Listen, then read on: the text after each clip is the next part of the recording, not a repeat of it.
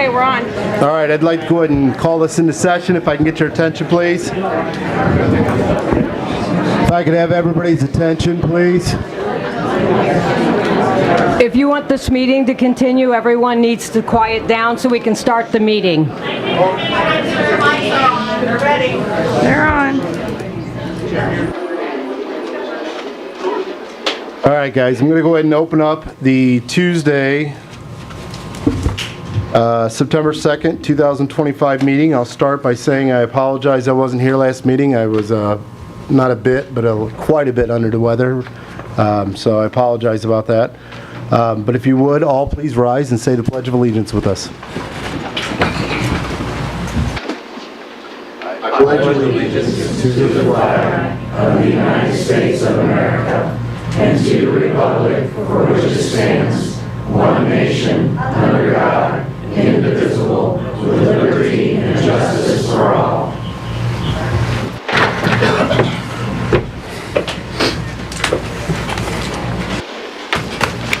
So before I get on to the next item, can you guys hear me in the back, or is it kind of hard? Do I need to speak up a little louder? Yes. Okay, I'll try and speak as loud as I can, guys. I know the speakers here and the mics, but obviously that's not working, so I'll try and talk louder over the mic. Obviously we have a pretty record number of people that have showed up and signed a piece of paper. I'm going to try and read your names off. If I can read your names, and if I butcher it, I apologize. We'll work through that. But the way we work this is when we get to that portion where we want to allow the public to speak, we're going to give you 5 minutes to speak. With this many people, I cannot go over 5 minutes, guys. I usually try and allow that if we only have 1 or 2 people. But with this many people, I really need to stick to that 5 minutes. So when that timer goes off, I'm probably going to have to cut you off. Don't take offense to it, but I want everybody to have a chance to speak. There again, if I can't read your name, I'll probably call your address. I hate to say that, it's just I can't read it, or I don't want to mispronounce it. Come forward, but when you come forward, we're going to ask you to step to the podium and state your name so we can record it, and so that people on, what is this that we're on the platform now? It's not the same thing, is it? Do what? What's the platform we're on for video now? We're on Zoom. Still Zoom? Okay. So anybody on the Zoom platform can actually hear you as well. I think it's only fair for them to be able to hear it too if they can't be here. So with that being said, our next agenda item will be the consent agenda. We have the regular meeting minutes from August 19th, 2025, and the work session minutes from August 19th regarding the fireworks. I'll entertain a motion to approve the consent agenda items as submitted. So moved. Second. Motion made by Alderman Lang, seconded by Alderman Corder. Roll call vote. Alderman Lang? Yes. Alderman Schultz is absent. Alderman Crump? Yes. Alderman Corder? Yes. Alderman Waite? Yes. Alderman Romaker is absent. Motion passes 4-0 with 2 absent. All right, next item is the public comments. Like I said, I'm going to go down the list. So the first one on the list is Vicki Agnes. I pass. Okay. I can't give minutes to anybody else, but I understand. If you don't want to speak, just please let me know. That's fine. Next one will be, is it Derry Carmody? But I hope I didn't butcher it. Okay, thank you. Carmody. Georgina Rubling. Hi. Please, to the podium and just state your name and then you can speak. I'm Georgina Rubling. I have a couple of questions. Exactly where is this location going to be for this data? So we don't have anything proposed, but I'll tell you the site they're looking at is right over there by, I guess, north of the new overpass. There's a piece of property The new there. one? So Yes. where that little stop sign is and then it's back there? Yes. Okay, so I have another question. Sure. Municipal water sources will not be used, That's but what where they're are they going to stating. get their water from? I believe they said that they would either ship it in or bring it in by truck or dig a well. I mean, they were Okay, so trying is to that stay going to away affect from... our water table? Hold on, guys. We got number one, she's talking, so let's let her have the chance to talk. Let's not talk over her. I don't know that. I really don't. They've mentioned about 4 different ways of cooling. One was digging a well, one was cooling the system on a sealed system, which I believe they described as a glycinol system. glycol system? Cooling tower. Yes, glycol system, which I've read up on, but there again, they said they haven't chosen one yet, or it could be air-cooled. They haven't really said yet. Is that going to affect the water table? Because So- a lot of us have wells. I get it, and there again, with nothing being submitted, we're still trying to contact like DNR or contact Flynn Drilling that drills a lot of the wells around here, They drilled mine. or another well company, because they said that it would be 1,500 feet down. And what are they going to do with the wastewater, that once they cool their towers, what happens to that wastewater? Again, I don't know, because there's numerous ways they could do that as well. So So I'd until love to tell you, everything but I don't know. Till everything is actually settled and that we got real answers, is there going to be a final decision made if they can even actually come here? I'm going to tell you, I think we need to see both sides of everything before we make a Absolutely. decision. So I would say no, but I don't want to tell you that's a definite, because I'm not the one that decides everything on a agenda. I understand. So, but I would hope our board would keep an open mind and hear both sides to hear what's going on, and that's why we want everybody to be able to speak tonight. Awesome. I'll yield my time. Thanks. Okay, thank you. Thank you. As you guys saw, I don't have all these answers. We are trying to get out as the answers that we gave to them, that we wanted answered quickly. And as this goes along, I'm sure we're going to have more questions that we need to ask and get answered. So if I don't have an answer, please bear with us. We'll try and get an answer. We'll try and write it down and take notes to what we need to ask next time we either send a message to them or meet with them. Francesca, is it Ruse? Is that correct, or did I butcher that? I yield my time. Okay, thank you. Larry and Debbie Boyer? I'll pass. Thanks. Okay, thank you. Kevin and Chili, is it Ludwig? Yes, we'll yield. Okay. I hope I didn't butcher that. If I did, I apologize. Tom and Monica, is it Lindworth? Thank you. Is it Reva May? Is that correct? Thank you. Lisa and Greg Buckheit? Did I butcher that? I hope I didn't. Okay. Cliff and Ben, is it Ellen? When I signed in, I was signing in to speak, but I do have a question. 'Cause Sure. I tried to go back and okay, Bev Allen. That's all I have to do. Aylin, I'm sorry. Oh, that's okay. No, I just didn't know if I had to say it again. The question, I tried to go back to watch some of the planning and zoning. So who actually asked for the change of zoning from agriculture to light industrial? You want me to answer that, guys? It was the property owner. Okay. Just looking for a business to be able to come. He asked for it to be on commercial. And do you have what day that was, so I can go back and find? I couldn't can really get it find for it. They you. were all jumbled up. They Yeah, I weren't in don't have order. the date right off the hand. I'm sure we can get it for you from our staff. And just so you know, I mean, I believe there was at least 1 to 2 other commercial spots that had talked about applying there and came to us and asked, and they actually didn't go with it for whatever reason. Okay, and is there some sorts that I'm missing to get the meetings in order, the planning and zoning meetings and the Board of Alderman meetings? Would you like for us to do a timeline and get it to you? Yeah, because Okay. they were all jumbled up when I Yeah, was no, on I the don't- YouTube. Okay. There again, there's nothing to hide on that. We'll try and put everything we can in Thank the you. exact order. Can you please note that, Brandy? Thank you. Any, so I'm gonna, I hope, is it Swandra Searlith? Is that correct? The 1035 Arlington Court? Pass. Okay, all right. Sorry, I just want to, there again, I want to make sure I'm not butchering something. Cheryl, is it Ricketts? Maybe it's not, I'm sorry. 21347 Leo Lane? I'm sorry? Cheryl Roberts. Roberts, I'm sorry.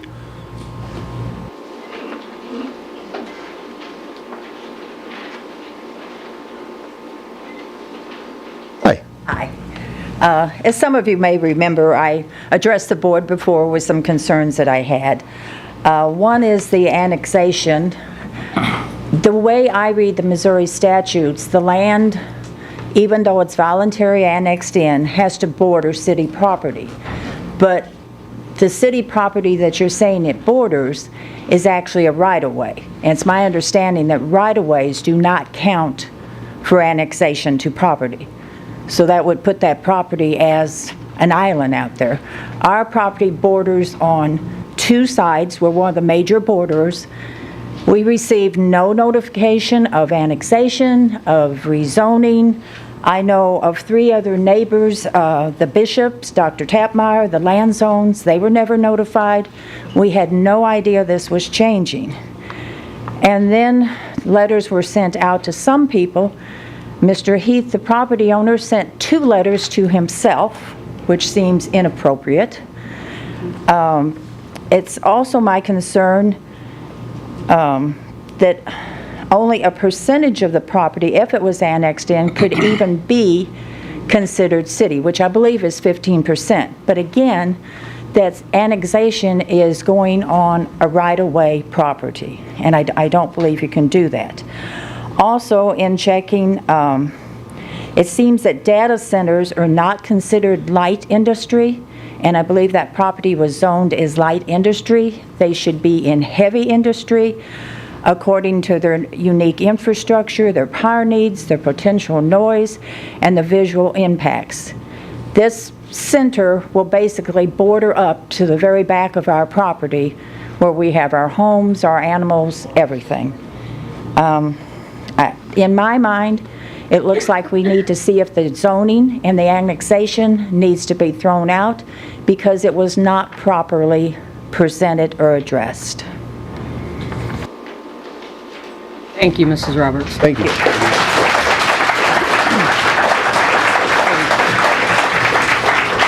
We can look into that, right, on her request. What's that? Said, so can we look into that on the request? No, or the that's right-of-way? why we're taking notes, and legal's already looking some of that up. Next one will be, I believe it's Becky, and I cannot read the last name. It'll be 1157 Travis Court. Becky Ross? It may be. I know it starts with a B. I cannot read the last name. I apologize.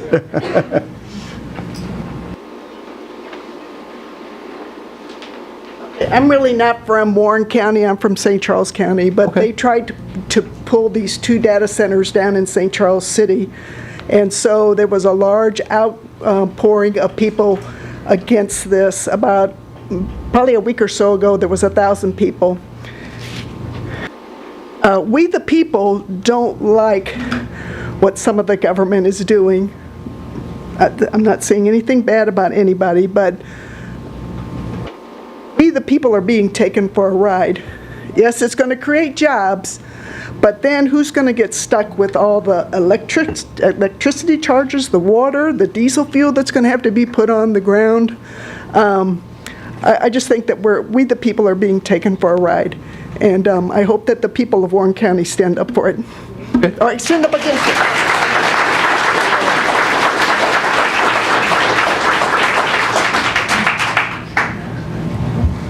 Next we have, is it,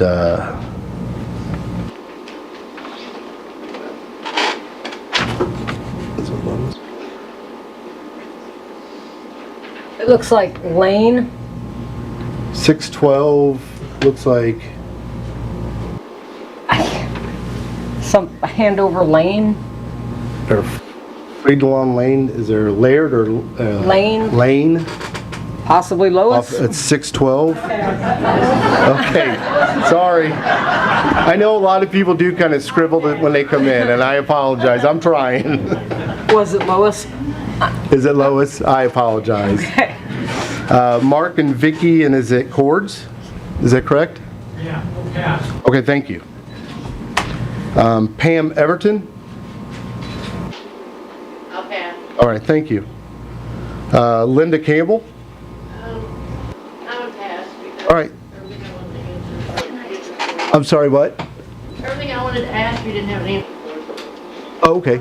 Well, I mean, you could ask questions in maybe a different way, or maybe I don't know if I'm going to have the answer or not. Unfortunately, we don't have a lot of answers at this point, but Can we just ask for We could, but So we could get through it. no, we want to be able to allow them. Kim Meyer? Okay. James and Deborah, is it? I'm sorry? He yields his Okay. Thomas and Mary Watson? We pass. All right, thank you. Perry Madsen? Kyle, is it Chanda? Yield. Shannon, is it Darty? Darty? Doherty. Thank you for correcting me. I need it. I had a lot of questions, Sure. and I don't expect any of them to be answered permanently Okay, today. I'll try and write But I down. do expect that we will have a written statement behind this. One, I wanted to make sure that everyone has access to the meetings. So do we have the proper Zoom licenses to ensure that we can make over 500 people appear at a period of time over 45 minutes, so that way we are not reduced from opportunity or Let equity? me ask, because I wouldn't have that answer. Sure. We do. Okay, we do.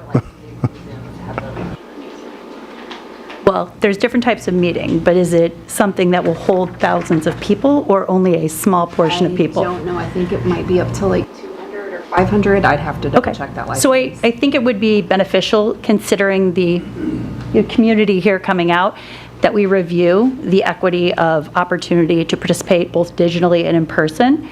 And if that's something that we need to revisit, that the commission will consider that.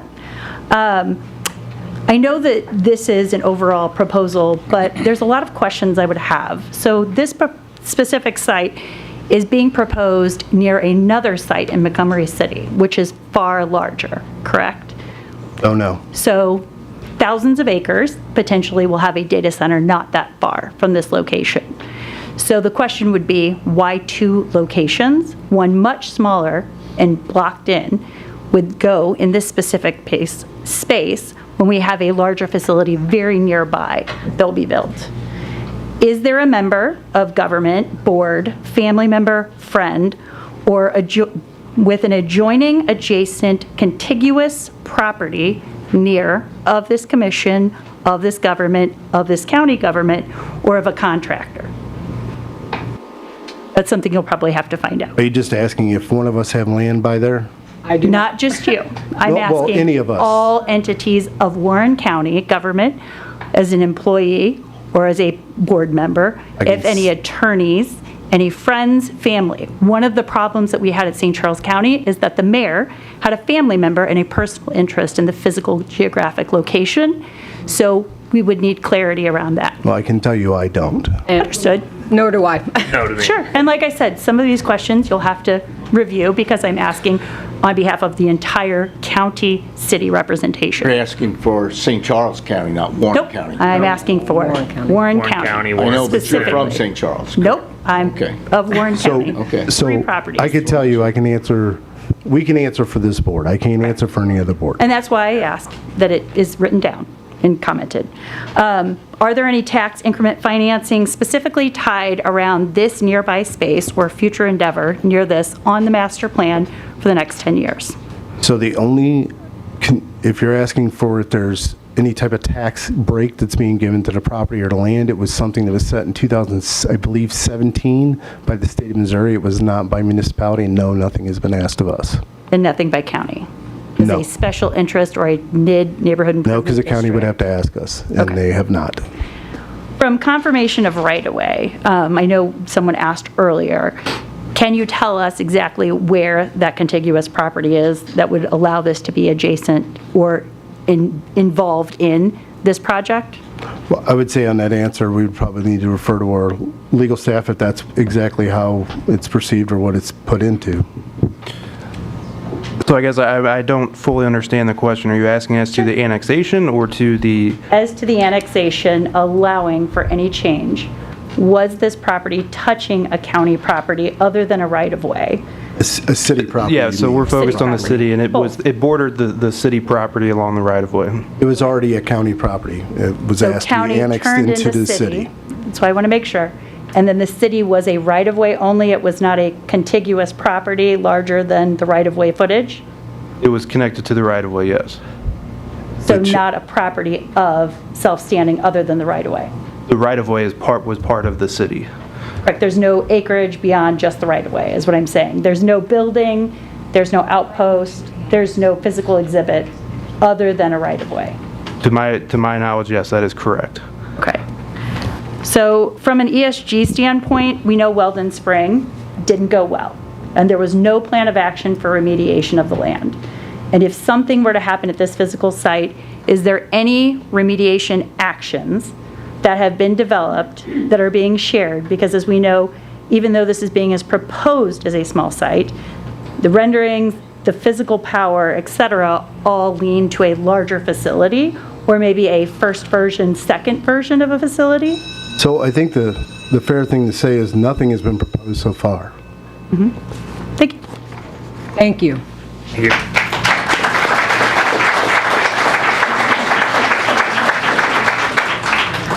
All right, next will be Pat and John Vogler. Am I allowed to give this lady my minutes? No. Sorry. Apologize. Dolores Garrett. I'll pass. And to go back to that, ma'am, if you've got a list of questions, if you can either email them to us or type us, we'll try and get you the answers we can. I mean, we did that with the previous person that came last week. Yeah, I will be glad to sit. Okay, appreciate it. Thank you. Dr. Pamela Mail.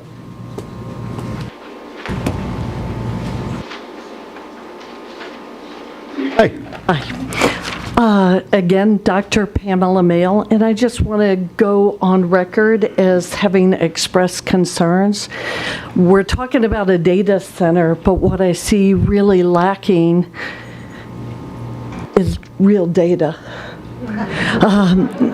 Not a lot of answers to many of these data centers require tremendous amount of water to cool it down, and yet we don't have real answers to how they propose to do it, whether they're going to ship the water in. And though they're not using municipal water, they're still drawing from the same water table that we're drawing our water from. We already have seasons where we're told, don't water the grass, don't do this. We're under a current boil water order right now in Warrenton, for those of you who aren't aware of that. And so the impact to our water supply, which leads into the health of our community. And you're seeing it all over the news now, where citizens put their trust in government only to have very real concerns. And I'll say vaccination versus the unvaccinated. And do we have data comparing the two? No, we don't want to compare the two, because the data shows one direction that's in direct opposition to some of our public policies that we have in place. And so now we're starting to learn the impact of Wi-Fi in a home on the developing neurological system of an infant and a young child. What are we doing to the next generation in this community if we haven't taken the time to learn from the lessons of those communities who are already living around and having to deal with some of the systemic problems that have resulted from data centers? So one of the things that I'm urging for this community is that we do real research. And we really understand the impact, not just the immediate impact and the cost of this, but the long-term impact that it's going to have on our community. And that I would be willing to help with that research on behalf of this board. The other thing is, we're putting our trust in a small board, and yet, will the voices of the people of this county truly be heard? You know, I've heard several of you say, I pass. And as you pass, you haven't indicated whether or not you came tonight because you're gung-ho and in support of this data center, or if you came here tonight because you share my concerns and you wanting to raise alarm to this issue. So at the very least, I would ask my community constituents to have the courage to get up in front of this microphone, say your name, and state whether or not you are in support or you're against the planned development of this. And if you want more research and data, that you really are entrusting our board to have our best interest at heart, and that they will truly do the research that's necessary before granting this. And we're this close, and we've already moved and we've annexed property, and yet I didn't hear anything about this meeting until Friday night. May there be more transparency in our community. So let me go ahead and answer that. There has been still nothing submitted yet, so we don't have plans. We don't, I mean, we're going by talking to the group that is there supposing to build or building the facility, and kind of asking them before they've even put anything down. I get what the community wants, and I understand that, and that's why we're hosting this and allowing this, but at the same time, without anything submitted, it is hard to give answers. They're definitive. I'm just giving you what we're asking them, and there's some things they can't commit to yet. And Eric, you know my heart and my mind, and you know the support I hold for you. No, I get it. But I just want to be honest on that approach. It's not smoke and mirrors. It's not hidden facts. It's if I misspeak on something and it turns out to be something else, and I've given you false information, which that's not fair either. That is not the case. So, you know. And I think what the real case is, when it comes down to the process, once a proposal has been submitted, will we have a chance to share our voice in that decision? It'll be just like this. Thank you. Thank you. So, in case you guys didn't hear that, through some of that process, we still have open meetings just like this, where you can come in and voice your concerns once things have been established, or it's not that it gets voted on immediately. They get submitted, and there's a process through it, and I'm sure, since we've already promised it, and I'll promise it again, we'll have transparency on this process. So, like we've had transparency. I get that some people didn't get mailed or emailed or sent letters. I can promise you we probably held close to what it's required. I know we've held close to what it's required on postings. I'm sorry that you feel the way you do, and I can just tell you that this is part of that transparency, us speaking it and hearing from everyone. Next will be Linda Chandler.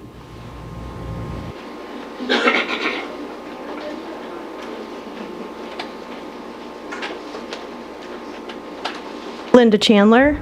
That's a hard act to follow. But based on what she said, my heart is about to beat out of my chest. First, I'm a first-timer here. I want to thank all of you for doing what you do, because I couldn't do what you do, so thank you for your service.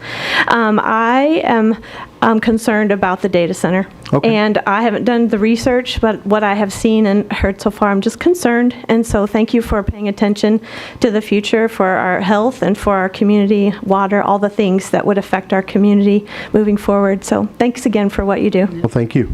Thank you, hon.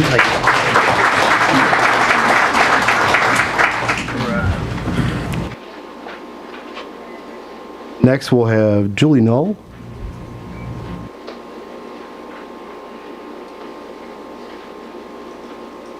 Hello, Julie Knoll.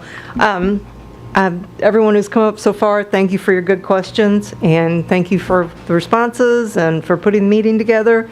I would ask that this company, Evolve Energy Partners, LLC, also be looked into thoroughly, because today is the first time I have seen the company's name or heard of them.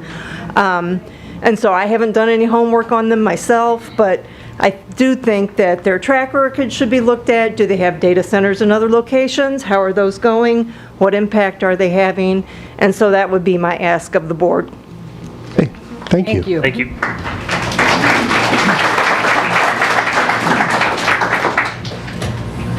Raymond, is it Bergeron. Bergeron? Yeah. Thank you. My name is Raymond Bergeron. I live at 21998 Licks Road. Now, I'm not a city resident, I'm a county resident. And I've got a lot of questions concerning water, power, environmental impact. sorry, I left my notes in my phone in my car. But the one thing that I do want to bring up that I remember is what are they going to do as far as this site goes, as far as the big picture? I realize that you're going to bring power lines in from Licks Road to the site. Now, this site is slated for 440,000 square feet. That's roughly 10 acres. We're talking 189 acres, maybe more. I could be wrong. My question is, aside from the deforestation that you're going to do to remove those trees to bring those power lines in from the root beer substation, how much deforestation is going to go on? Because that ultimately is going to lead to us. My property is adjacent to this property, okay? This property's been in my family for 40 years. I have no other place to go. This is where I live. I'm retired. This is where I'm staying. I can't afford to jeopardize the water, because the water table, we all know, it doesn't matter how far you drill down, it all comes from the same aquifer, okay? So that's a big concern. Power. You're only going to get solar power from this station during the day. What are you going to do at night? What are you going to do on cold winter days when there's cloud cover? You're not going to be harvesting electricity, that's for sure. So where's that power going to come up? I know that Warren County doesn't use 200,000 megawatts of power. All the residents and all the businesses right now, we don't use that. And you're going to provide this station with adequate power? I'd have to question that. Environmental impact, and again, I'd like to know how much deforestation is going to go on, because ultimately the sound that comes from this data center, whether it be generator or from the data center itself, is going to get to my property and my fellow residents that live around me. We had no clue that this was annexed. This was, again, 2 years ago, you annexed this property into the city without the knowledge of the county. Residents, I think it's unfair that we haven't been notified. And with that, like I said, that's the questions that I have. Unfortunately, that's all I have. I yield back. So the deforestation, won't know until something's submitted if they're talking about taking out trees or not. And as far as the power line, that is all easements that they've procured through other residents. So I don't know that exactly. So unfortunately, on a deforestation, I wouldn't be able to answer you until we get something submitted and can see it a little bit better. Yeah, because I'd like to see the site plan other than this little chicken scratch that they sent. And nothing's been submitted so far. So that's a major concern, because I mean, I know some people don't care, but you're gonna drive the wildlife out. The wildlife is gonna go away, because again, they're gonna be driven out. And you know, here I am. I'm living in this property, and what's going to happen to me, you know, in 10, 15 years? I'm going to be wearing headphones around my property all day long to drown the sound out that comes from there. I can walk out on my back porch. I'm about 1.5 miles as a crow flies from this site. I can walk out on my back porch, and I can hear the train, which is running on the south side of the freeway. I can hear the freight train coming through town. That's on the other side of the highway from where I live. And that's, you know, I guess freight train's about 105 decibels. You know, this data center is projected to put out 85 to 90 decibels. That's loud. And that sound's going to travel in the county. I've never seen projections on this. Well, I'd like that to be something that we need to look into. It's normally based on what type of cooling system they're trying to use. Right. With that, I yield back. Thank you. Thank you. Thank you.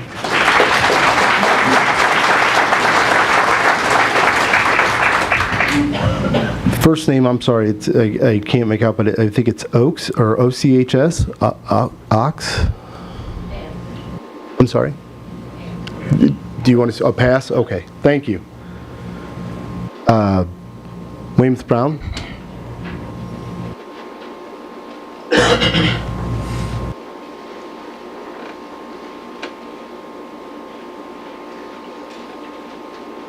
Hey.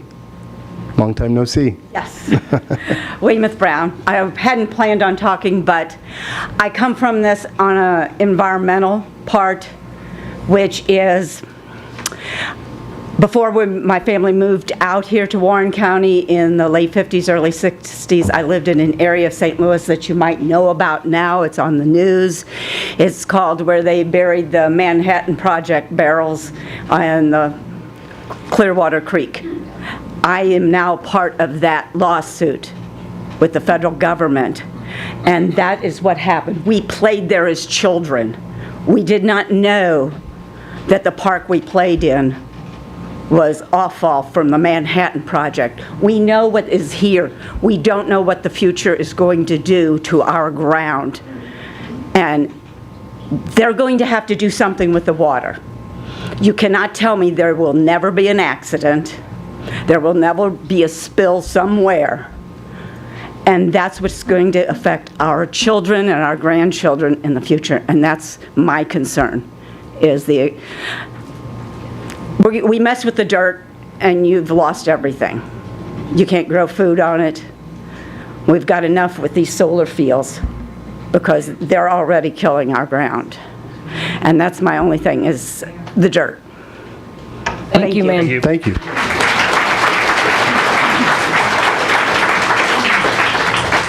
Next will be, I believe it's Janet Orff.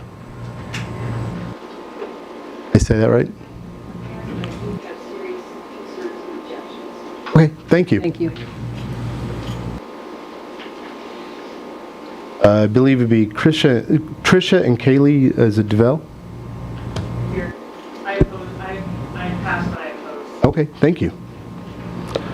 Tracy Mueller.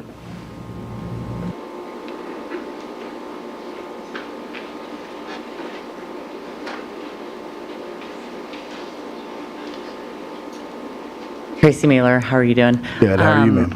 You know what, I just love my community, I love my town. I'm here, I am uneducated, but I just want to note that I'm here and I do oppose. Okay, thank you. Thank you.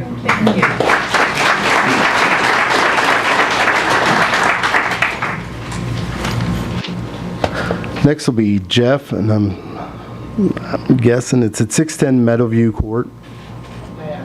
Okay, thank you. Oh, sorry, Jeff Polsher. Thank you.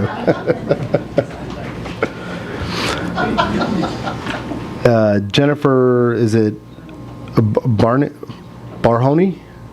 507 Roy Avenue? Okay.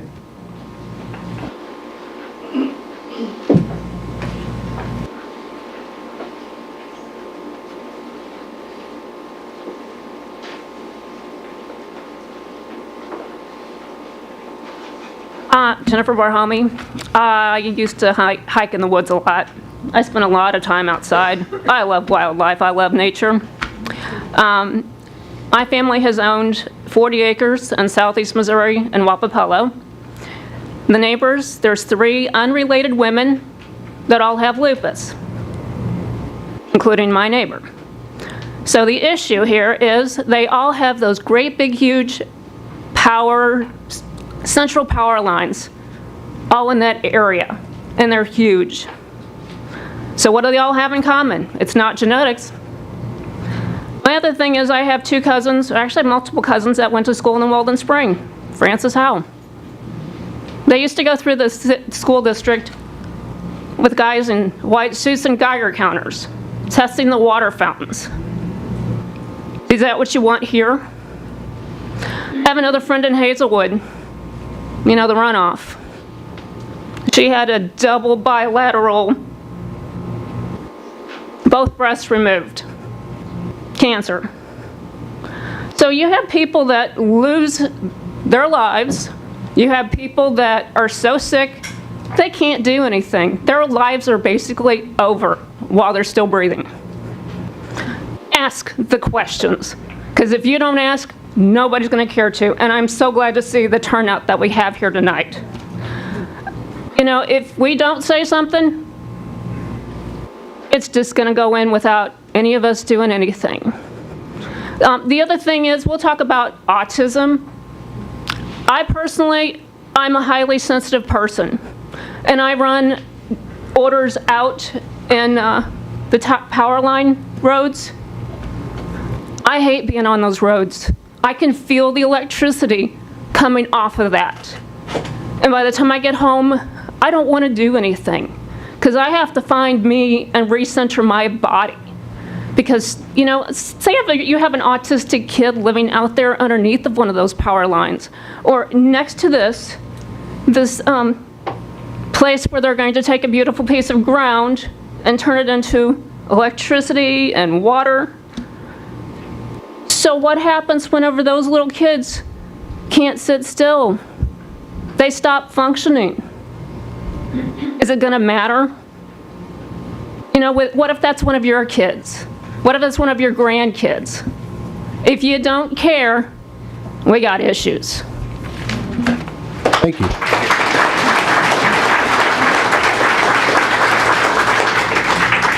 Next, we have Grant Cordell.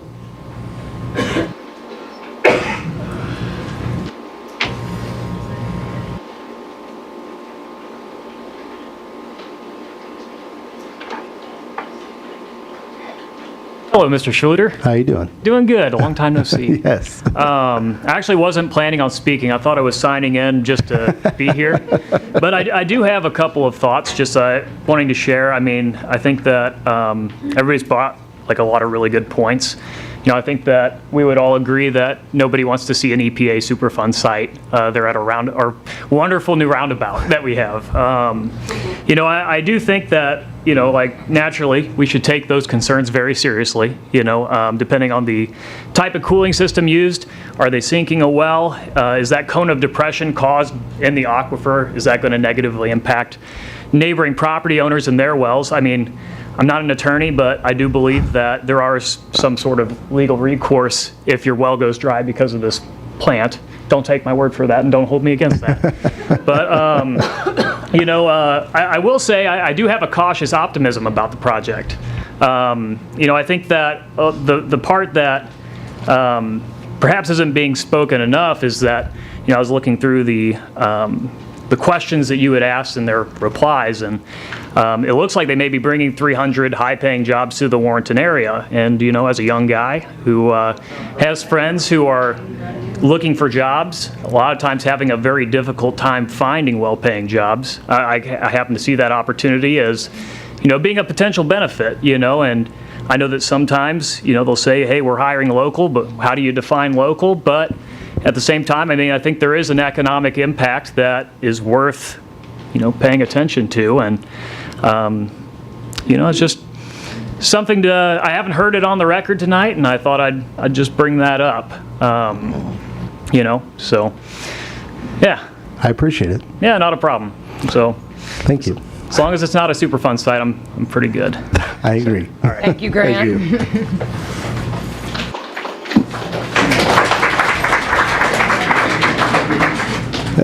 And folks, I get it, that, you know, it's aggravating sometimes when somebody may say something that's against what you believe, but I mean, everybody's entitled to their belief, and I believe they should have the right to be able to say whatever they want to say. So, and as long as it's within the boundaries of not being too rude or offensive to certain people.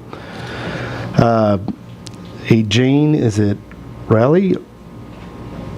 The 16995 Highway M? Jane Kelly, I'm sorry, Jane. I obviously, sorry, Jane, I apologize. I should have known that. Chris and Jessica, and there's no last name. It should be 21941. I'm sorry?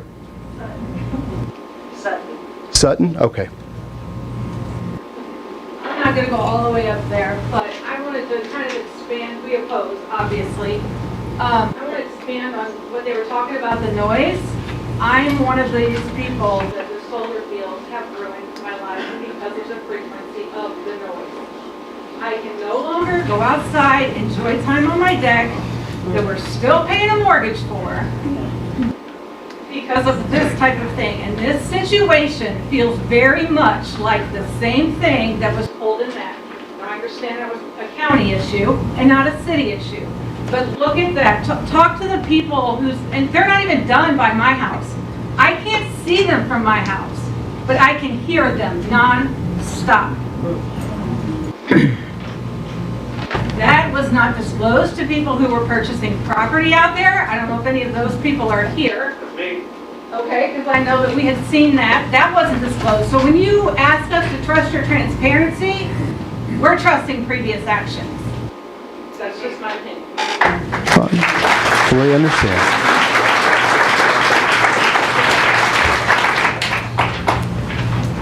Anna Farrar, is that correct? So I She's on the agenda. Oh, you're on the agenda. I apologize. gonna say, I signed in, I think, as a redundancy. No, that's fine. We'll get to your part on the agenda if you want to hold it, and we'll discuss then. And then the next one, she also signed in. She's here for me. Is that Jennifer Dean? Okay. We are opposed. Thank you. Tracy Bell?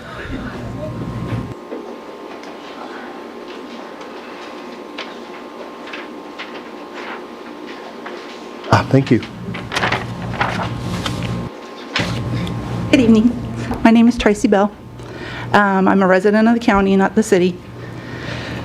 The only question that I have is if the alderman who said that this was already a done deal and nobody should worry about it would be willing to self-identify. That would not be me. I say I'm not sure who that was. We do have 2 aldermen missing. I don't know if they were one of them, but I know I haven't. I've been pretty outspoken on social media about that we're only letting, giving people the information we have. So. I just wanted that to be on the record. No, I got it. I wish we had an answer for you. I could try and figure it out.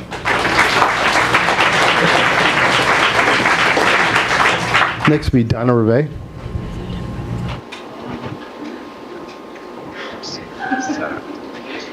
I hate standing in front of people.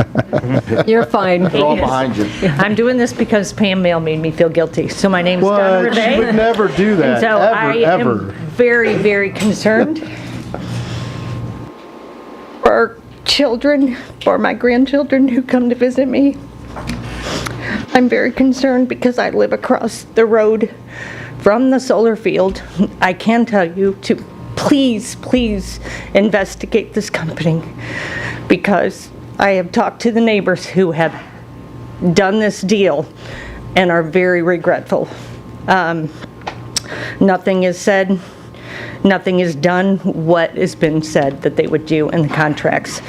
So that is my big concern in addressing this company, and I believe it to be the same company. I just really strongly oppose. Okay. Thank you. Thank you.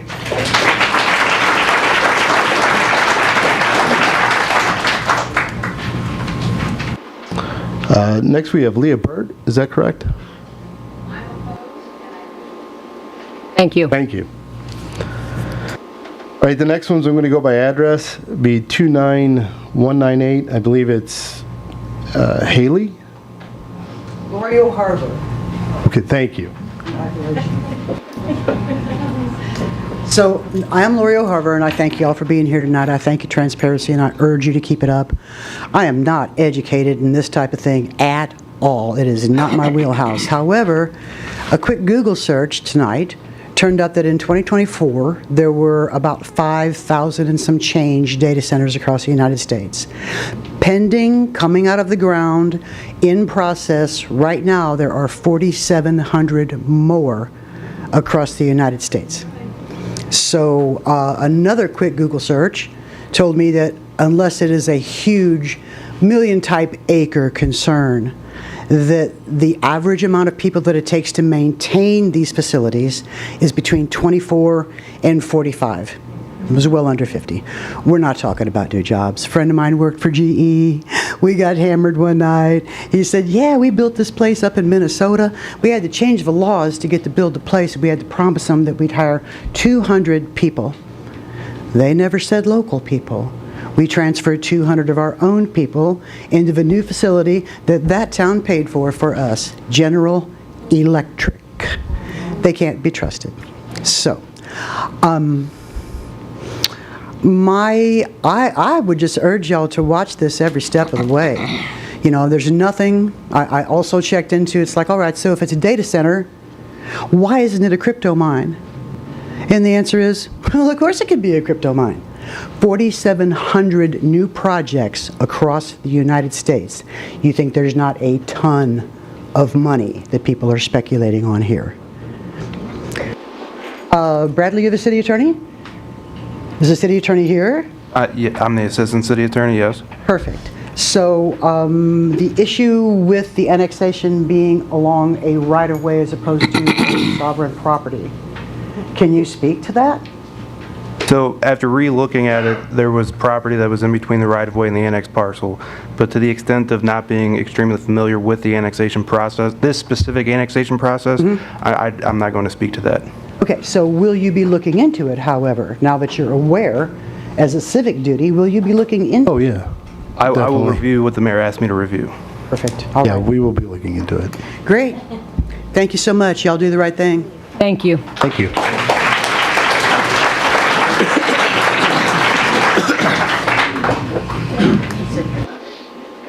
The next one I'm going to have a tough time with. I'm sorry. Is it 23468?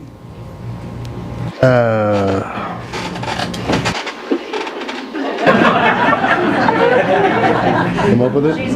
There was a little chicken Thank you. scratch There on you there. go. Thank you. So Can I get your name? Robin Clark. Thank you. Yeah, first of all, thank you for letting people speak. Second, I had no plans to speak tonight. I was just coming to see what's going, because to be straight up honest, I feel like this is already underway, and I feel like this is a lot of busy work happening, and I think that nefarious things are happening. Not that it's your fault, but I'm just saying I really feel that strongly. You just heard those statistics, and anybody can search that and find that out. Sure. I will just speak from my heart. I just moved out here to Truxton, Missouri 2 years ago. I watched 5G towers go up everywhere in the area I lived in. I'm also very sensitive to electromagnetic frequencies, and these people that are sitting by me back here, I saw them comment on Facebook that the man, that his wife couldn't go outside because she can't stand the frequencies. That breaks my heart. I'm saddened by it. In 2 weeks, my daughter, her husband, and my 4 grandkids are moving on our property. I thought we were 2 years ago moving out here for a better life. I love nature. I love the trees. I love the land. And as I saw the solar panels go up all the way to my house, it broke my heart because I'm aware of the health dangers of all of these things that are happening. And I think it's a shame. I feel like AI, if just a little bit of research where we're headed in our world, in our country, is nefarious, and it's not a great feeling at all. So to know that I moved in an area that this is just popping up everywhere is heartbreaking for me. We also own a local business and really love this community. It's part of why we moved out here. So I just want to just go on record and share my concerns. And from the bottom of my heart, if there's anything that can be done to stop it, or any of the things to be stopped, I would love that. And then just a reminder, water is life. Without water, we have no life.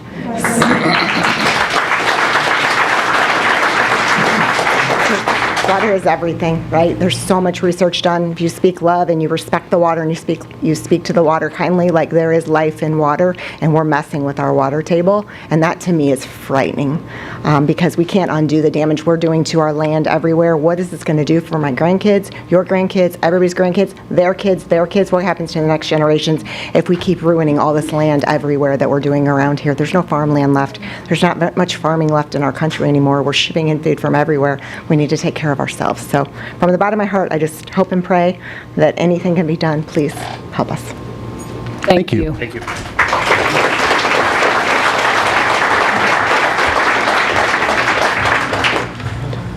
Tim and Beverly Stark, is that correct?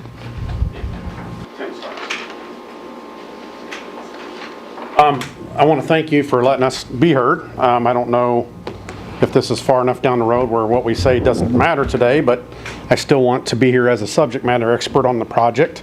I personally am not for it because I'm going to be a neighbor to this data center, but I feel like you still need to be informed, even if it wasn't in my backyard, that it's some serious consequences if you don't put the right regulations in place. And so that being said, I just would say that, don't let greed take over and let you ignore the kind of things you need to put in place. I got a question I'm going to ask at the end, but I'm going to do it now in case I don't get a time to ask it. But I'm not looking for answers or comments on breaking any NDAs that might be in place or knowledge of plans that don't exist. But I'm asking for a commitment to the citizens that you exercise your due diligence to pass mandates and regulations to protect the interest of the citizens of Warren County, and then ask that you commit to do that. You don't have to know anything about plans to know that you're going to look out for the citizens. And I ask you tonight if you'll do that.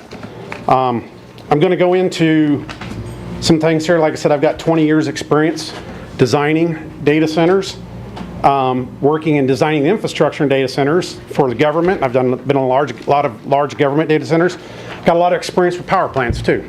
I know a lot about the power distribution with MISO and large generating power plants. The last contract I had was with a 1,500 megawatt Prairie State, which was a $5.5 billion project in Illinois. So an executive summary here is data center's purpose to build a facility in Warrenton brings some economic benefits and job opportunities, I'm sure, to the region. The job opportunities I don't think are going to be as great as they profess to be, because most people that get high paid in a data center are working remotely from somewhere else in the country. The people that work in the data center are your lower paid people that do the maintenance of the hardware. They're not on the high end of the scale. The high end of the people work remotely. So don't let that convince you that this is going to bring a lot of jobs. The proposed facility I hear will draw 200 megawatts of load, significant addition, seeing how that's probably more than our whole county uses as a residence. So our power intake is going to double for the county. Ameren has already faced pressure from shutdown from several coal power plants, including the Merrimack and Rush Island energy centers, which reduced the base load power generation in the region. The loss of manufacturing of the base loads of the automakers that left us, left in the early 90s and or 2000s, the big threes like Ford and Chrysler, they didn't see the need to build back other generating for the base load because they didn't have the demand. So it's left us with a deficit. The cost to upgrade the local grid and build new power plants to meet this new demand will be passed on to the local customers in the form of higher utility rates, which has already happened. We've already been given an 18% increase by Ameren. They say to build the infrastructure. And I've got a close friend that I've worked with there that says that is to pay for the data center infrastructure, and they've got to build 2 new power plants and are talking about upgrading the nuclear facility. The water usage problem. The data centers use a lot of water. There are systems that can be put in place and regulations can be made to use the right kind of system. Backup, I'm sorry. With the power. The data centers, if they were required to put their own CTG in, this would eliminate us paying for the cost. Back in the 80s, you used to see hospitals and large manufacturing that had their own power generating on site so that the citizens didn't have to pay for that.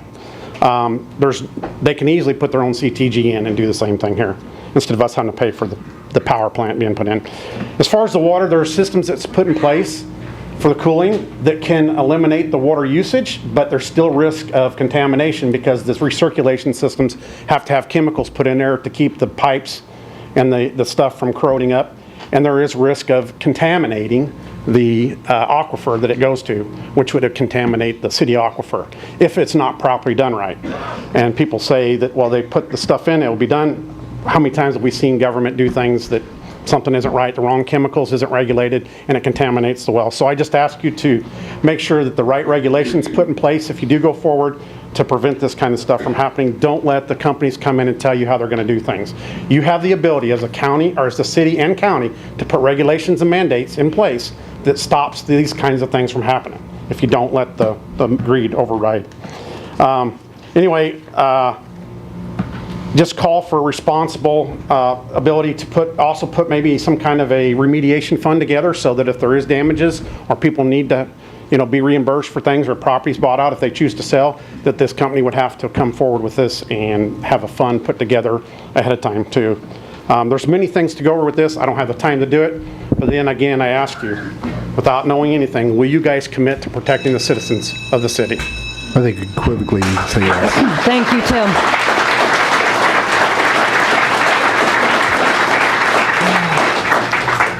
And Tim, if you'd like to email some of those to us, please feel free to do that, and we'll try and answer what we can. Thank you. I'll leave this with you. Stephanie Tibbetts. Did you say pass? Okay, thank you.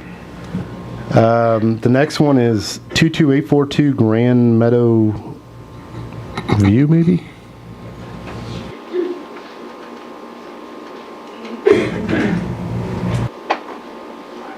Ron Fry. Ron Fry, thank you. About to scribble. No, you're good. Anyway, I oppose whatever these plans are that's going on. I've seen what happened in Arizona with the solar panels and all this stuff. And the solar power generation generates power during the day when the sun's out, but at night it's stored in lithium-ion batteries. And when the lithium-ion batteries catch on fire, and your local fire department goes there and they open the door, then the thing explodes. And that happened in Arizona, in the county that I lived in.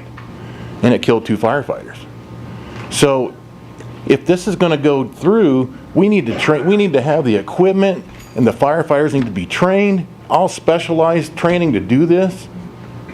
And if a power line goes down, you know, who are you going to call? You know, by the time Ameren gets there, they already burn a hole in the ground. And it's basically, to me, the data center is the same as building an oil refinery. Once it's there forever. It runs 24/7. It never stops. It has leaks and fumes and all kinds of things go out. It contaminates everything. Everybody moves away. The solar panels have already helped everybody sell their house. They can't sell them. People come to look at your property and they go, "Hey, what's that over there?" Nobody wants it in their backyard, and we don't want it in our backyard. And I already have a ammonia pipeline running through my property. An ammonia pipeline, if it breaks, then you got a major problem. Luckily, it hasn't happened in 20-some years, but it's there. It doesn't go away. It stays. And I really appreciate everybody showing up.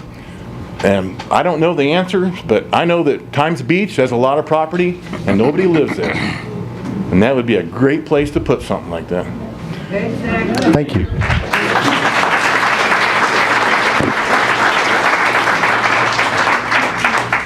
Next one, I believe, will be, is it Donald Ownby? Is that correct? Yes. I do know you. The first name was a little hard to tell. Okay, so Donald Owenby, I live on Cherry Lane, born and raised in Warren County. I've lived in the city limits of Warrenton since 1981. I got injured at work. I lost some teeth, so I'm trying to talk legibly. I've worked in the water and wastewater industry. I started my 38th year in July of this year. Worked for various entities. I used to work for the city of Warrenton, and I was involved in the GIS study where water mains, sewer mains, manholes, water valves, etc. were put into the data system. I have some concerns about stuff that we sat down and we recommended all those years ago that haven't come to fruition. I was part of the aging of the system, and we made recommendations for the future. And I would like to sit down with a group of aldermen as a workshop thing and discuss some of those things, if we could at some time. I am a member of Schützengrauen Dance Hall. In 2012, we had a drought. We lost our deep well. Not only did we lose our deep well, it was catastrophic. It fell in on itself, and they had to drill down that hole into that old equipment and replace that well. At the same time, there are farmers north of Warrenton that have center pivot irrigation that are drawing off the same aquifer and watering their crops because they need corn to grow to feed livestock and produce ethanol. I want to try to make sure that doesn't happen again, and I want to encourage you to do your due diligence and do some research. 2018 was the last time, according to the website, that the data was updated on water capacity and water well pumping capacity. That facility in St. Charles that one of the other folks were speaking about, 5 million gallons a day. 5 million gallons a day divided by 1,440 minutes in a day is 3,472 gallons per minute. Cycling through, cycling back out into a creek that somebody needs to know where it goes. I am a member of the Dance Hall Schützengrauen. I mentioned that well. I'm also a member of the Board of Directors of the Warrenton Fire Protection District. We have dry hydrants and multiple ponds and lakes in that area, And my concern is that water's going to be contaminated in some way, shape, or form, and we're going to pump it out of that pond when we need it, and we're going to drive away with a truck full of stuff that we're going to use somewhere, possibly we're going to use it somewhere else. We don't need that to happen. In my time with the City of Warrenton, we used to do a drawdown test with a compressor, and we measured the level of the water in that well before it pumped and during its pump cycle. That is that cone of depression or zone of influence that the other gentleman was talking about. That's a critical thing. I hope they're still doing that.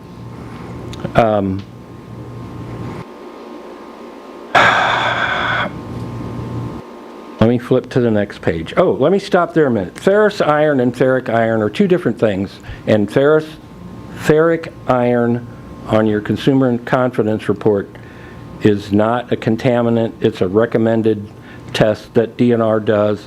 The ferric iron is the iron that is dissolvable. It enters your water system. Ferrous iron is the iron that is dissolved in the water and you're feeding it to your customers. Chlorine is one of those necessary evils that cleans the water, and chlorine holds that iron in suspension till it starts to dissipate its strength, and then it drops it in the water mains. When you flush a fire hydrant, you see orange water come out. If it lasts for more than a minute and a half, it's because you have ferrous iron in your system. When they start depleting this aquifer, you're going to have that. We had that in a community that I used to work for, and everybody panicked because of the Detroit system situation where they had lead in the water, and when they took the polymer away in their treatment, it took that protective. I didn't even get to a third of what I wanted to say, and I apologize for that. Right now I'm opposed to this. You're going to have to do a lot of work to convince me. Thank you. Thank you.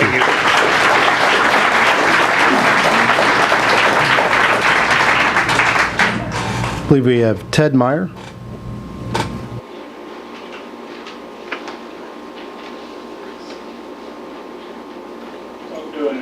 Good. How you doing, sir? Tonight's the first time I heard of this meeting, so I'm glad I came and heard a lot of what I've heard. I was just also informed of putting another one of these plants on the other side of the salvage yard past Certainty on the south side of the highway. The Ameren's getting ready to run power up there for that. So we're going to have that problem here where we're at possibly. Why would they be putting another one just right down the road? I have no idea. How are they going to supply water to all these facilities? I'm completely opposed to it. I get it. There's not enough research, not enough data, there's not enough of anything to supply why we're doing this. Thank you. Thank you.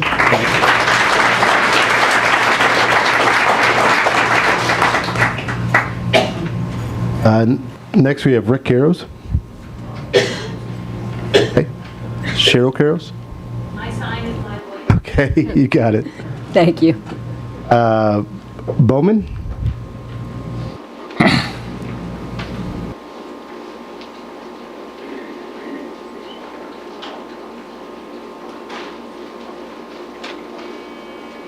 Hi, Sherry Bowman. I don't really have anything planned that I was going to say, but I moved out here 5 years ago to build a better life for my family. I'm raising 3 beautiful girls on a couple acres out off Highway W. And in our free time, we like to make jams and stuff out of the berries that we forage from our woods, and we like to play in the creek. I don't want that to be taken from us. I don't want to have to worry about their health growing up around so many unknowns. And do we even really want to say that it's unknown? I mean, we've seen devastating effects from Coldwater Creek, Weldon Spring, and I think if we look to the future, this just sounds eerily familiar. I think that everybody else has done a great job asking questions. So many unknowns that we need to know. And this may be redundant, but when do we expect to hear this official plan or proposal or their official proposal, I guess is my question. Honestly, they gave about a 6-month is what I believe they said in the last meeting I had with them. They said they expected to hear something within 6 months of what they would more solidly submit. Okay. And at that time, we'll be able to come back and you guys hear our voices again. And do you vote based on what you think is best for us or what we think is best for us? We take both into consideration. It's not so much what we think.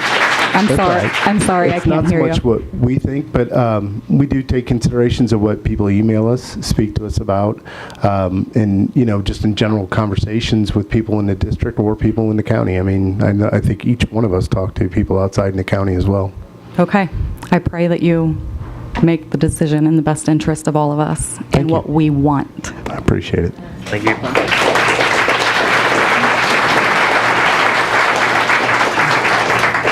Next would be Abby Shepard.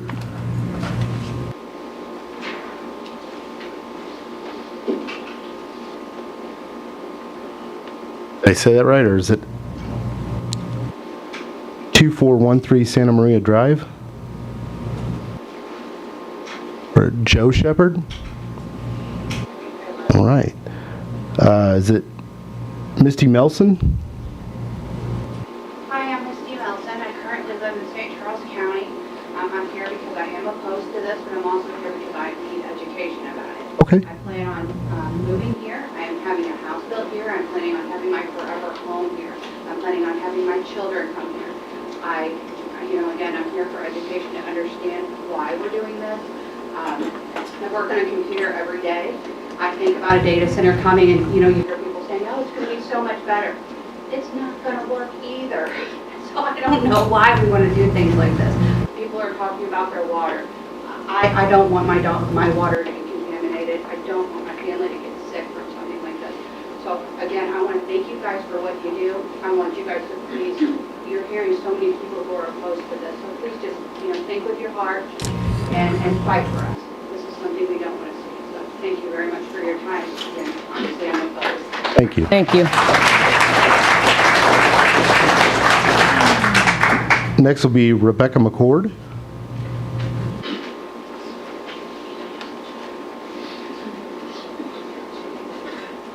Hi.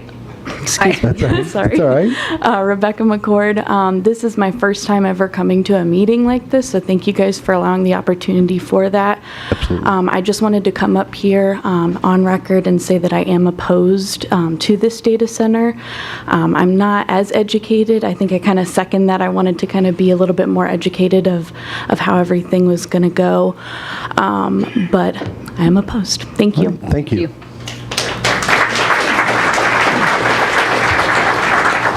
Next would be Mitch and Linda. Is it Schubert? Did I pronounce that correct? You did. Thank you. Take my hat off in respect to all of you and what you do. Thank you. I'm going to look each one of you in the eye as I speak.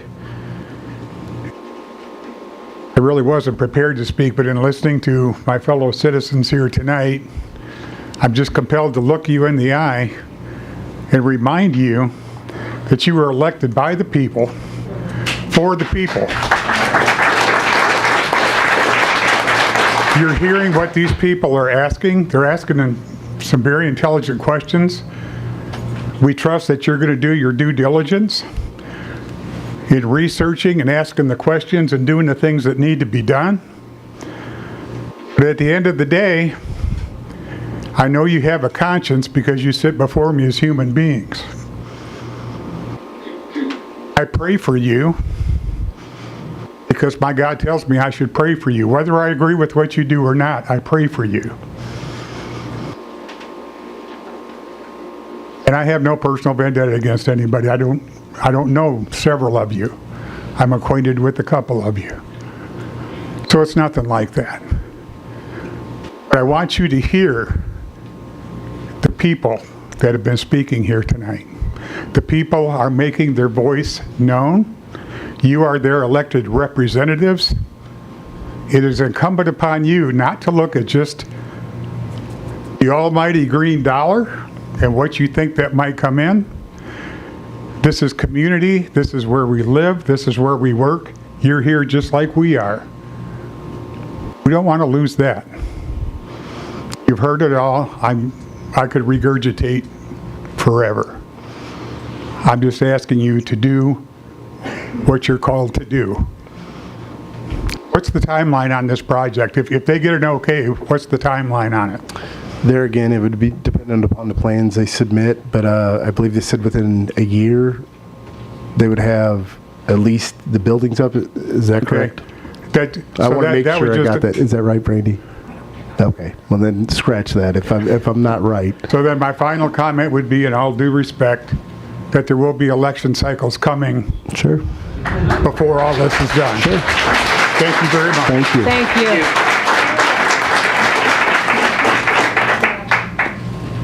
Next would be Darlene Rice.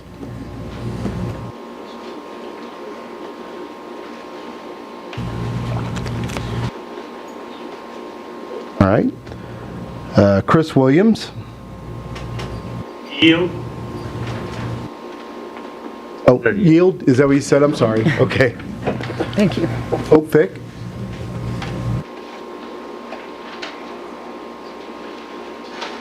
Jane, I got one of you two right, so I got hope. Sorry about that, Jane.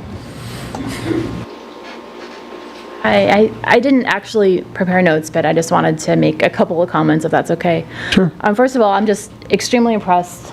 I've never seen this many people ever in one of these meetings, so thanks, Warren County, for making your voice heard. I'm going back to the zoning. Does anybody know, is light industrial? Is a data center within the guidelines for light industrial? I think we'd have to look up the full definition, but I believe it is. We got that from our city attorney that it was part of light industrial. Are there any size what would cause a data center to not fit into a light industrial category? I don't know. Okay. The reason I'm asking is data centers are somewhat relatively new. It's the size that they're being built, right? They use just an incredible amount of energy. They use more energy than like your typical industrial plant, maybe like 10 times the amount. So it seems like the zoning guidelines would need to line up with the kind of energy consumption that the data center would be using. I'm a real estate agent, so I get to talk to a lot of people, and I've had calls from numerous clients already. Maybe they wanted to move to the area, they want to move further west where they can afford land prices in Montgomery City, and they're wanting to know, okay, so what's the plan? We heard there's rumors this data center might be moving in, and of course there's no plan yet because it hasn't been presented to the county. I do find it interesting that Ameren on their website already has their plans about what they're doing in that area, and they're talking about a 2026 connection to the root beer. I'm probably not using the exact terminology, I think you're right. Ameren has its plans that this is happening, according to Ameren. So I kind of feel like some chess pieces have been moved, and this data center is pretty much slated to happen, whether it's a certain size or a certain type. From my perspective, they've looked at the zoning and the regulations, and they're like, yeah, we want this spot, and this is what we're going to do, and we're investing millions of dollars to make sure that happens. Now, I think the citizens of Warren County are just now learning about this, and we are very concerned. I don't live in the immediate area. I live in southern Warren County, so, and here's where I get in trouble, right? I'm always against like NIMBYism, right? Not in my backyard for different things. Just since we don't have specifics on this center, just some general notes. Data centers in America, I think you said it was like 4,300 were projected to be built. The amount of electricity that they will be using, if the projections hold, it's like a hockey stick. They will be using over 100% of every bit of electricity that is generated today in America by 2028, if the projections hold. So that is not a long time from now where most of our electric is going to be funneled into data centers.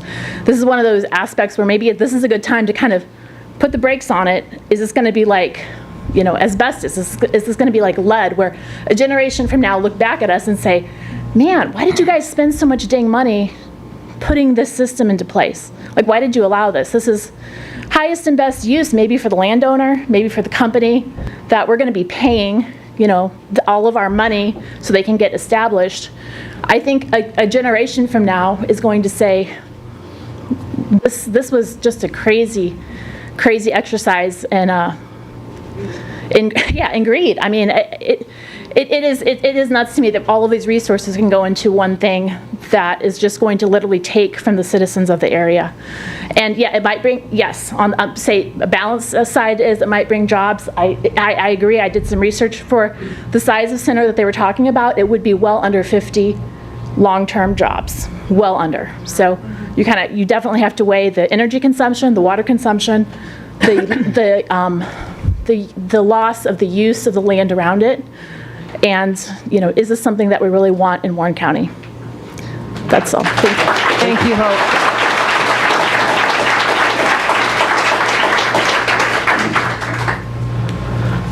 Next will be, 21547 South State Highway 47. Pass? Okay, thank you. Next will be, is it Brianna, or Brian, is it Charwell? Thank you.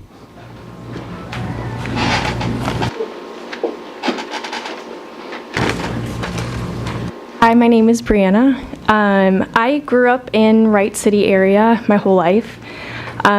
Just actually bought, me and my husband did our first home in Warrenton here. Congratulations. Just a year ago.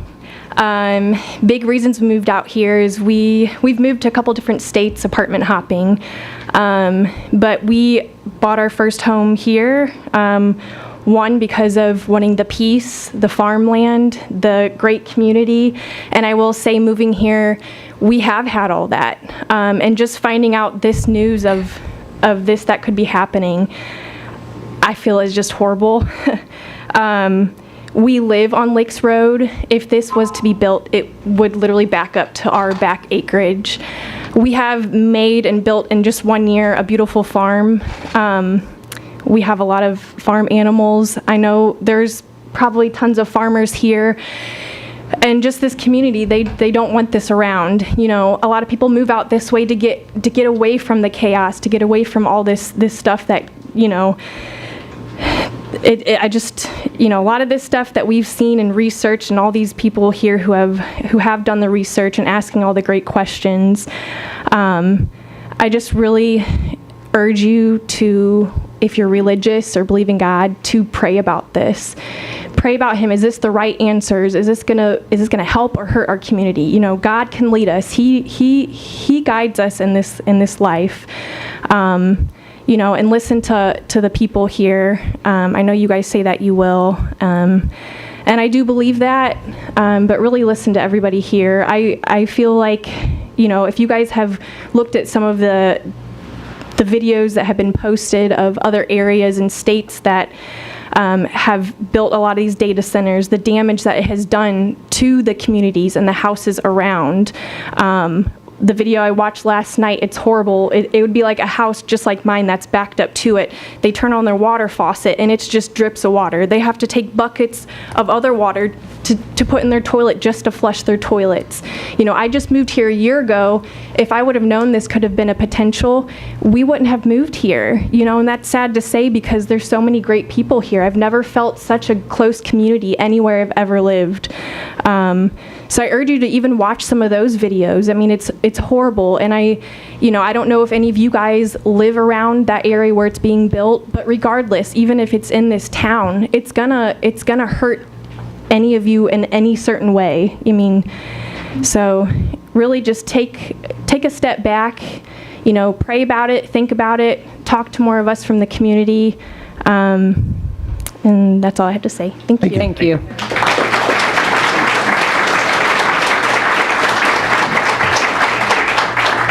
So is it Andres? Is that correct? Hi, I'm Andres and I'm opposed. Okay, thank you.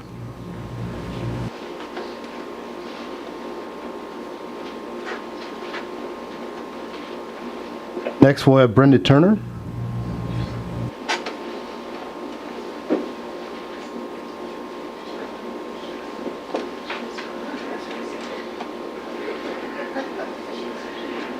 Well, let's see here. My name is Brenda Turner, and I am opposed of everything that's going on here. My property is closer to what they want to do. Matter of fact, I'm up there with Andre and Bree, and their properties, hers is going to back it. There's a house for sale up there that it's not selling because people are finding out because of what's going on. You know, I mean, if you want to build this so bad, come pay us our property value. Come take all our property. The other thing, this map here you got going, I understand that's going to go from the service road all the way down to Licks Road. Is that true? Yeah. So, I mean, I can barely read this map even with my glasses, you know. I mean, I've seen better ones, but this could have been better itself. I'm opposed to it totally. You are just put the power lines. You know, I've been here 25 years. When I first moved here, I couldn't hear that train. And I know George Heath owns all that property up there. So I knew, and I know there was a rental up there at one time, or they were living there. So I don't know what it's gone now, but now I'm hearing the train. I like to sleep outside on my deck at night. I love it when there's no humidity. I love the fresh air. I'm from Colorado. I love being outside. I plant lavender grass, I plant lemongrass, I plant everything. I got animals that run everywhere. We're free. We have a creek we play in back behind us. We don't need this, you know, and we're hoping that you guys will really look at it. I remember years ago, I think Wentzville was trying to come out here, and I think you guys opposed that, or somebody else did previously, you know. We don't want this. We don't want any of this, and I think the city of Warrenton and the citizens are letting you know, and we'll have more people here the next time if we need to. We do not want this. Thank you. Thank you. Next, we'll have James Melson. I'm against, and I'd like to be nice and kind. So I'm going to yield my time until next time. All right. But God bless Warrenton and Warren County. Thank you. Thank you. Thank you.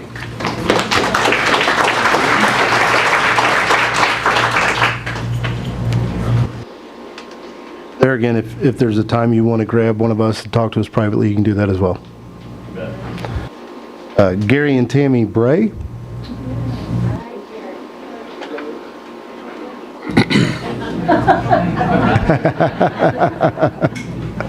Do we each get 5 minutes or just?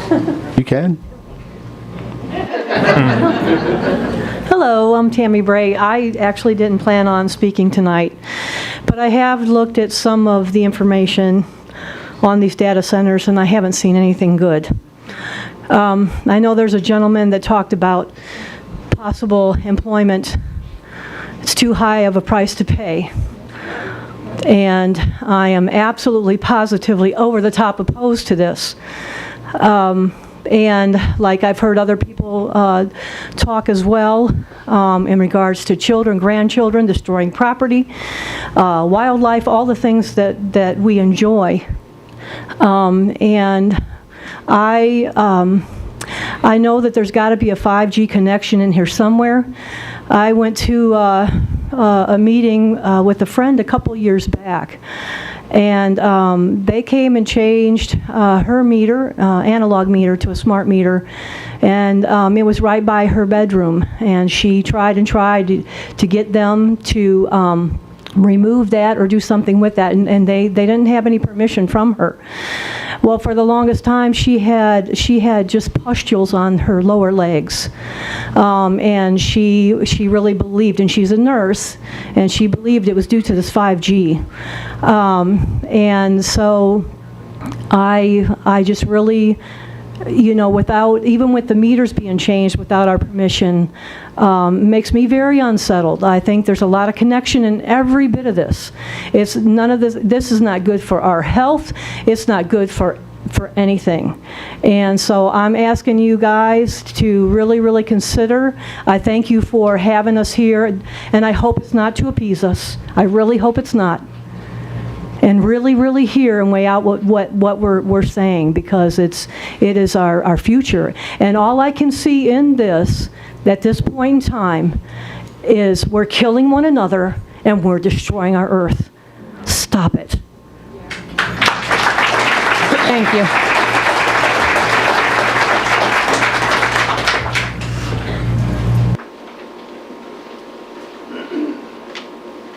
Gary Bray.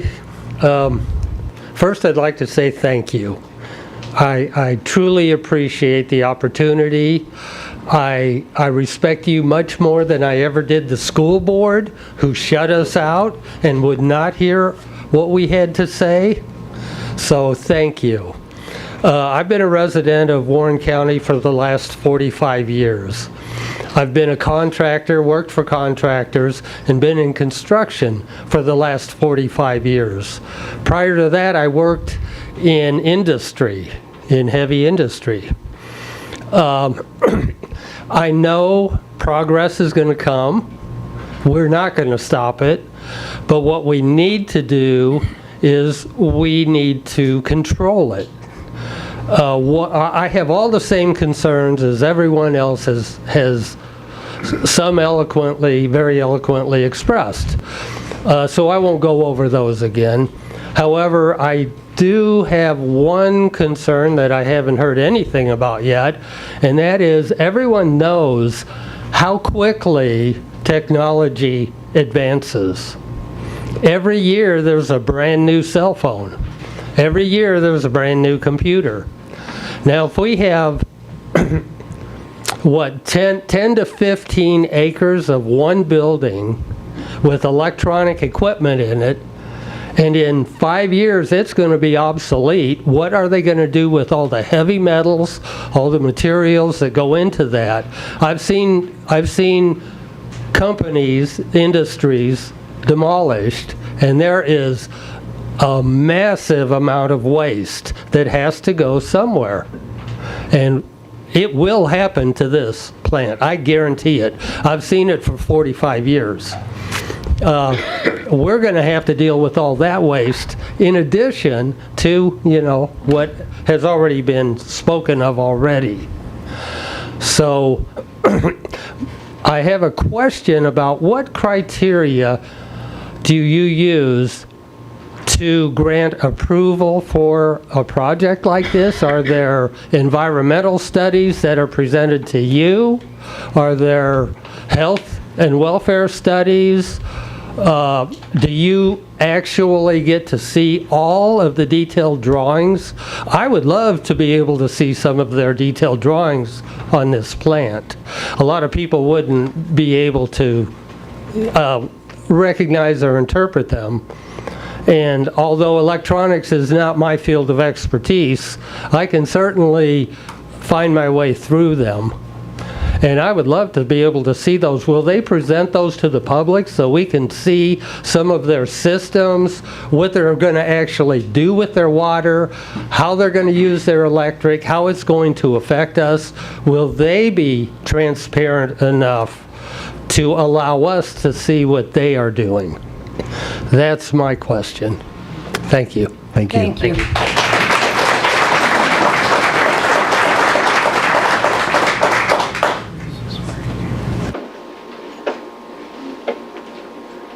Next we have Tommy Carlisle, is that correct?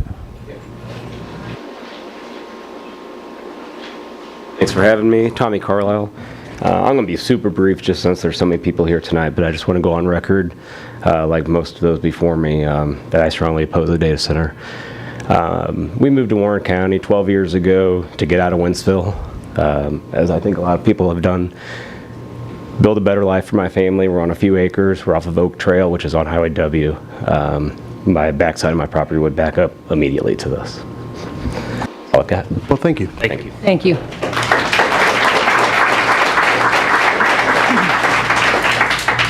Brenda Turner. Brenda Turner. Darlene and is it Harline? Yes, I'm here. I am opposed, and I will yield my time. Okay, thank you. Is it a Charlene and I'm hoping it's Wissenkemper? Is that correct? Did I butcher that? Just says Warren for an address. No one? All right. Genevieve Heron, is that correct? Thank you. Good evening, everyone. So I am a citizen of Warren County, and I do apologize. I left my detailed notes on my cell phone, but wasn't able to bring them in. So as a citizen of Warren County, I became aware of this data center at the end of August. So I'm going to ask us all a very rhetorical question. How did we get here? How are we at the point where we're discussing plans and it's here? How did we get here? Where Ameren is planning for this. How did we get here? With this project, there are some risks that I want you guys who are making this decision to consider. Water, the consumption and depletion from our water source, contamination to our water source. The other thing is pollution, specifically CO2, noise, and the electromagnetics field surrounding it. Electricity, as we all know from looking at data centers, they draw a significant amount of electricity, which is expected to impact our grid. It doesn't matter what Ameren says or what they commit to or anyone commits to. The grid will be impacted. And it's the people in this area in Warren County that will be impacted. We will be impacted as far as our grid and higher bills. I did see the letter where they said that the cost of the electricity and building it up would be paid for by the project. I do not think that that is transparent. I think what they're saying is Ameren has already passed the cost off to the people here in their higher bills. That's what's being said.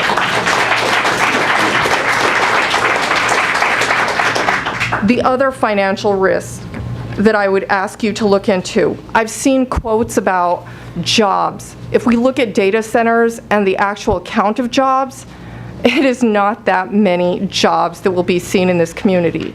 It will be jobs that are brought in to throw the building up, and then after that, it will be a few jobs. Other financial things to consider. We always see quotes around projects as far as tax and revenue, but I ask you to look with a very fine-tooth comb at the financials of other data projects. Have those financial benefits really been realized? Has the ROI ever been realized on any of these projects, specifically around this company? And last but not least, my recommendations for you guys who are making this decision for the people of Warren County, for Warrenton, I ask that you put people over the profit of a company. People in this county, people that are depending on you to make the right decision. People, I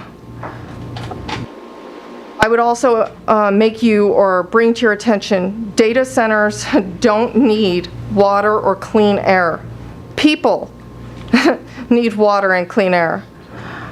I'm asking that you consider bringing sustainable projects that are profitable, that are transparent. I'm not saying that we don't need projects coming forward. I'm saying that we look at projects that offer a sustainable future for Warren County and companies that are willing to have transparencies, that don't need NDAs. They're willing to be transparent and talk to the community. That's what I'm asking.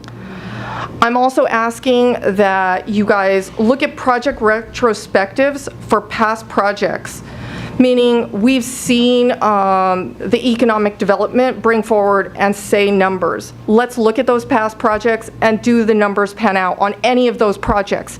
And if they don't, I think we need to look with a very fine-tooth comb at this project. Does it make sense? You know, or are people just telling us the things that they want us to hear? So please, please consider what your constituents are asking of you and the people of Warren County. Not for just today, but for future generations to come. I want to live here, and I hope I can. Thank you so much.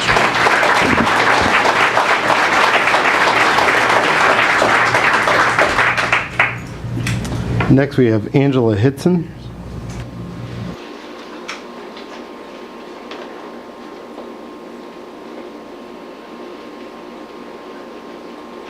Hi, my name is Angela Hitson, and I didn't actually plan on speaking tonight, but I'm very concerned with the data center coming in for all the same reasons that all of these other people have spoken about.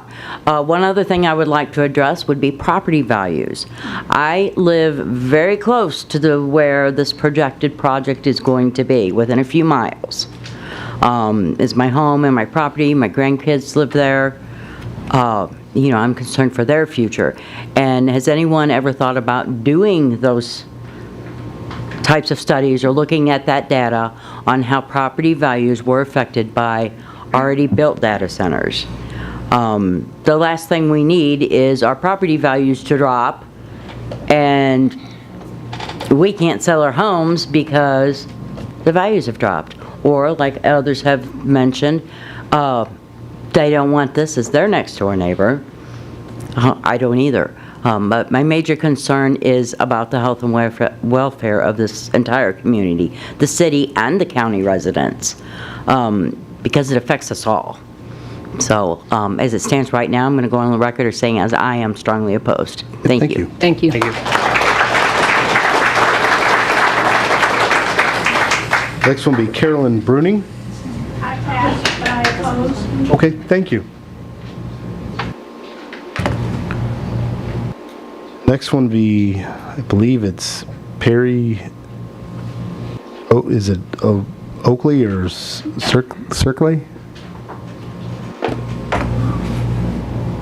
Peggy, maybe? Address on? Maybe, it could be. I'm strongly opposed, and I yield my time. All right, thank you. Thank you. Next one would be Karen, and I believe it's Schaffen. And yeah, I'm gonna defer to. I'm definitely opposed. Okay, thank you. Is it Stefan or Weekly? Weekly? I'm going to say I strongly oppose it and leave it at that. All right, thank you. Next one would be, is it Caslin or Caslin Weekly? Caslin? Yeah. I just say I vote no. All right, thank you. Next one would be Nova Weekly. Thank you. No, it's okay. I mean, I just want to go through the list to give everybody an opportunity. Chris Ryland. All right, thank you. Steve and Connie, is it Shertel? Or Shertel? Shertel. Thank you for giving us the opportunity to speak. We got the assignment too. But we're not residents of the city, we're residents of the county. And we're here because we're concerned of service. We are concerned. Thank you. Jerry Cullum.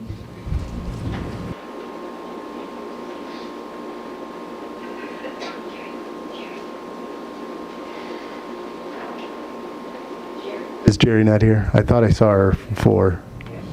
She's here. Okay.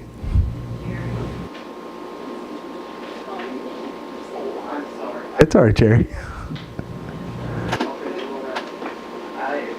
I oppose this. Thank you, Jerry. The next one would be Angie. Is it Kreckle? If I'm butchering it, I'm sorry. You can correct me when you get up here.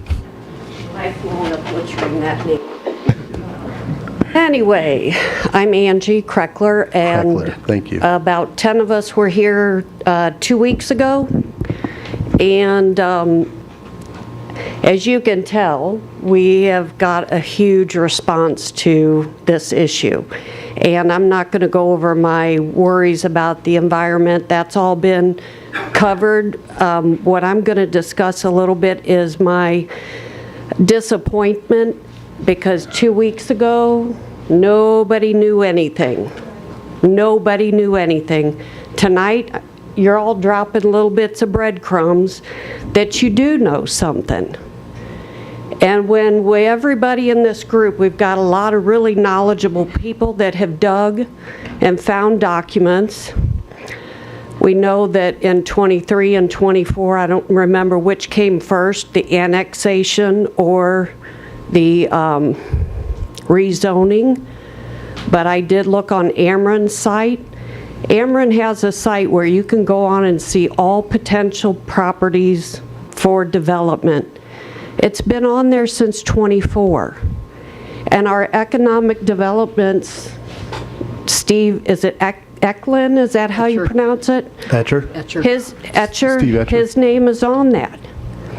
Now, if our Economic Development Committee is working on bringing in business, that's great, bring in business. But do the knowledgeable thing, research it, know what you're bringing in. And I understand the alderman, I don't know all your backgrounds. I know your position here is part-time. I don't know that I trust, and this is not personal, but not all of us know the repercussions of this, so we can't expect you to know it all. We have to put a lot of our faith in your hands to do the right thing. And if you look at Amron's diagram of the ground that was originally proposed, that keeps growing. Now, all these new residents that supposedly can't talk, they've lawyered up and they're putting their property into this, when are they getting annexed into the city? Because we want to be here for that meeting. There's been nothing proposed for that. So all those people are just hanging out there on a whim. Nothing's been submitted to us on that. Where? Are you talking about for the The power line? individuals that back up or connect to Heath's property that are going along with this. For the annex of the power line? Correct. That has nothing to do with the city.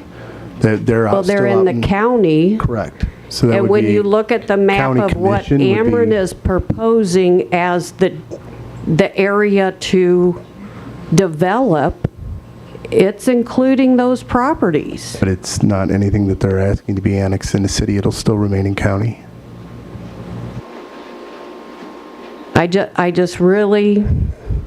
I think this is a bad idea. And if you look at Ameren's site, every town, they just keep pushing it further. They're just hoping. There's 435 acres on the North Service Road in Wright City that is on Ameren's site to be developed. It's an option. So if we turn it down here, are they going to backtrack and go to Wright City? Don't know. You know, this is stuff, are you guys going to do the due diligence to protect us? Because like we said, the water table has no boundary. The power lines have no boundaries. And all these upgrades, the cost is coming down on us. You want to say it's built into the project, but in reality, the project doesn't exist yet, right? Correct. I mean, nothing has been Except submitted next month, to they're us. going to start building stuff on that property. I believe there'll be a stop work order if they do, since they haven't submitted anything, if it's on the property. Okay, I strongly oppose it, and I hope that you guys really hunker down, learn about this, and keep us safe. Because, like the earlier gentleman said, it's all elections. Some people just want to do this to help the community. Other people take a position to climb the ladder and become better and higher and more powerful. So we'll be watching. Thank you. Thank you.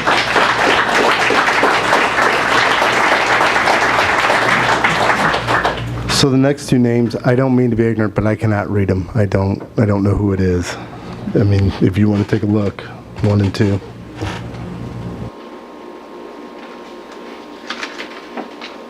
Well, you're from Warren County. That's You just about put Warren in there, and that's about all that we can, make out. it's just not legible. Sorry. The one after that would be Shelley Nanny. I'm Shelley Nanny, and I am very concerned about this whole project, and at this point, I am opposed. Okay. Thank you. Thank you. Next one would be Pam Bishop. I'm Pam Bishop, and I also border that Heath property and have my farm there. And I was never notified that that property was going to be rezoned, nor was I ever notified that it was going to be annexed into the county, into the city. And we have been there for almost, well, just over 40 years, and we've had to drop our well pump twice already. And that's just with my farm's use. And so we're very worried about the water and the water table for ourselves and the animals. It's also extremely concerning to me that you guys seem to know nothing about this, yet Evolve/Ameren says they're breaking ground in October. That's next month. Yet you know nothing.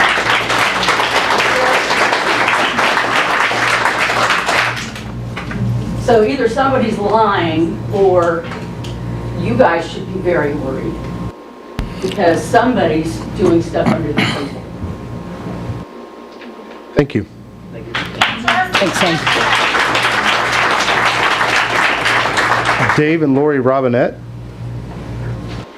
Mayor, could I ask a quick question? Sure.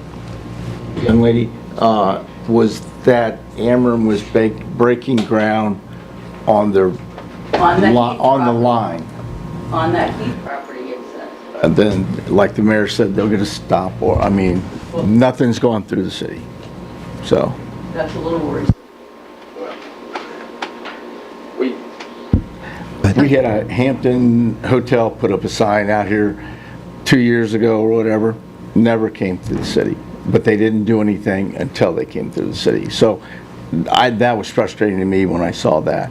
So the same goes for that. Is if nobody's going to do anything without going through this board in the city. Well, I hope that's the case. It's the law. Okay.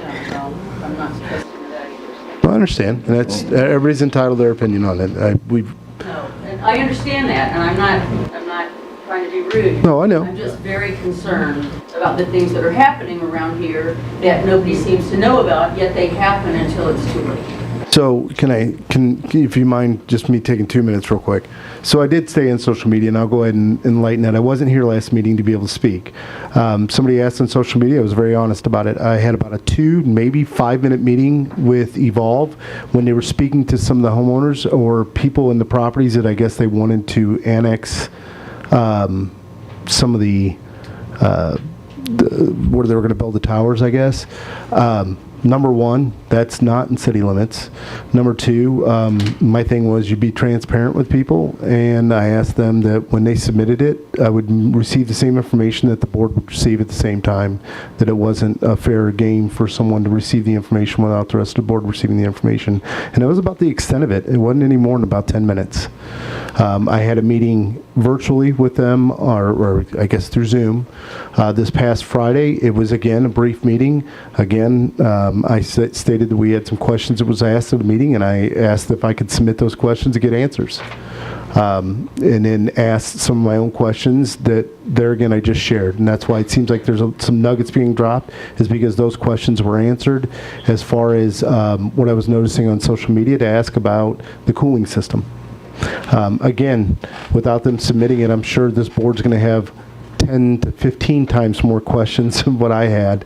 I'm sure I will next time I meet them. But that's where it seems from. But just asking for transparency from them and letting them know that the public will expect it. Thank you.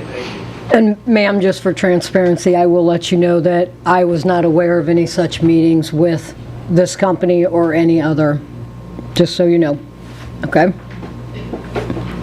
Go ahead, I'm sorry. Lori Robinette. I didn't come to speak tonight, but we just live next door. We came over just to get an education on all of this, and I'm so glad I did, because just the questions and the responses that all these citizens have come up with are very enlightening to me, because I'm really ignorant about the whole data center as it is. So I'm glad we came. We've lived here for 43 years in the county, now in the city, And so, you know, I'm just here to stand up for my fellow citizens. Thank you. Thank you.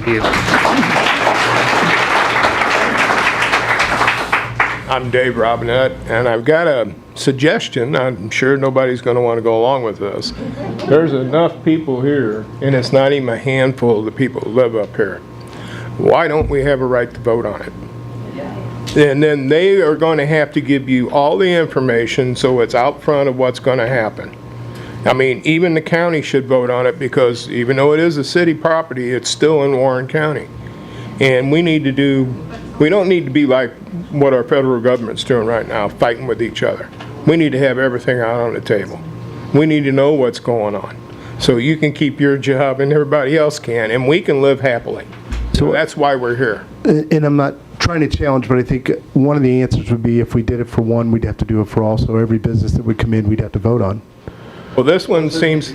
You can't do it for one and not do it for all. You would have to hold the same standards for everyone. Well, something this important towards the environment, I think, is something everybody and I understand what should you're have to do right. and I understand what you're saying. The problem is some people come in and say, well, I think this is just as important. We don't want more bars in our town.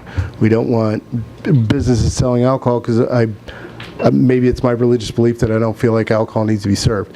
So it's not that I'm slighting that. I understand what you're saying, but that's why that process is there, is because we would be voting a lot on a lot of different businesses if we did that. Sometimes that's important. And I know, I understand. I fully do. And I'm not challenging on it. I'm just giving you the perspective as why.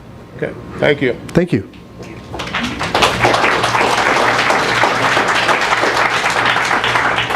Next would be Mike Thornton.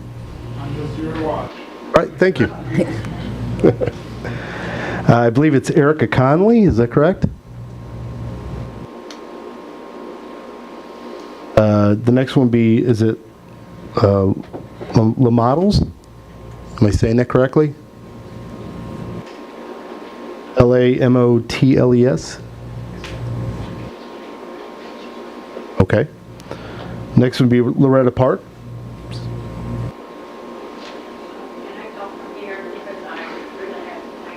Yes, you can, Miss Loretta. Well, I'm extremely happy that you give people the voice to speak. And I am more happy that you speak. Now, isn't it coincidence? I used to be sure on purpose this morning, but it says you are people. I hold these in 1776. I hope all of you are listening to our great nation and our great people. Sitting here, it has brought to us back destruction for our land. And I strongly oppose. Thank you. Thank you.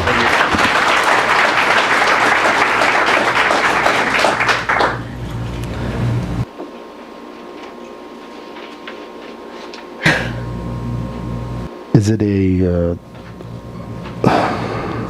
from Wright City, I think it's last name of EHLLOH, maybe? Anyone? All right. Robin and Dave Hughes. We reached the limit and he couldn't get in, so he Okay. went to the bar. All right. Can I join in to discuss it? Good choice. We can discuss it with him if we need to. Yeah, I have to call when we're done. My name is Robin Hughes. I live on Sunnyside Road, and this is opposite from me. And my concerns is what I'm hearing is it sounds like that the right hand doesn't know what the left hand is doing. And now wait a minute. And partly that is because if you think about it, the data center, I have mixed feelings about it, because on the one hand, yes, we need a way to process information. We don't need a data mine, a crypto mine. So there is, if you could guarantee that they wouldn't use it for mining data. One thing is that I see is what they're probably, the company is doing, is they're making arrangements with Ameren about their power. And you don't have any say about what Ameren and what that is and what Ameren charges on the rates.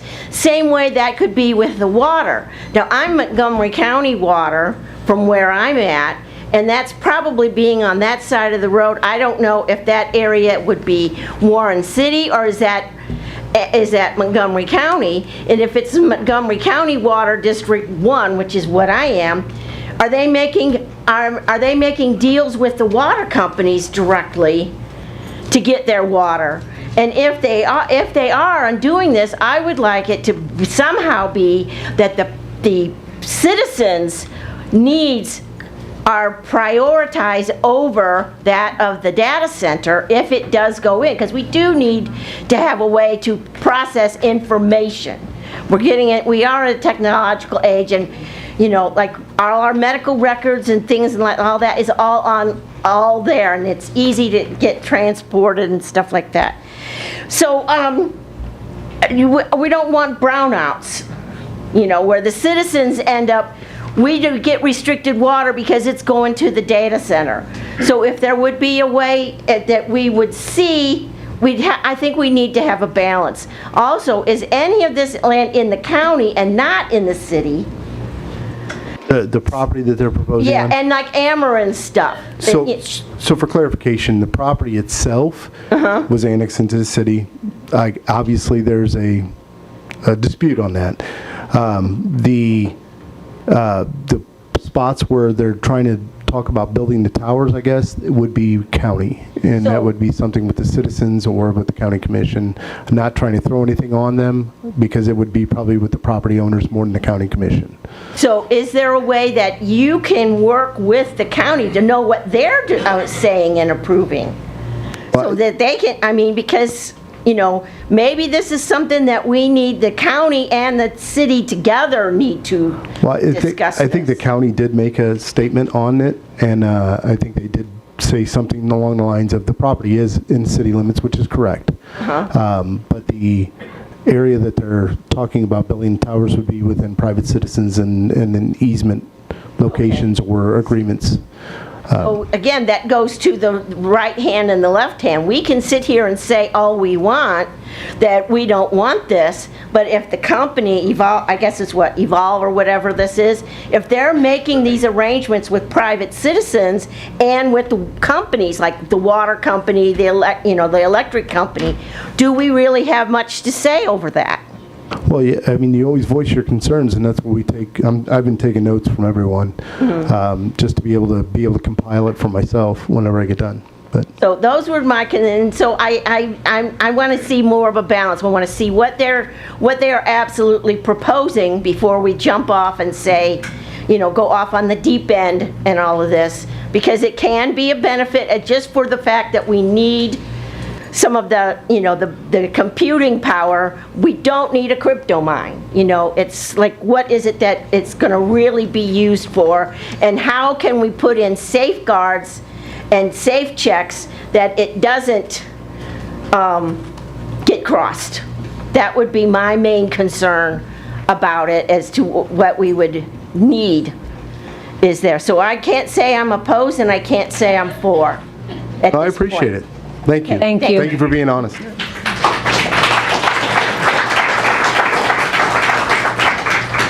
So I'm at the end of my list. If I didn't call you, I apologize. Come on forward, because that's what I was going to invite next. Is anyone who isn't on the list that would like to speak? We'll give you 5 minutes. We just ask you to come and state your name. My name's Kevin Pittman. I moved to Warrenton County for my pursuit of happiness. I'd like to thank all the citizens that came out, took time out of their busy schedule to make their voices known. I oppose this. Okay. I want to spill the beans a little bit. I work in the industrial trades. I see all these jobs that they're talking about are going to be people from out of towns, other states. I've done work for Q-Cells that done the solar field. They talked about they want to hire local people, but all their people on that job site most likely were illegals that they all staffed from a staffing agency called Hard Hats, and that's how they were trying. When I was asking about my friends that were interested in the job there, they were told to go apply there. But I could tell you 90% of them did not speak English, and that's going to be the same thing with this data center. They're going to be contractors from out of state come in and work in these jobs. It's the same thing when I go out of town to work, chase those big paying jobs. It's you got to go out of town, and then they're paying per diem and all that stuff. So I could repeat everything everybody says with their concerns, but I just want to say these jobs, they're not going to be local jobs. Okay, thank you. Thank you. Come on forward. If you haven't had a chance to speak, just come up forward, state your name. We'll give you 5 minutes to speak. My name is Cliff Aylen, and my wife spoke for a couple minutes. But I want you to do something for us about jobs. And there's a statement in here that I want you to question them about it. They said that there's going to be 300 full-time jobs, and then they talked about local jobs.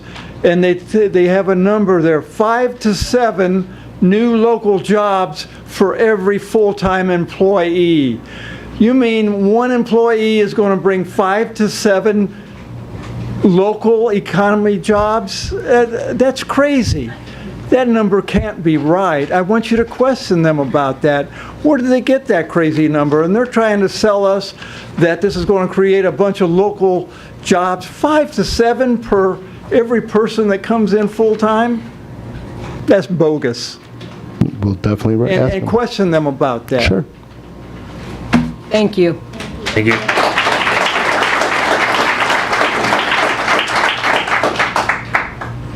Hi, I'm Beverly Starks, and I live in the county. My husband spoke, and I didn't know I could too. So, I've supported computing infrastructure for the last 28 years of my life, and there's a couple of things that weren't mentioned that I just wanted to bring to your attention. The power usage of the data center that they're telling you now is not going to be the same next year. Just with AI, the power usage is going to increase by 3 times. And as we implement AI and quantum computing, which is right around the corner, we're already building quantum labs at my work, and it won't be long before it's mainstream.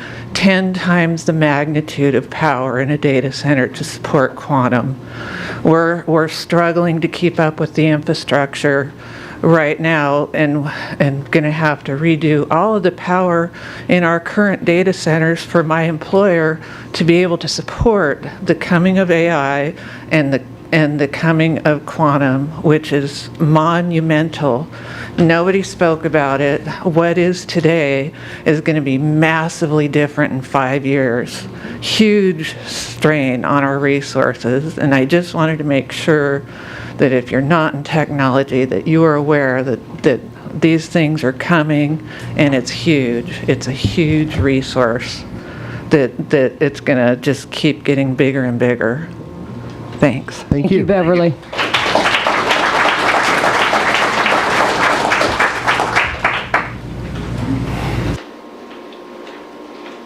My name is Lisa Payne-Nager, and I'm new to Warren County.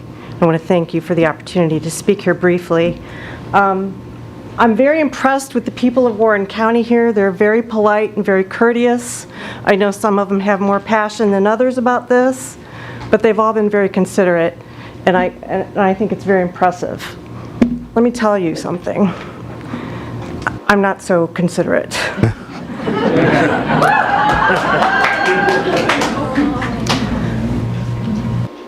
You may or may not know, I kind of think you know, some of the people here speak like they maybe don't know. This project is much farther down the road than is being discussed here tonight. A lot of us know that. I think it's going to take a lot of passion and some people getting really angry to stop this project. This is a project that's not only here in Warren County. This project started in St. Charles County, where they stopped it temporarily. They're coming back. They're going down Highway 70. After they leave Warren County, they're going down Highway 70 and they're going beyond. They're going all the way across the state. Missouri is targeted for these data centers. It's going to take the people of Warren County, St. Charles County, all the counties beyond to unite. This is not just a Warren County issue. This is going to have to be a state issue because Missouri is being targeted. And this project is way down the road. The idea that you all cannot answer most of the questions that the people came here with is just ludicrous to me. I know you know.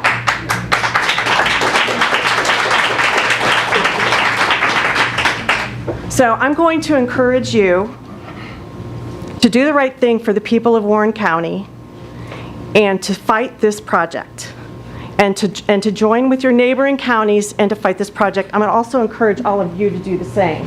It's going to take numbers to fight this project. You're going to need to get together with the St. Charles folks and the folks on down the road in Highway 70. We don't need to discuss anymore about the logistics of what it's going to do to the environment and the jobs and the property values. Everybody here knows that. But the reality is that the big money special interests are infiltrating our local governments, and they're pushing this, and we know this. So we, as the citizens, are going to do what we have to do to unite and make sure that we have a local government in place to stop this project. And we're going to unite with the neighboring counties and help them do the same, because this project is a lot bigger than's being discussed here tonight. Thank you, Hen. Thank you.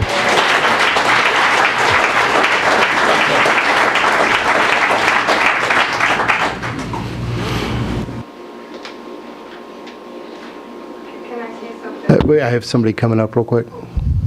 I just want to say that these people that say that they don't know what kind of water that they're going to get where they're going to get their water from and how they're going to dispose of their water and everything, that they've already built thousands of these across our country.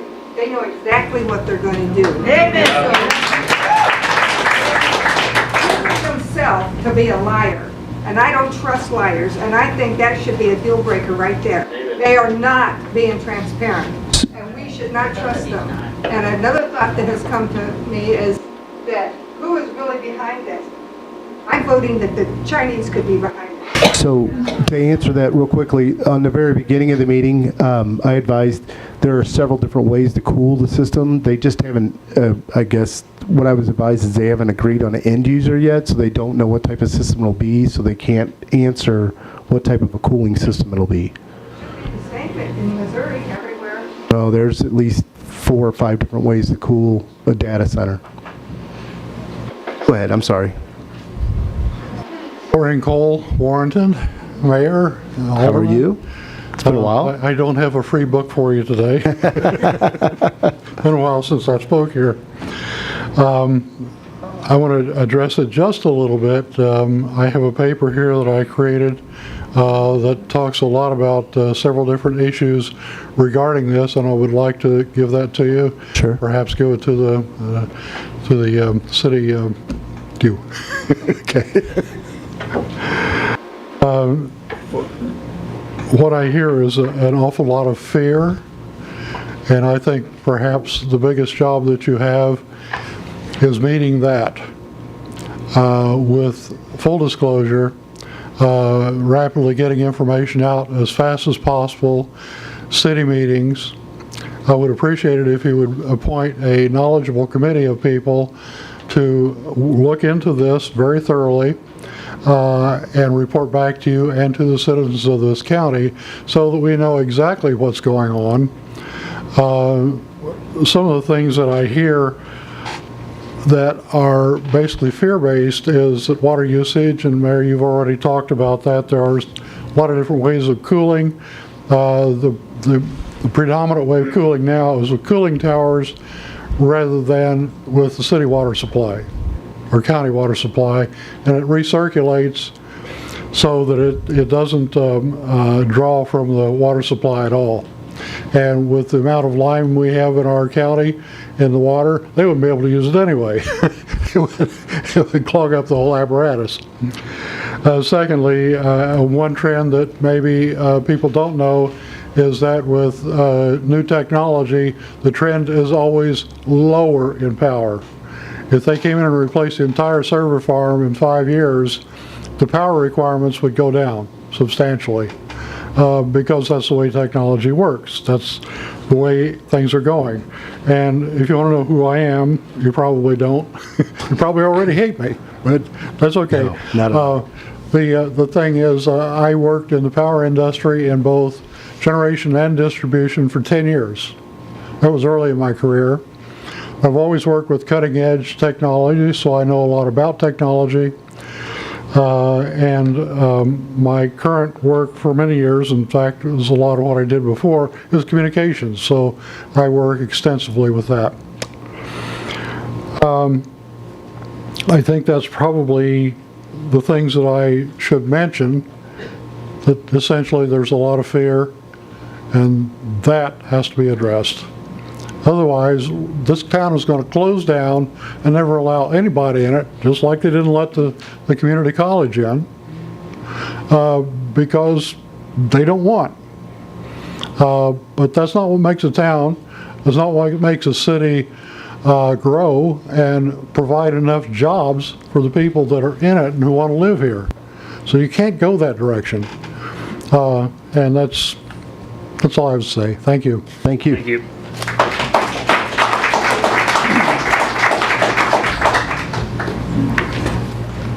Is there anyone else who would like to speak?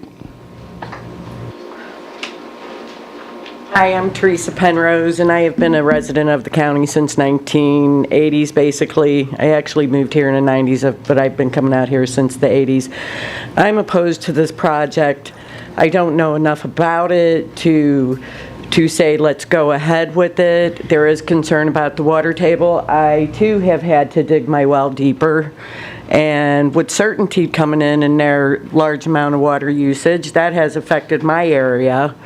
I'm pretty sure of. I'm not a scientist or anything, but you guys are obligated to do your research and see how this will affect the community, the water table, the environment, jobs. This data centers, there was a Senate bill passed in 2015.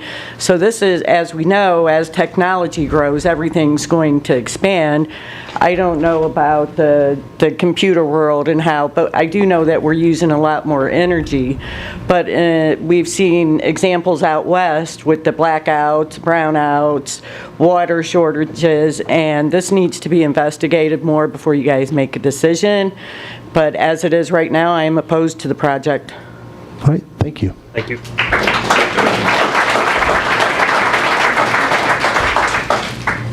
Is there anyone else who would like to speak? Can I ask a question? Sure. Has this property already been sold to this company? No, it has not, from my information, or from what I've been told. Yes. My name is Francisca Roos. Most people know me as Bunny. I've been out here since 1970. And my one question is, with this type of meeting and this type of project that's going on, why isn't there a representative from the company that could answer some of our questions and also help you? That would take some of the pressure off of you. So I believe. Just my question. No, you're fine. The meeting, the short meetings I've had with them, they are from out of state coming in to build. I believe they said they would have a representative if asked. I asked them to answer the questions, and I believe that's the handout we have right now. Obviously, I'll be going back to them with a lot more questions, but I'm sure as this project moves along or they submit something, we can ask for them to have someone here to answer questions. Thank you. So for the follow-up to that, if we have Zoom, they can log in. They could. Stopping them. They also haven't submitted a project yet. It sounds like intention and opportunity are two different things, and I think you came with opportunity to give best opportunity to our residents, and I think they came with intention of not showing up. And you have your opinion. I'm just telling you exactly what the discussion was and where we're at. I know that there are people in this room that believe that we're either hiding something or what be it. Folks, I'm telling you exactly what the conversation was about. We've put this out there. We're going to put the questions out on social media and our website so people can read that weren't able to attend the meeting. I don't mind trying to be as transparent as we possibly can. I think people on this board want to be as transparent as we possibly can. That I'm not going to sit there and say the business may not give us all the information. I can't force them, but I can definitely submit questions and give the answers back. Is there anybody else that would like to speak? Yeah, I'd like to know, how do you feel about it? How do I feel about it? I don't know. I'm probably like 25 to 50% of these people. I'd still like to do more research. I mean, I could sit there and read upon night and probably still find mountains more information to read. But doing due diligence, I still want to try and read as much as I can and ask as many questions as I can before it even gets here. That way, at least I have an understanding to a certain extent of where it's at. So I'm not one way or the other, to be honest. I'm trying to stay impartial and really listen to both sides and take the information in and then make a decision. I know it's kind of You're probably getting a decision then. well, but it's not. That's not pinpointing to an answer. Decision. I'm sorry. If it was closer to your backyard, you would probably have a decision of yay or nay. I believe it's in our backyard. I mean, I live here as well. You're right, it's not, but it still affects the town that I've been elected to represent, so it does affect me in one way or another. I mean, we could sit there and debate that all night long, folks. We could sit there and say one person's more concerned because theirs butts up, and we shouldn't listen to the person that's five houses down. But that's not fair to the person that's 5 houses down. That's a moot point to a certain extent. We should be listening to everyone, not just the persons whose backyard it backs up to. That's not fair. That's why we need to have meetings like this and listen as a whole. We also need to listen to the company as well. That's fair, guys. That's fair for everyone. If we're not fair in that, then we're a one-sided society that never is going to get anywhere, except for the way that one person wants to go. We have to listen to everyone. That's why we opened the meeting, to be able to talk. We could have said we don't have anything submitted, so tonight we're not going to have a meeting. We're not going to discuss that. Would it have been right? Absolutely not. It wouldn't have been right. It's been brought up. We've asked to be transparent. We're trying to be transparent, and that includes listening to what everybody has to say. You can form your own opinions. You can believe that we are or aren't. There's been people that throw it out there that were corrupt. I promise you, I'll give you my bank accounts if you guys want to see and think we're corrupt. We're not. Guys, I work a full-time job. This is a part-time thing. I'm not rich by any means. My kids have gone to Warrenton School. I've raised them here. I love this town. You know, one thing I will say to our benefit, whether you believe it or not, the tax went away as soon as the overpass was paid off. It was paid off early, and I'm not tooting it as a horn, but that should show we're trying to do the right thing. We're trying to do what we say, and we're trying to stick to what we're saying. We're not going to get everything right. Anybody who does, hats off to them. When we do something wrong, we're trying to go back and correct it or try and fix it. This one, we're trying to get ahead of the game and educate ourselves so we can make the right decision.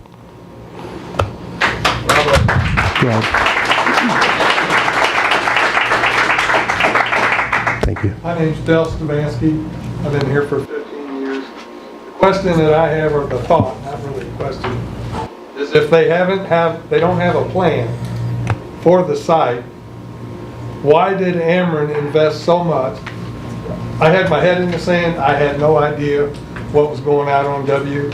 I saw the little farm out on Note 47. Sure. When I saw the W and all that around there, it was mind-blowing. I don't know if the information's correct, but I heard it was for this facility. Now, why would they invest so much in the solar panels, not knowing that they had a go-ahead for the building? So I'm gonna answer this as best I can. There again, I'm not going to tell you I have all the answers on that, but I believe a lot of that energy is being put out to other places currently. I don't know if it's out of state or if it's somewhere else in the state, but it's not used. All of it's not being used here currently, and I guess that's their right to do. I'm not going to pretend to know those rights on what they do on that or not, but I know it is being used other places. So I don't, for this project, I know like, I don't want to sit here and act like we don't see what you guys are saying, that it looks fishy. But I can tell you, being in a few of those meetings, a lot of it was to be sent other places, not directly to this place. So, you know, I mean, that, if that answers part of that for you. But I believe that there's a certain amount that they can set aside or pull aside to be able to supply a place such as this. And I say all that at the very beginning, again, nothing's been submitted. Is there are they looking to come here? Are they looking to buy the land? Absolutely. But nothing has been submitted to us yet. Therefore, another purpose in this is to be able to tell them what kind of restrictions we may want if they are able to provide some of the answers, and it looks like maybe they move forward. At least we would have some kind of foundation to give restrictions to say, we want to see that this is protected. We want to make sure this is taken care of. So this is education for us too, hearing from everyone. So I hope that answered some of your question. But my still thing is all the solar. Sure. Yeah, granted, if it doesn't go through, they can put it and distribute it to wherever they want to go. But and my information could be wrong. But I was told that it's going to take that whole solar farm to supply this building. And if that's the case, and that's why they invested in it for the purpose of the building, then to me, they have knowledge from somebody, not saying it's you guys, but somebody that's saying, don't worry about it, it's going to be a done deal, and that's why they invested. So I believe what I was told, and it's just what I was told. I'm not an electrician. I'm not an engineer of any way. But that they're only taking a portion of the power that that provides to be able to put to this place. But there again, I'm not an electrician. I'm not going to pretend to know those things. Kind of speaking on something I'm not very well versed in. But as far as that's my understanding. Anyone else that would like to speak? So with that being said, I want to at least address one rumor that was brought up maybe twice this tonight. There's been no NDA signed. That's why we're speaking on this. I've not been approached to sign any NDAs, and I can tell you with transparency, I don't believe I would sign any NDAs because this is pretty much out there through other resources that it's there. There's no need to sign an NDA. So the whole rumor, or what be it, that I've been approached numerous times that I'm not speaking because of NDAs, more because nothing's been submitted than NDAs. Not knowing what the site is there, I'm going by what I've asked questions of them from. It's nothing that we're hiding or holding anywhere. It's just not been presented. So the NDA thing is not something that is there. Mayor, can I ask Brad a question? Sure. Isn't it illegal for a public elected official to sign an NDA? Correct me if I'm wrong. It seems like that would be. I have not researched that issue specifically. We have not been asked to look into that issue. That's certainly something we can look at. Would you please? Yes, sir. Are there any other questions? Yes. I know I've already spoken, but No, you're right. why did the city annex that property? Is it for a tax break or a tax credit? No. Why wouldn't it have stayed in the county? It would have probably been easier to work with the county than it is us. I don't think anybody, when they asked to be annexed, like I said, I know there was 2 or 3 other businesses that were interested in looking into that property. So I think they just annexed it, be able to try and get water or sewer up there for any other type of business. I know, like I said, honestly, 2 other businesses approached and they backed out. So, I do want to kind of step on that rumor. It's not just this business that's always looked at it. We were approached by several other businesses too. Got one question. Sure. It's illegal for you guys to sign an NDA, but is it illegal for Steve to sign an NDA? I believe that he is hired by a private company, so, or Yes, what be he it. can sign one, right? I'm sure he could. Yeah, that's correct. Because I was under the understanding that he has signed an NDA. And I don't know that. I really don't want to answer for Steve. I don't think that's fair. Steve isn't one of our employees, so I can't. I mean, But he works for the city, is he doing that? no, he doesn't. He doesn't work for the city. He works for, I think it's Nielsen and Oh, man, I'm going to be... Nielsen. Mark Nielsen, I'm sorry. How's this connection with the city? So, it's with the Warren County Greater Economic Development Committee, and they have hired him to help with fostering or trying to bring businesses into the county, so through his company. Thank you. And we are connected to them are connected to the Greater Economic Development Committee. Thank you. Yes, go ahead. It's really hard to hear you. I'm sorry. Sorry about that. I know nobody likes coming up to speak.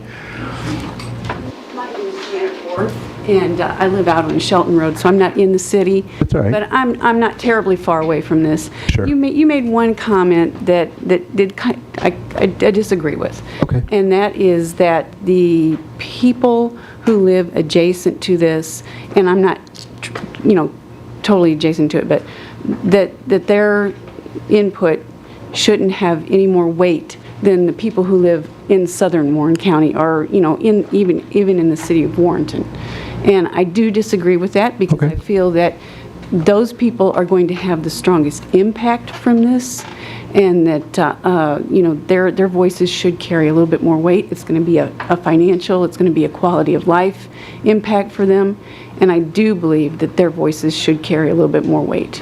So just from what the comment is would you like it in your own backyard? And my whole reason for addressing that is nobody should be any less able to express their opinion or be able to say what they want than the next person just because it is in your backyard. It may carry more weight, but no one should be slighted on what their opinion or what their information may be or how they think about it than the next person. We're not going to tell somebody to shut up just because it's not in their backyard. That's not fair. It's fair for everybody to speak. That's, I guess, for clarification on that. Okay, that's great. Thank you. Thank you. Anyone else?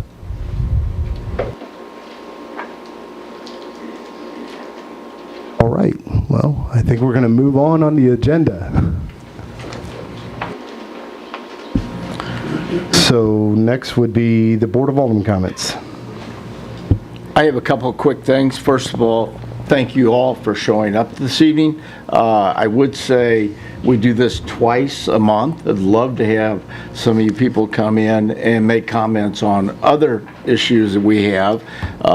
This is a huge deal, believe it or not, and I think it's important, but everything we do in this community is important.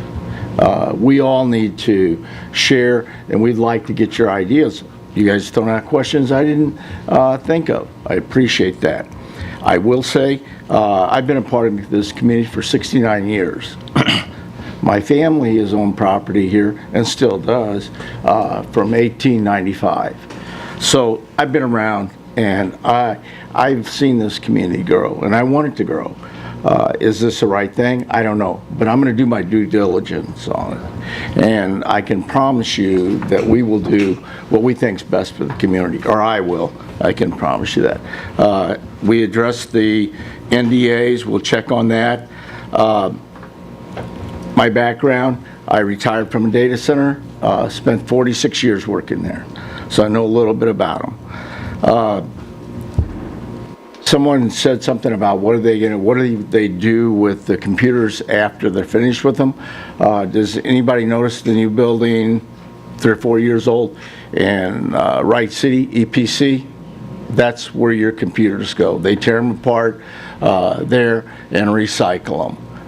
It's a great place. You ought to go take a look at it if you get an opportunity. Also, we're not going to be the only people looking at this water situation. DNR will be heavily invested in this, so we can get information from them also. We're not going to sit here and think we know it all. I can assure you that. There will be professionals that I will reach out to, and I'm sure my colleagues and the mayor will do the same. We're not going to do this as a part-time job and part-time looking and trying to help the community out. So those are the couple things that I'd like to say. The other thing I'd like to say is this guy right here is the problem. Every one of us have one. That's why we're having our data center. Look here and all over this country is because of these. So when you go to bed tonight, look yourself in the mirror and say, do I use this damn thing too much? Thank you.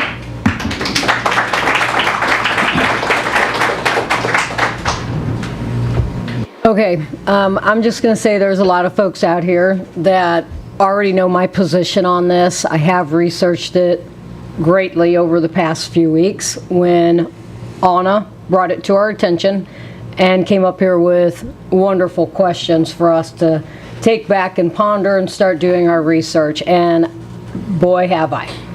Now, I'm just going to tell you, I would like to see a representative from this company come to one of our meetings here and address you as well. Because I don't think that any of us really have, I know that I don't, I can't answer for things that may have been done in the past, things that the county is doing, that they may have, you know, deals that maybe they have done, I don't know. The Warren County Economic Development Committee, I have no idea. So this really was brought to my attention about a month ago. So we were seeing little tidbits that were in the paper, the data center, you know, this or that. So again, the last 2 weeks has been just a wealth of research that I've been getting. And everything that I have researched about the data centers, like a lot of you have expressed, those are my concerns as well. And I will stand by that until this company could prove otherwise, in my opinion. I'm just grateful that you all showed up and that you're passionate about what is happening now. Please don't stop doing that.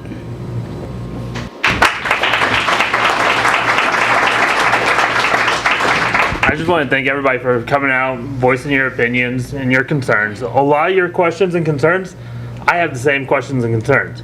I found out about this data center just like you guys did, probably on Facebook, through an article. I didn't have a meeting with them. I'd love to have a meeting with them. I'd love for them to come here and talk to you guys and talk to me and answer my questions and answer all you all's questions. And I just want you guys to know that there's a lot of misinformation on the internet, but there's a lot of good ones too. So you gotta be careful where you get your information and what the information is saying.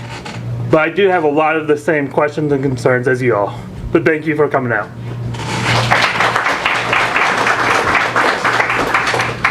And I'd like to thank everyone for being here tonight, and I look forward to meeting with all of you and representatives from this other company, from Evolve, and to get all of our questions asked. But I would also like to congratulate our Warrior football team on a victory last week. And I hope they have another victory this Friday also. So I hope everyone has a great evening, and please be safe on your travels home. Thank you.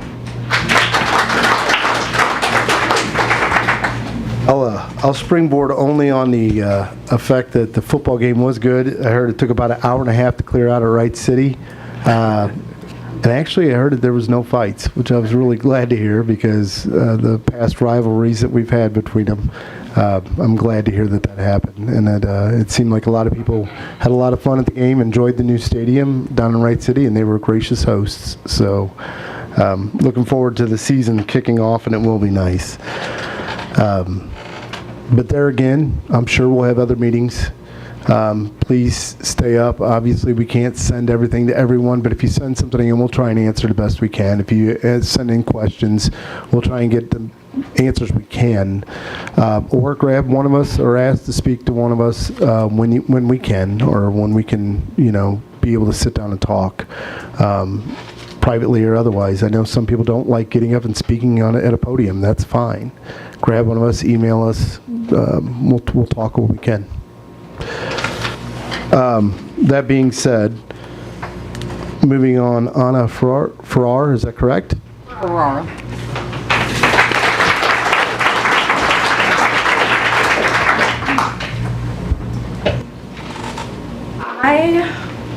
I I have quite a lot of information to share, and I printed it out so it would be easy for me to reference, but I was also wondering if it would be possible to hook up my laptop so that people could follow along that are in the building. I'm sure you could, but is that okay? I don't know, that's why I'm asking. If not, I can No, close this and we can... I'm looking. Okay. Would it be okay to ask if anybody was aware of how to do that easily so that we could As long as it doesn't navigate? screw up the system. Are you familiar with any of it? I just Are you need to get familiar with any these of that? images onto that screen. So if somebody knows how to do that, would it be, I don't know that we can allow somebody that's not with our IT department to be able to do that, Okay. to be honest. Sorry. But that doesn't mean you can't ask to be on the calendar and ask for our IT person to be here. Was it in any of the paperwork you submitted? most of it is, honestly, the updated stuff, which is like the 25, this is where a lot of the questions that these guys can't answer, I have answered. So, but what's important that we can share, the data centers in your electric bill, lessons for Warrenton, or what actually drives water usage in data centers, a lot of this has been covered. So I don't know if you want to pull forward to the data centers in your electric bill just to save on everybody's time a little bit. This matters directly, so I know everybody's aware. They said it would be raised by like 14% or $14, some ridiculously small number, right? But we've all seen the bills and how that's just not accurately descripting, you know, an accurate description of what's actually happened to our bills. So I'm just going to read it off right like this. Basic information kind of help put a little bit of, maybe if not a timeline, a little bit of an understanding of how we got here. So data centers in your electric bill, lessons for Warrenton. Why this matters here right now, directly. Why we matter for all of MISO's grid integration, right? Ameren, Missouri customers already saw an 11 to 12% base rate increase effective June 1st, 2025. Officials said this would average about $14 a month, but many households reported actual jumps from $50 to $100 due to higher summer usage, fuel adjustments, and taxes. This is not speculation. This actually happened. Why Ameren raised rates? They said it's for grid modernization, and infrastructure upgrades. Ameren's Smart Energy Plan. Billions in new MISO-approved transmission projects across Missouri and Illinois. And some of these key terms that you don't recognize now, I'm going to keep saying them. I do identify later on in this presentation. So if you are not keeping up now, you will hear it enough to understand later. So rising fuel costs pass through to customers via the fuel adjustment clause, and preparation for large new electricity loads, including our proposed 200 to 250 megawatt data center, connect to Ameren's new root beer substation in Warren County. I think it would be important to pause here and go off script a little bit. I heard everybody out here thanking these aldermen, and I want to make it very, very clear that the community and each other is who we need to thank for showing up tonight. Because these members of the council are elected. It is their civic duty that they took upon themselves to run and become elected to represent us. They do not need to be thanked for this meeting. This meeting should be held for the public. So thank you for caring enough about this community to show up. I am a 31-year-old single mom, 3 kids, living in town. There's absolutely nothing special about my story or my understanding in this project. But when I have a 25-page presentation that I can accurately show to you the timeline of events of how this happened, you've got a problem. Because the people up here, I believe you when you say you've got no idea what's going on. Do you understand how terrifying that is? You are our mayor, and I can show you the steps that you've taken to put this here in front of our eyes. And it's either happened so systematically, which it has, by people on here in this room who share positions of committees that I don't think ethically you should share those positions. But here we are today to talk about that. So to get back into the data center and the connection. MISO planning documents already list the 200 megawatt data center load at the root beer substation in Warren County with a target in-service date of December 2026. This is all public information. You can look it up on the reports. They will be referenced later on in the presentation more thoroughly. This facility alone would use as much electricity as tens of thousands of homes. Ameren has acknowledged these industrial projects are part of why it seeks higher rates, and regulators are exploring special rates so ordinary families shouldn't shoulder the burden. That tells you there's already a problem. They've already identified the problem, and people are actively seeking solutions to this problem. Lessons from Virginia show us that the world's largest data center hub, they just kept building them one after another, all off of the coast of Virginia. It's already seen major impacts. So residential bills are projected to rise $14 to $37 a month by 2024 due to data centers. That's a low-end estimate. And it's from a report JLARC in 2024, so it is recent.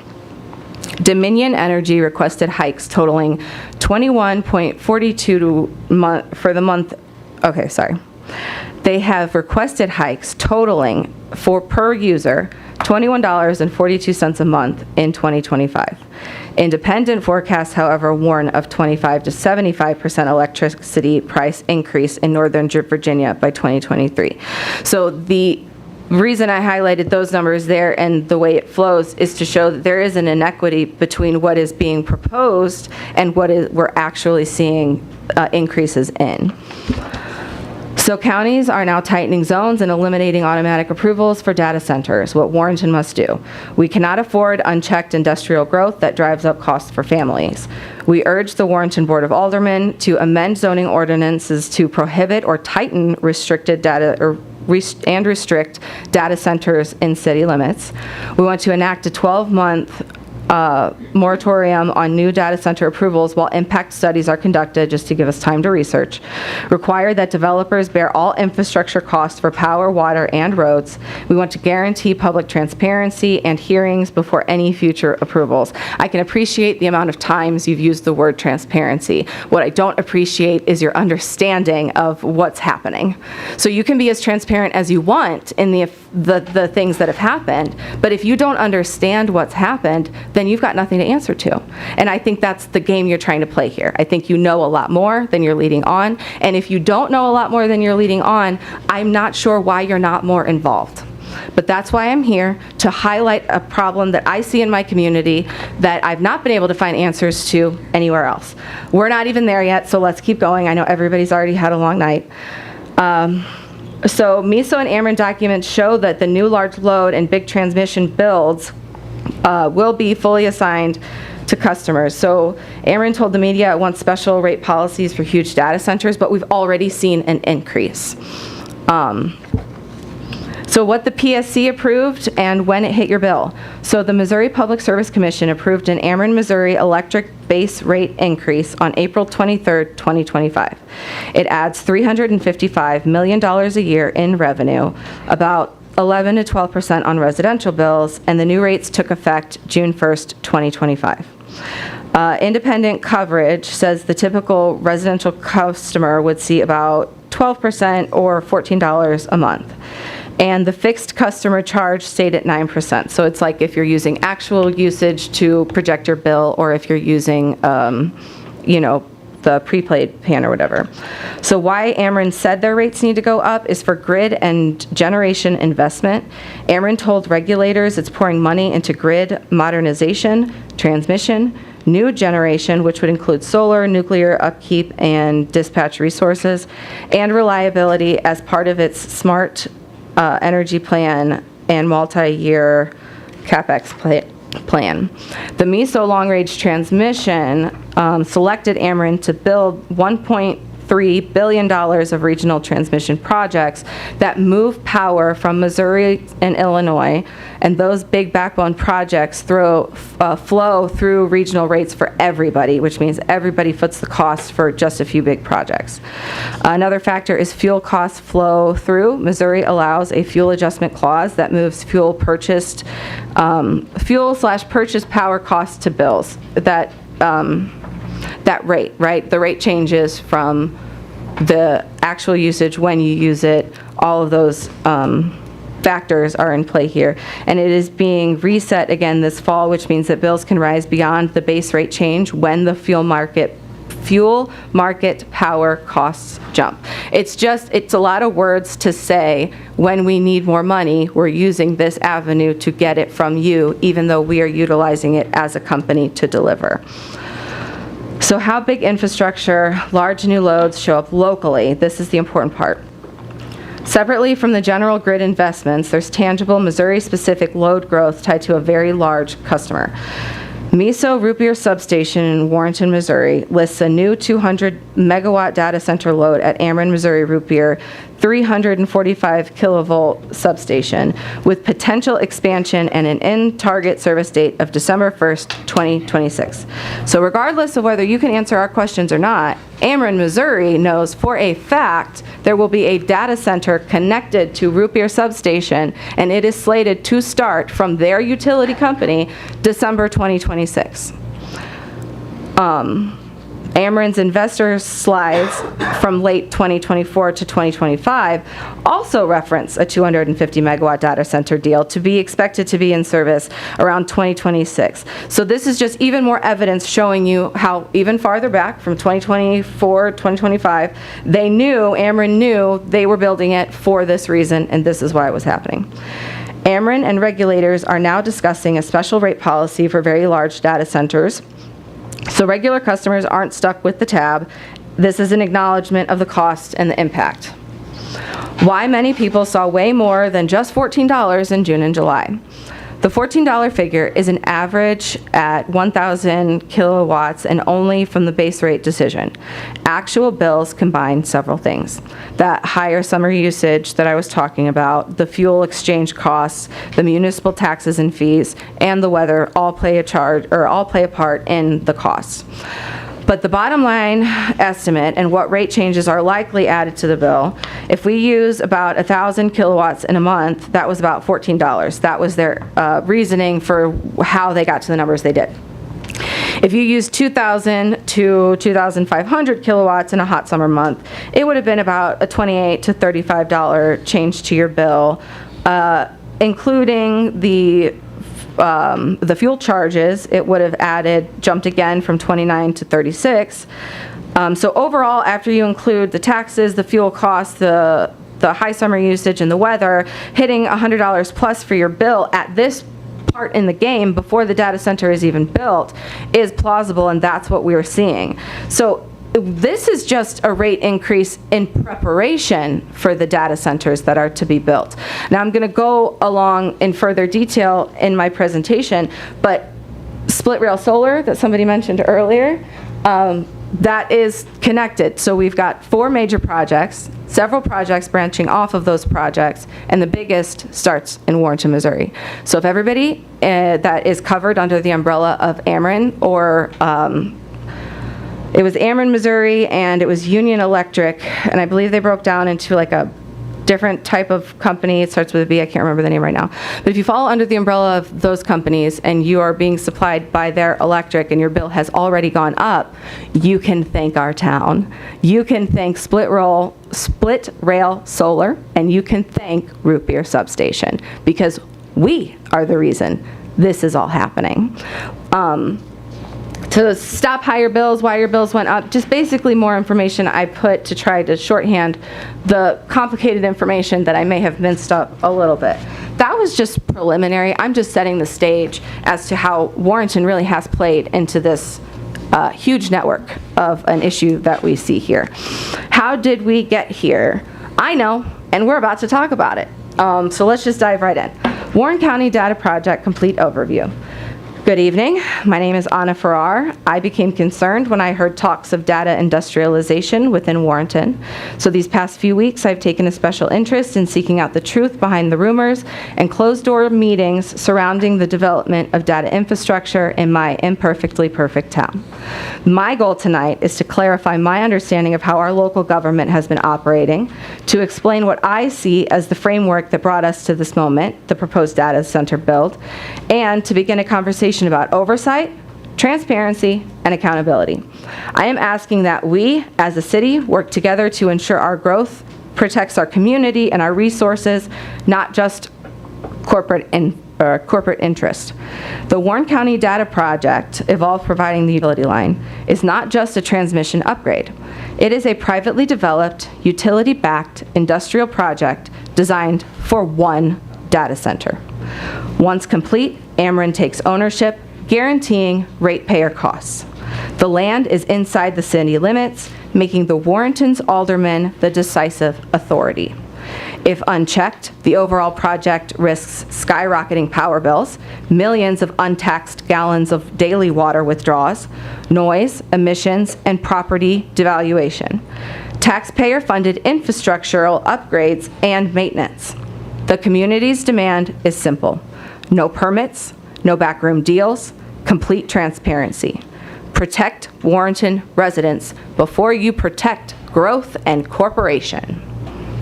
The community, the core project, the developer, the information that we know, is Evolve Energy Partners. Contractor would be Fusion Industries. The utility owner would be Ameren, Missouri, after completion of the project.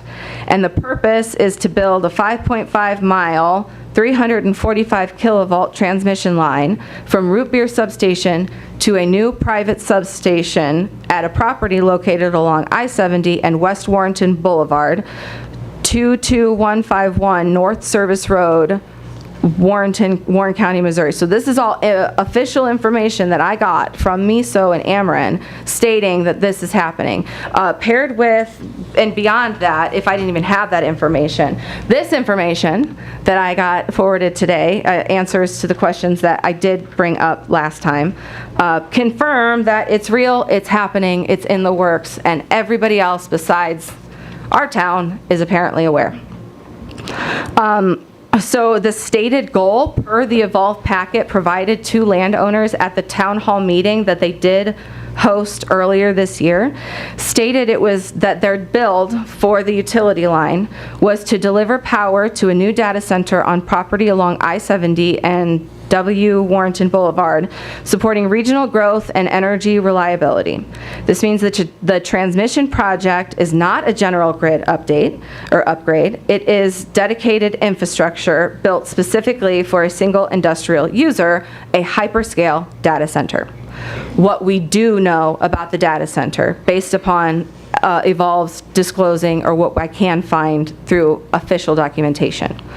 The footprint would be about 800 square feet of industrial scale buildings, equivalent to about 18 acres under one roof. That's just everything under the building. The campus size is projected, the projected materials and land outlines suggest 300 to 430 total acres needed for this project. The timeline that we've been given, final designs have come July 2025. Construction is slated to start September 25, and it is supposed to be completed and in service by December 2026. The employment promises 185 permanent jobs, mostly technical, with claims of local hiring. Environmental claims by Evolve. Evolve, the company who's building, states that there are no environmental concerns, there are minimal permits required, and there will be no intrusive noise. In reality, large-scale data centers often require millions of gallons of water per day, produce constant generator emissions, and demand 200 to 250 megawatts of power. That is the equivalent to a mid-sized city. And when we talk about the power demand, it is not just, oh, in a month, in a day, in a time. We are talking instantaneous. The second they flip that building on for usage, we are instantly draining 200 to 250 megawatts around the clock. That building cannot be shut down, which means we have to have backup generators. We have to have diesel reserves. We have to have a lot more than it seems anybody's gotten the permit or meetings for. So the property land use, the easements they're asking for is 150-foot wide easement, 75 foot on each side, required along a 7-mile route. They said at the meeting there was 3 or 4 potential routes that they would take, so we don't even know exactly where they're building the utilities. We just know that they intend to build them. They are working with landowners, and as I heard from members from the last meeting that this was a problem for the county to solve. Believe you me, we are going there next. So they're asking on the easement to be given permanent access rights to Ameren for inspection and maintenance. And the landowner compensation is slated per acre of easement taken. The landowners are approached individually and directly. Annexation. Documents show that this property has been annexed into Warrenton city limits. This is crucial because zoning and permitting authority lies with you guys, which is why we're here. Ameren's role, the substation and transmission line will be transferred to Ameren upon completion. This means that the costs for construction, operation, and maintenance will eventually be rolled into Ameren's rate base. Residents are already experiencing Ameren's recent 11 to 12 rate hike, which we just covered wasn't actually accurate. And data centers create new infrastructure demand, which utilities historically recover from residential and small business customers. Okay, so now that we've all seen concrete evidence of this utility plan's development connecting to Root Beer Substation to a private connector supplier, let's look at the overall timeline of events that brought us to this place of corporate overreach. The development of this project is subsidized off of the backs of the very employees that will run this facility by the employee's paycheck, thanks to the Warren County Economic Development Council's creation of the time zone. So let's say someone earns $50,000 a year. Normally, their Missouri state withholding income tax goes 100% to the state treasury.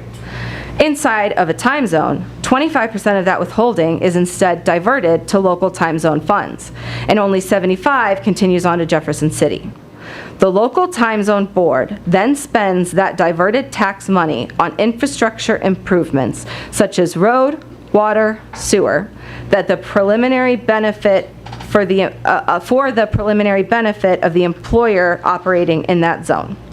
On paper, it's pitched to the local municipalities as the state isn't losing money because these are new jobs. The local area just gets to keep some growth.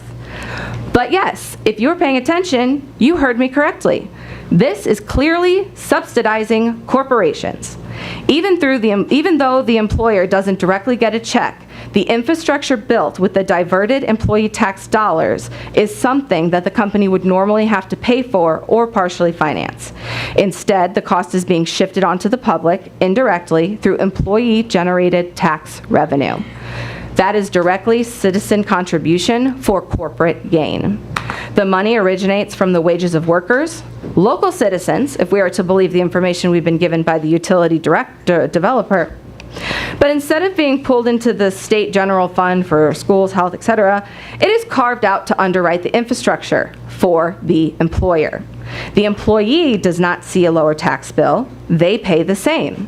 The benefit accrues to the company by means of a lower development cost, and sometimes to the city for new infrastructure that wouldn't otherwise be funded, but only if and after obligations to the existing development can be met. So let's go through the timeline and framework that brought us to this closed-door data center development. Before we do that, it's important to understand some key terms that I'm going to use throughout this timeline. MISO, Mid-Continent Independent System Operator. MISO is the electric grid operator for the central United States. It provides electricity for 15 states in the Canadian province of Manitoba. MISO operates the electric grid by managing the transmission of power to meet demand. The MTEP is the MISO Transmission Extension Plan. It is the culmination of comprehensive stakeholder-inclusive planning process to build and maintain an electric infrastructure to meet local and regional reliability standards. Enable competition among wholesale capacity and energy suppliers in the MISO markets, and allow for competition among transmission developers. MTEP includes projects from local reliability planning, regional or long-range transmission planning, and interregional planning. So basically, the MTEP is like the game plan of the utility company. They have control over this area, and within this area, this MTEP plan is used to generate moves for the company, right? Because it explains where electricity needs to go, where it needs to be generated, and how they can profit from it. So WCEDC, sometimes referred to as the GWCEDC, the Greater Warren County Economic Development Council. According to CausIQ, Greater Warren County Economic Development Council aims to grow and strengthen the economic base of the Greater Warren County area through collaborative efforts between the public and private sectors. Sounds like a lobbyist, right? It strives to attract and retain jobs in the area with a focus on employment opportunities. They operate as a nonprofit, and as of 2024, their total revenue was $162,265. Time zone, which I've already used and is an important term. An area identified through an ordinance or resolution passed pursuant to subsection 4 of this section that is being developed or redeveloped for any purpose so long as any infrastructure or building built or improvised is in the development area. Once adopted, they are protected by Missouri state law, statute MOREV Stat 620.2250. Root Beer Substation. It is a 345 kilovolt, which is an extra high voltage switching station, identified in MISO's 2022 MTEP plan, which means that the Root Beer Substation that is already built and in use to supply power to this data project was in Ameren's plan in 2002. So whoever was here then should have seen this coming. It is sited in Warren County, Missouri, specifically to interconnect new generation and large loads to the regional grid. It was first tied to the Split Rail Solar project as an interconnection point. In April 2025, MISO stakeholder presentations flagged that a 200 megawatt data center load would also be connected at Root Beer, meaning that the same substation is the hub for both renewable generation and the massive new demand from the proposed data center. This makes Root Beer the linchpin infrastructure node for the whole project. So earlier when that fellow stood up and talked about Split Rail Solar and how he felt uncomfortable, I was so ready to talk then, because that is when this started, and that is when you guys dropped the ball. You didn't realize what would happen afterwards, but this is what happens after you approve a facility of that type. Split Rail Solar, a 300 megawatt utility scale solar farm in Warren County, Missouri, developed as part of Ameren, Missouri's Clean Energy Expansion Plan. It is in Warren County near the I-70 corridor close to Warrenton, and its power is designed to flow into Root Beer Substation. It is the largest single solar facility in Ameren's March 2024 PSC case, where the commission approved 400 megawatts of new solar.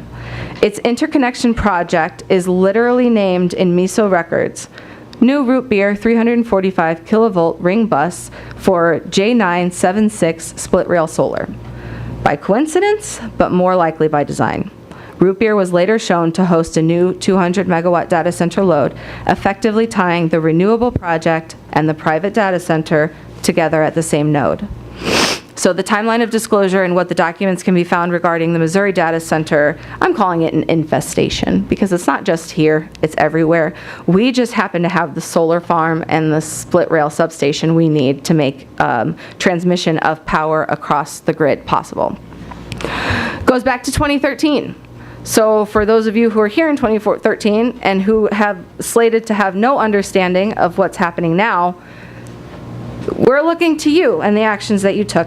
So in 2023, EEZ groundwork in place, city and countywide. Warrenton adopted an ordinance section endorsing creation of a multi-jurisdiction enhanced enterprise zone, covering Warrenton, Truesdale, Wright City, the village of Pendleton, and parts of unincorporated Warren County. EEZs pair local real estate tax abatement with state EEZ tax credits. This is important because this is the earliest incentive plan I found for updated industrialization of the area, and it sets the tone.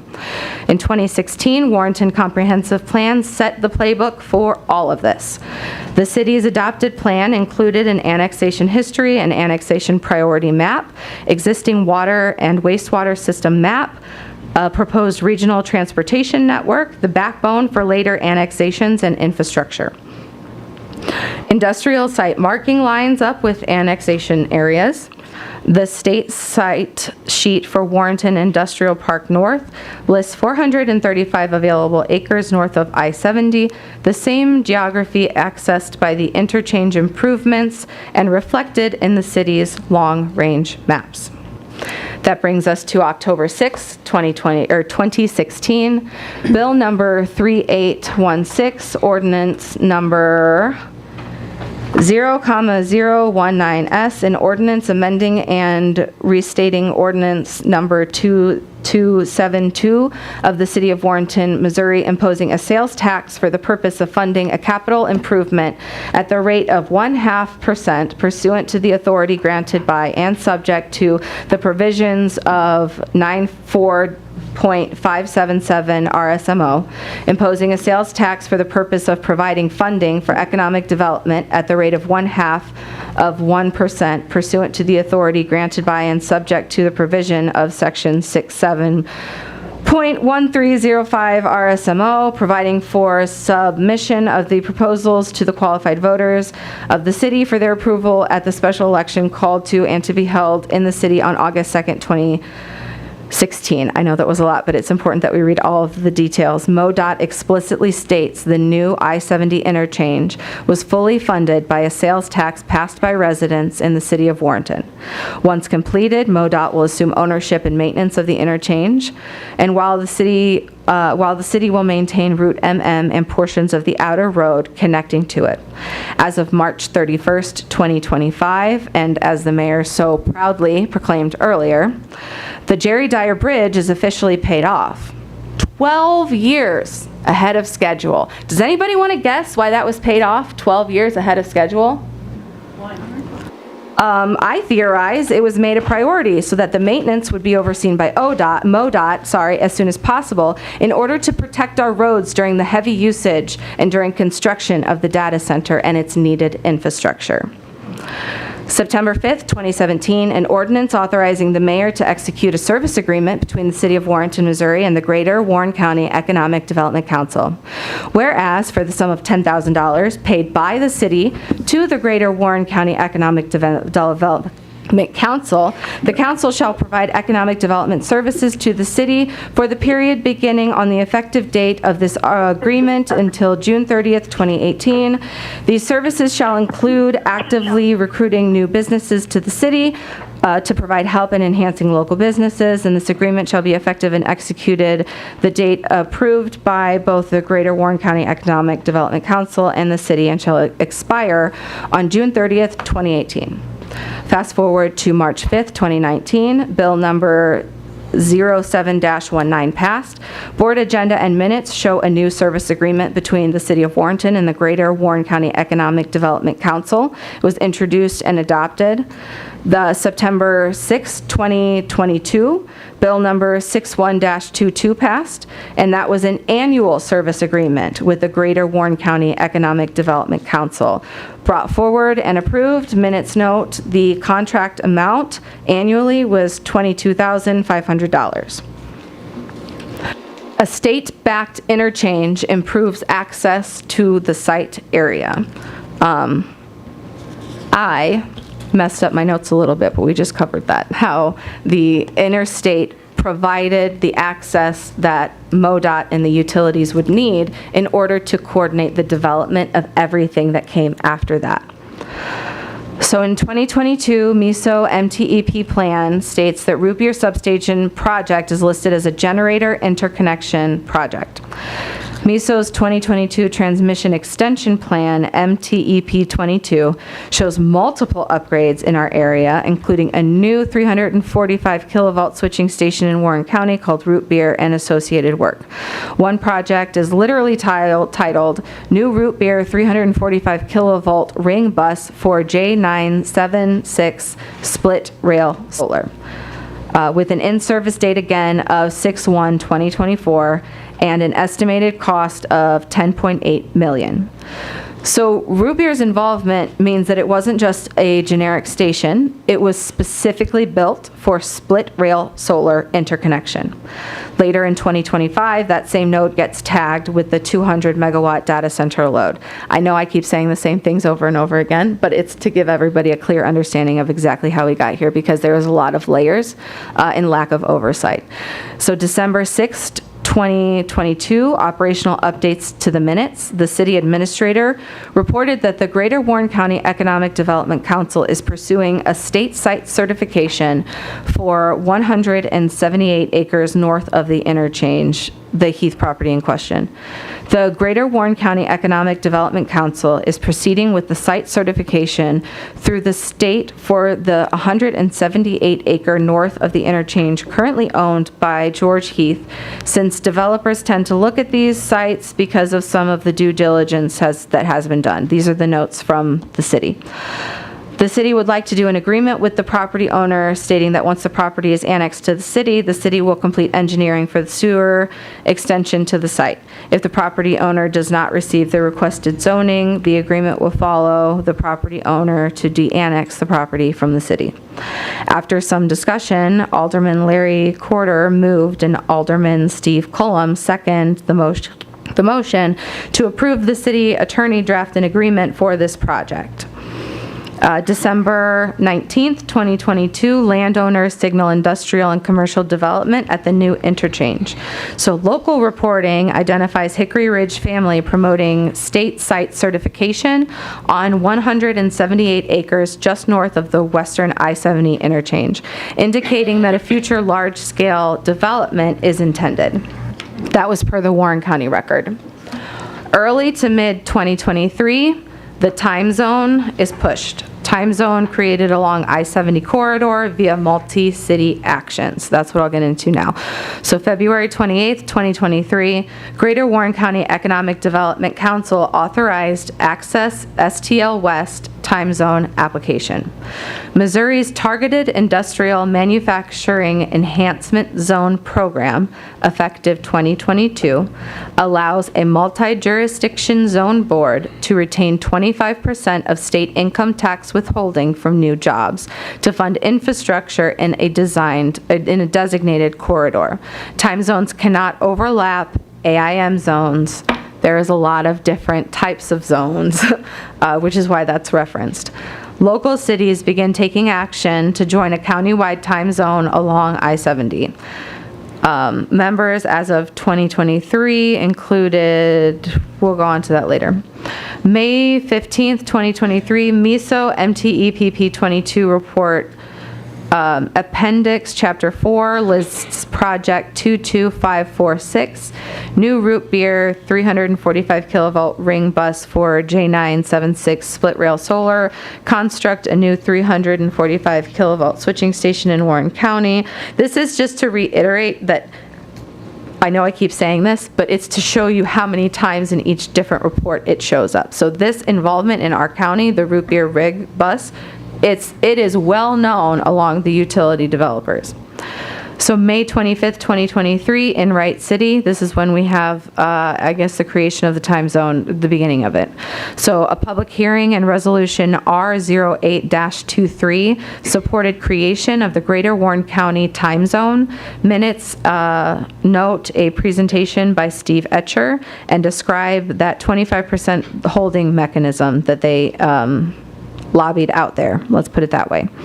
So public hearing time zone was held, and Alderman Owens and Alderman Hakeem summarized information about the time zone that was provided at a workshop in May of 2023 by Steve Etcher and with the Greater Warren County Economic Development Council. That resulted in a resolution supporting the creation of the Greater Warren County time zone. Fast forward to June 5th, 2023, Jonesburg has a hearing, passes a similar resolution. June 6th, 2023, Warrenton Board of Aldermen passed Bill number 37-23, becoming ordinance number 2765, officially creating the Greater Warren County time zone. This was the anchor ordinance that tied the whole I-70 corridor together. Without our approval and participation in that time zone, it would not have been created. I believe a lot of things would have been different. That's fine. August 1st, 2023, board agenda minutes. Bill 50-23 authorizes a real estate purchase agreement with Hickory Ridge family. Bill 5123 is introduced to annex unincorporated property. Bill 50-23 passed, becoming an ordinance. May 5th, 2023, the city publicly confirms the property was annexed. March 21st, 2024, Missouri PSC approves Ameren, Missouri's plan to build and acquire 400 megawatts of solar, including split rail solar in Warren County, with a targeted in-service date of 2026. PSC news release and Ameren investor release is where I got that information. PSC annual reports note that the 4 facility solar CNN case, which is EA-2023-0286, and its approvals subject to conditions. To summarize, the Ameren, Missouri granted CNNs with conditions for generation facilities, basically stating that the split rail solar can operate, it can give electricity, and we're moving on through approvals to get it in operation. MISO MTEP shows that the network side, stating new root beer 345 kilovolt ring bus, once again, is a new switching station in Warren County to interconnect to the solar farm. March 21st, 2024, Wall Street Journal briefed summarizes the order and size of split rail solar. The split rail solar in Warren County. Vidalia's 50 megawatt, Bowling Green has one, and Cass County has 150 megawatt. This is conditional, though, for them to use it. That's still in the works. So this shows up that split rail is the largest single project in the approval set, and split rail project to the transmission grid entirely. March 21st, 2024, Ameren Investors press release announced PSC approval to build or acquire that use of solar, with projects entering service date in 2025 and 2026. That's when they want to have split rail up and running to produce and move electricity. The split rail 300 megawatts is explicitly part of this package and labeled specifically, and is the largest single facility among them. April 16th, 2024, the City of Warrenton rezoned the property in question from agricultural to M1 light industrial. Application was filled out by Hickory Ridge Farms LLC. June 13th, 2024, notes that the split rail Vandalia and Bowling Green projects were approved on March 21st, 2024, with the Cass County, Illinois project deferred until whatever conditions they put on it are satisfied. August 7th, 2025, MISO identifies the data center indefinitely throughout all of their paperwork. So it didn't just show up one place and then a different information stating it just stated split rail, or I'm sorry, for root beer. Okay, so root beer substation has been labeled in lots of different projects. The 200 megawatt data load going along with root beer substation has been added and dropped from specific documentation, right? This is put here to state that as of April 7th, 2025, across the board in all of the paperwork that I can find publicly online through documents, that MISO identifies the data center being connected to root beer substation explicitly. May 1st, 2025, Warren County Record reports Evolve Energy's partners acquire 150-foot easements for a line to deliver power to the new data center, and the landowner packet that we got from Evolve spells out a 7-mile hike all the way to the private substation that will be built on facility of the data center. So we're not just talking about split rail solar field and the root beer transmission station. Split roller, root beer will all be funneled to a private substation being housed and built by the data facility itself. May 13th, 2025, Ameren's testimony included language about preparing to serve a new large load customer, and that's how the rate case and root beer planning overlap through that case. May 2025, the Warren County Record reports Evolve Energy Partners plans to build a power line for a proposed data center on the property, marking the public announcement of the project's shift towards data center infrastructure. It was named then. I know everybody says, oh, there's rumors, but in May 2025, Warren County Record reported that it was happening. In 2025 is when we got the Evolve landowner packet. For the first time, the purpose of the line and the substation is openly tied to the new data center using information from the developer directly. Because the developer's materials tie the grid upgrade to the data center on I-70 explicitly. Handouts given to the landowners by Evolve Energy Partners describe the route, the easements. They describe 100 to 125 foot steel monopoles. Construction's slated to start September 2025, so far as the developer is concerned, and the transfer of ownership to Ameren upon completion. We've already gone through that. On April 23rd, 2025, the Missouri Public Service Commission approved Ameren Missouri's request, increasing electric revenues by $316 million, effective May 13th, 2025. News coverage translated that to about the numbers we discussed earlier. We know that that's not accurate. So why this all matters to bills, to infrastructure, and what we learned from Virginia and their development. Very large concentrated loads can drive transmission build-out and substation upgrades, but the full costs are unknown and potentially shift risks to the cost to other ratepayers if not managed. Natural resources are obviously going to be impacted, even though we've gotten no information from Evolve regarding the environmental footprint. Some of this is repetitive. We've heard a lot from the people in the community stating that they don't want this development. All I will say from this information that I've gotten generated is that there are sources, multiple sources, even though Donald Trump rolled back protections protecting citizens earlier this year by way of an executive order fast-tracking the road to data infrastructure. There's still a lot of oversight that should and can be used. I speak more about that later, so let's just continue with this. The community's concerns are water usage, power demand, and the amount of power.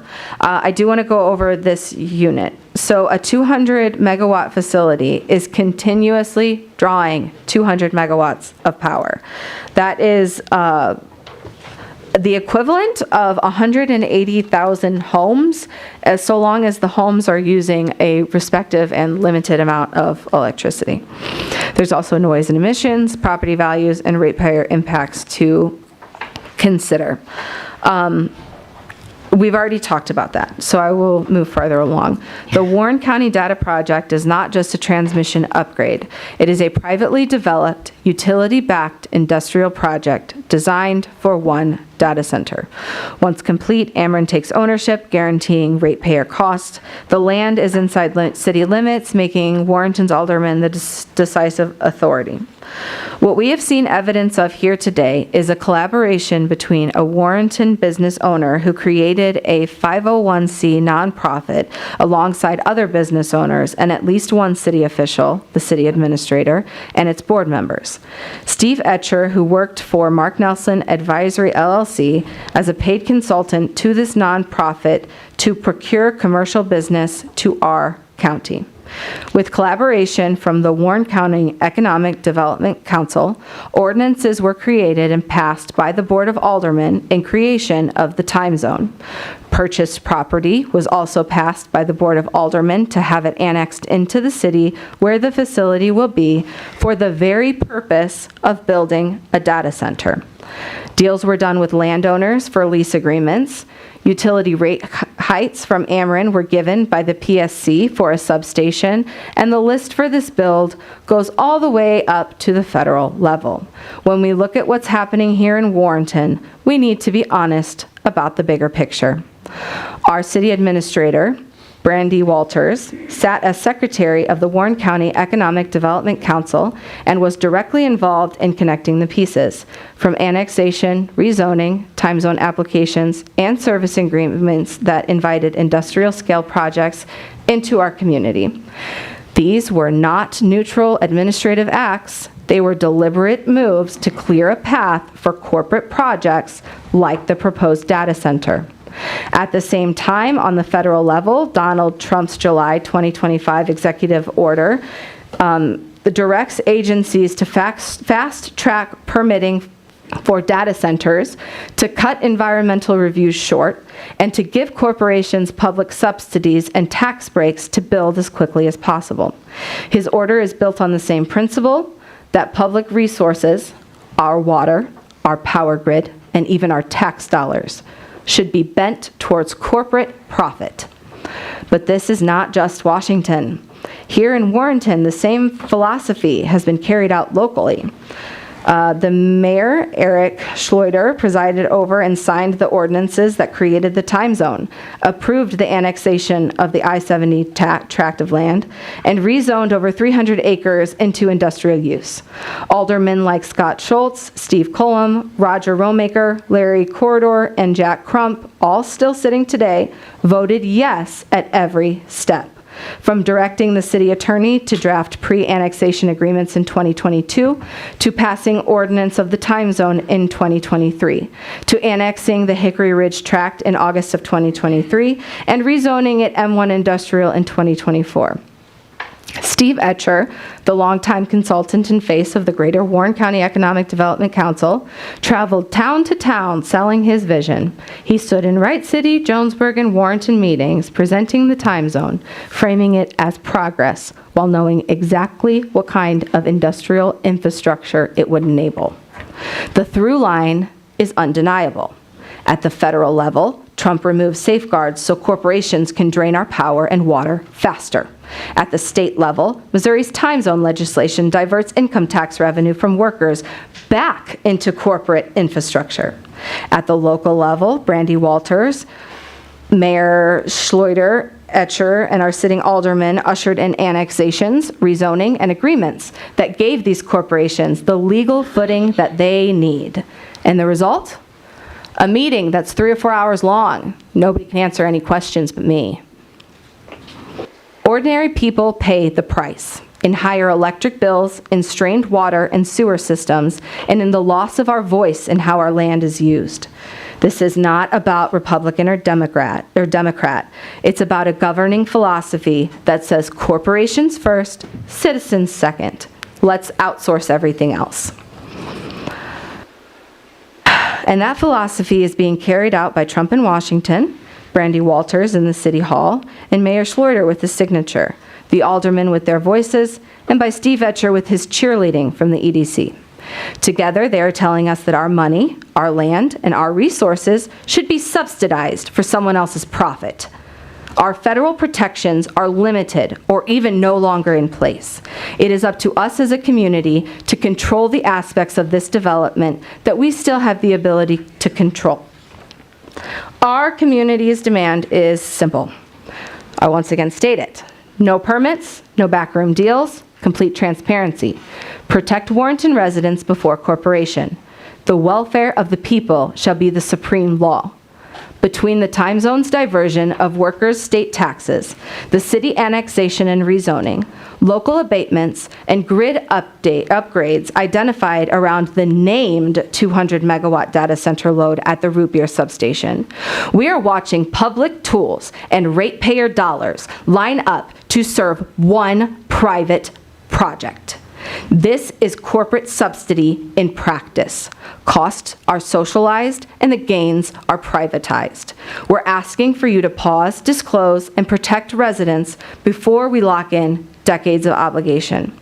Now, I know that was a long kind of passionate, maybe mixed up a little bit timeline, but I didn't just come to oust the corruption that I see and unethical behavior. I came to offer solutions. So I want to draft an ordinance. I want our local municipality to be in control of the oversight of this project. Trump is not coming to save us. The Kehoe is not coming to save us. Nobody else is going to stop this development. It is already been put in motion by people who set this in motion a long time ago.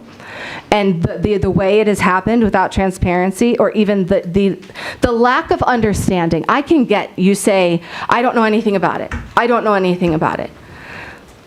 Then do you know what you are doing, guys? Because I understand the road towards development, progress, right? One step, the next step, 1 foot in front of the other. Steps need to be taken to go towards the end goal. But nowhere from 2013, at least 2016, let's throw it out there, from then to now, did anybody see this roadmap happening? So how can we expect the state or the feds to come in and protect our community? We can't. My ordinance covers a blanket of protections that are no longer available, which is why I think they are important. So this is just base. This is, I'm throwing my information out there. I would like to work with the city attorney in order to make this possible.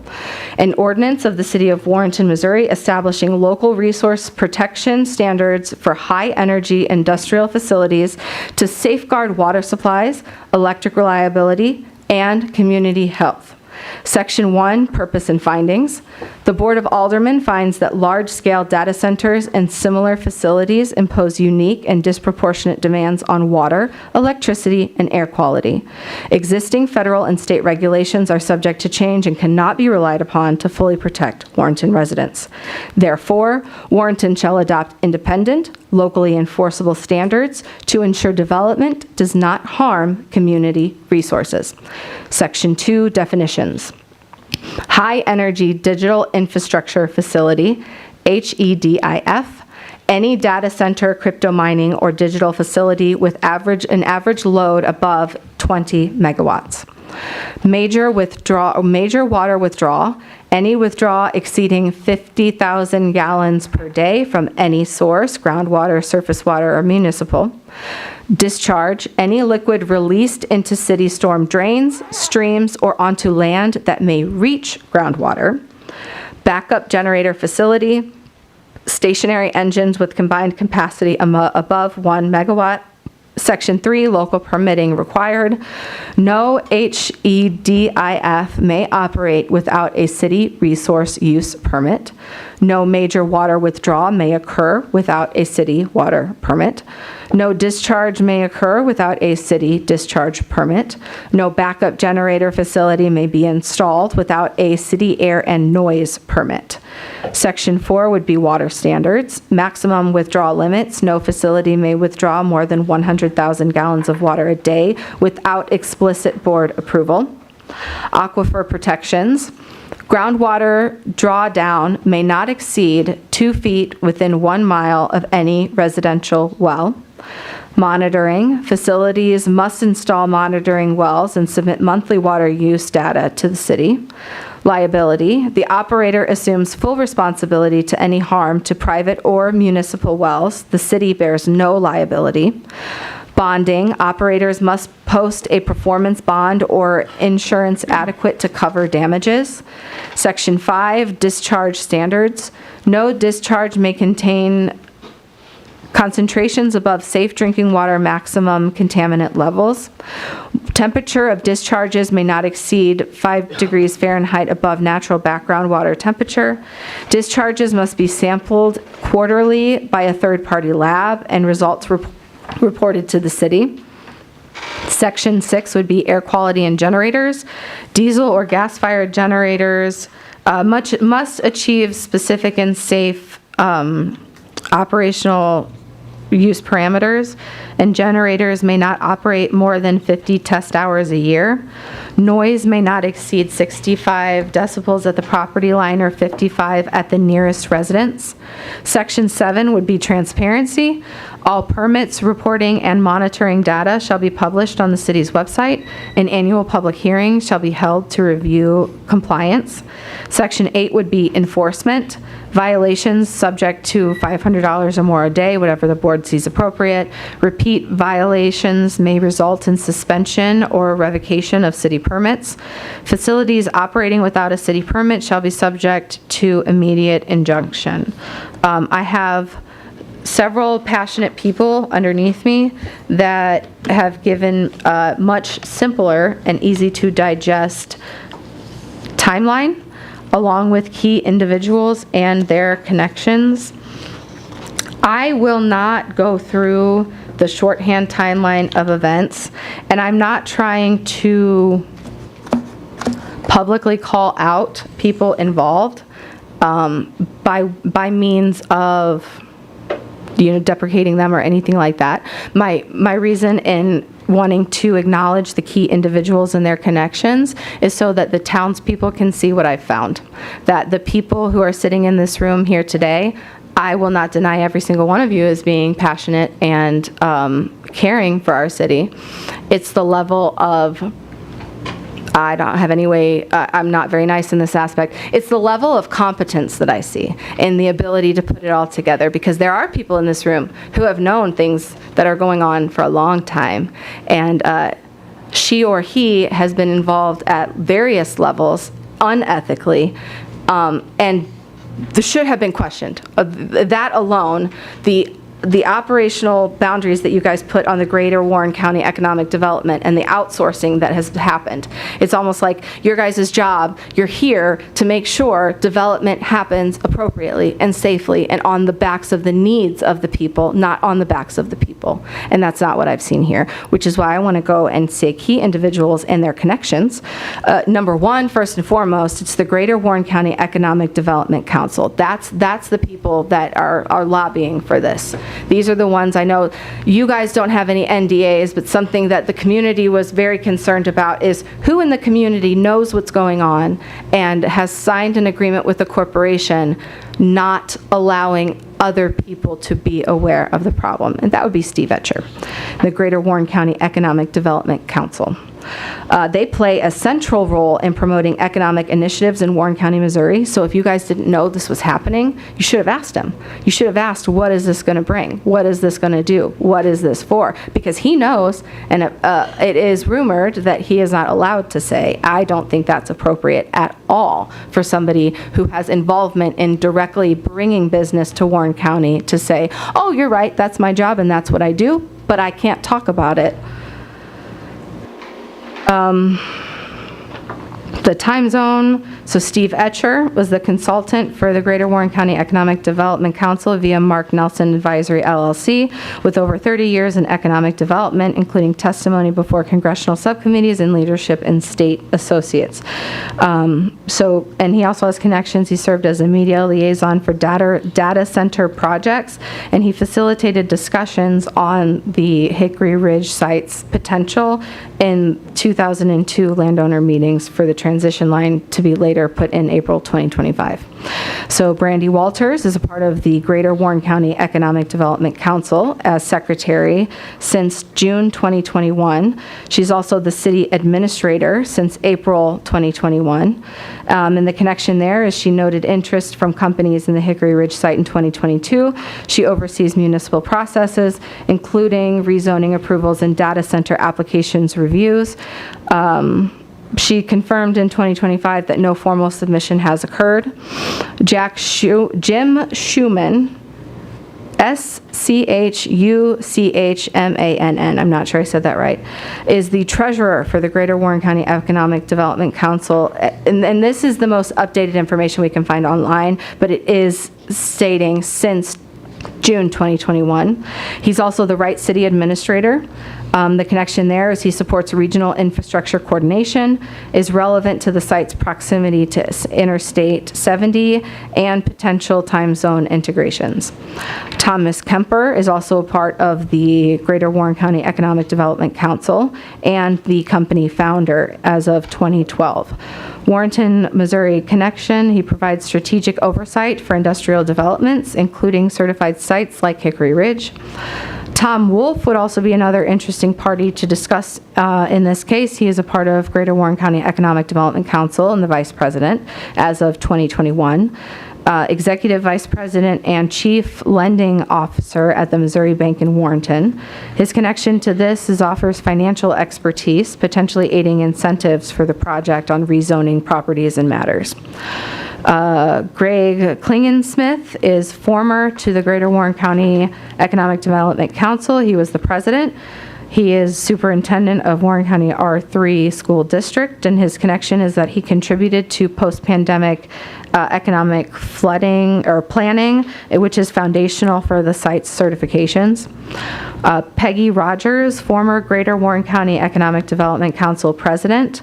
She's president of First State Community Bank in Warrenton. The connection is she was involved in ledgers during periods of revenue growth supporting framework for commercial rezoning during her time on the board. Mark Stevens, the former Greater Warren County Economic Development Council treasurer. The connection would be that he managed early finances relevant to development initiatives. That means the lobbying I talk about, how our city has hired this Economic Development Council to go out and find businesses. That's the connection there. He's relevant in the development of the initiatives creating that development. I keep saying the same word over and over again, but it is all the same. Mark S. Spady, former Greater Warren County Economic Development Council president. The connection as of June 17 to 18 would be providing initial leadership for economic strategies, so he would have set the stage for those that came after. Hunter Metcalf, a founding partner of Evolve Energy Partners. Connection is that he directs the data center project, including easement negotiating. The developer acquired interest in the Hickory Ridge site for the facility. Our Mayor Eric aligns city efforts with certified sites, as noted in the 2022 announcement, as well as approving several measures since then. John Young, the Warrenton City Attorney, connection would be managing legal compliance for rezoning and annexation ordinances. John Struckoff, Warrenton Director of Operations. The connection provides operational support for infrastructure tied to zoning industrial sites. So if he doesn't know something now, that's a potential to look for in the future that should cross his desk. So Mike Cross, Warrenton Building Commissioner. The connection would be overseeing the permit process for developments on properties like the rezoned parcel. So if they don't have any knowledge at this point, it is important that they look out for things crossing their desks, as well as everybody else in the community that can see those interactions. Harry J. Stein is a trustee associated with prior ownership of the Hickory Ridge site, and the connection there is that he transferred the property in 2004, which later sold in 2018. So it's that's as far back as I went, finding information on the who did what when now. But that begins the transition of that land into being annexed into the city, if that makes sense. So there's a lot that we can do, but there's a lot that's already been done.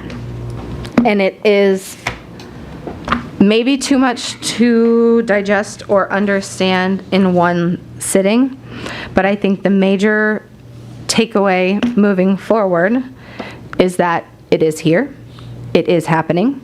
If you are unaware, make yourself aware so that you can make us aware. And in the meantime, I want to put a stop to any talks on this until we can accurately figure out how to move forward. I know the city needs money. I know the city wants development. I agree that I want to see Warrenton grow. But I have been here since 5th grade. I bought my house here because it was affordable. There are really good people. The connections I do have are worthwhile, right? But what I can tell you I haven't seen in my 20 plus years of living here is growth based upon the needs of the people. We have grocery stores, right? We have a few things here and there that are great. We need them. I get that. But when somebody comes to you with an idea, 9 times out of 10, you're talking about people getting high at a hookah bar, and you don't want that on Main Street. And it's like, you don't even have an understanding of what shisha is, which is what you smoke out of a hookah. It is not THC or anything. Which means the connections I have with my people in the millennial or younger generation, there's nothing for us to do, is what I'm trying to say. You guys are saying you want development. Every time I've taken the time to sit on Zoom and watch a meeting or go through the agenda, I'm going to shoot down after shoot down after shoot down unless it's a bar or another laundromat or something stupid that we don't need. I understand the incentives that were put in front of you when you created the time zone, but what I don't think that you guys understood was the implications of that data infrastructure and the build for computer generation and that type of warehousing was under that industrial usage. I went back and I watched the Alderman meeting when you guys rezoned it, and only one, Miller, I believe was his name, and he's not on here anymore, one person spoke up and was concerned about the rezoning, and everybody else just passed it through. So we can't do anything to change,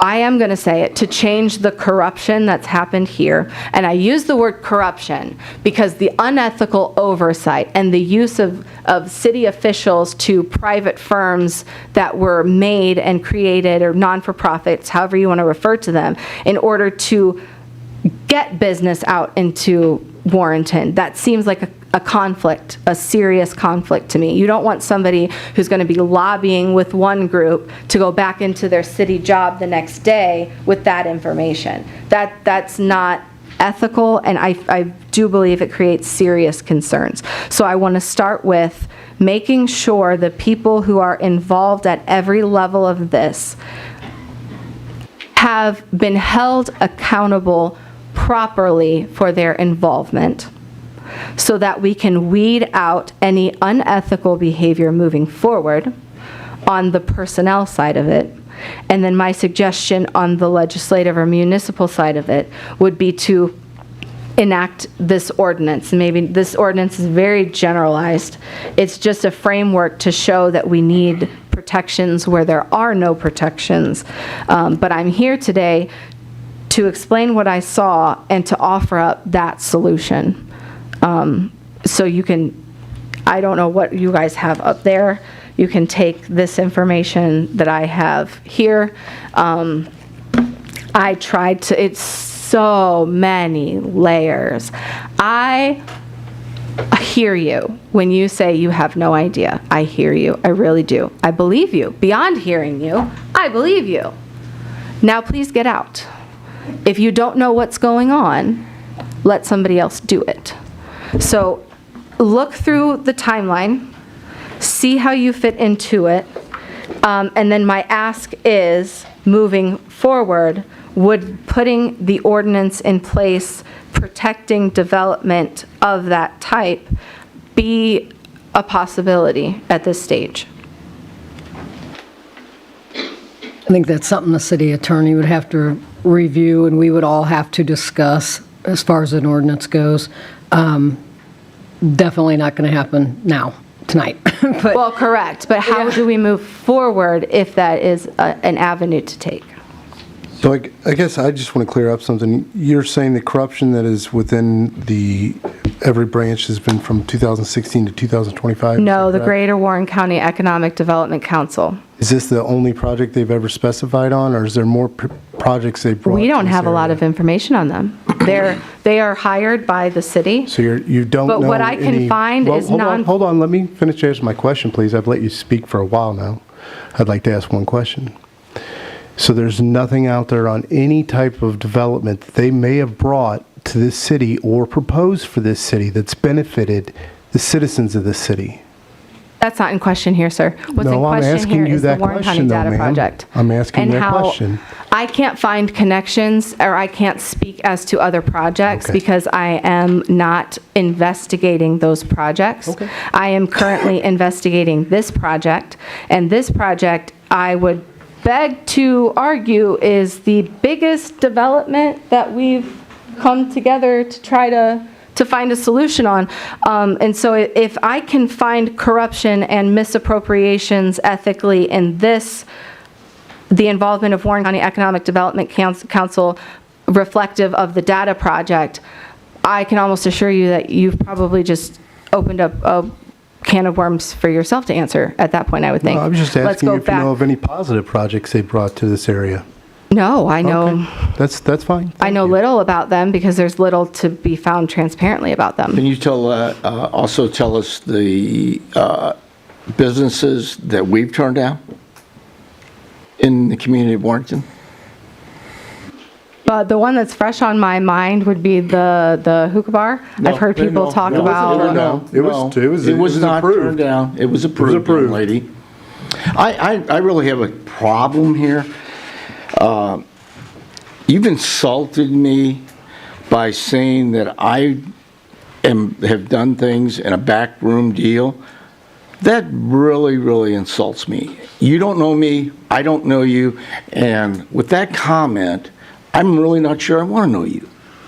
So you spoke 45 minutes here, and you gave a ton of information.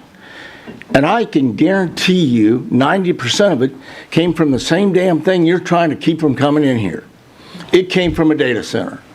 And that frustrates me.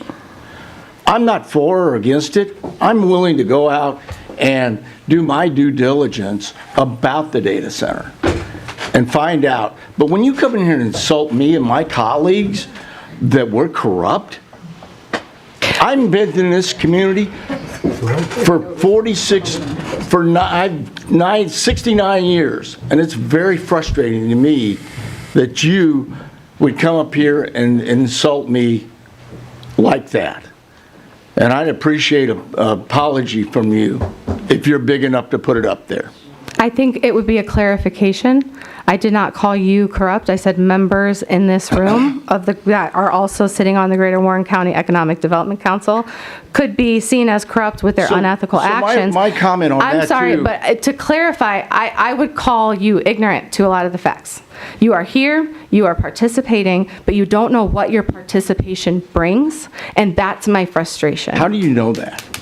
Because you don't, you know what, before you Because start you're tearing answering the my fence down, maybe you questions. should find out why it was built. What other option is there? We're asking you, how many times did somebody stand up here and ask a question, and every single one of you said, I've got no idea. I have no idea because they don't tell me what's going on. No, we told you that there was nothing that has been brought to the community or brought to the city about the data center. That's what you were told. And that's what we knew at that point in time, because if we were telling you something, it would be the same thing that you've been telling us. Speculation and information that you got off the data center. I'm not aggravated about wanting the data center. I'm frustrated with some of the comments that you made, young lady. The other thing was, just in general, you commented on Ameren and their prices going up.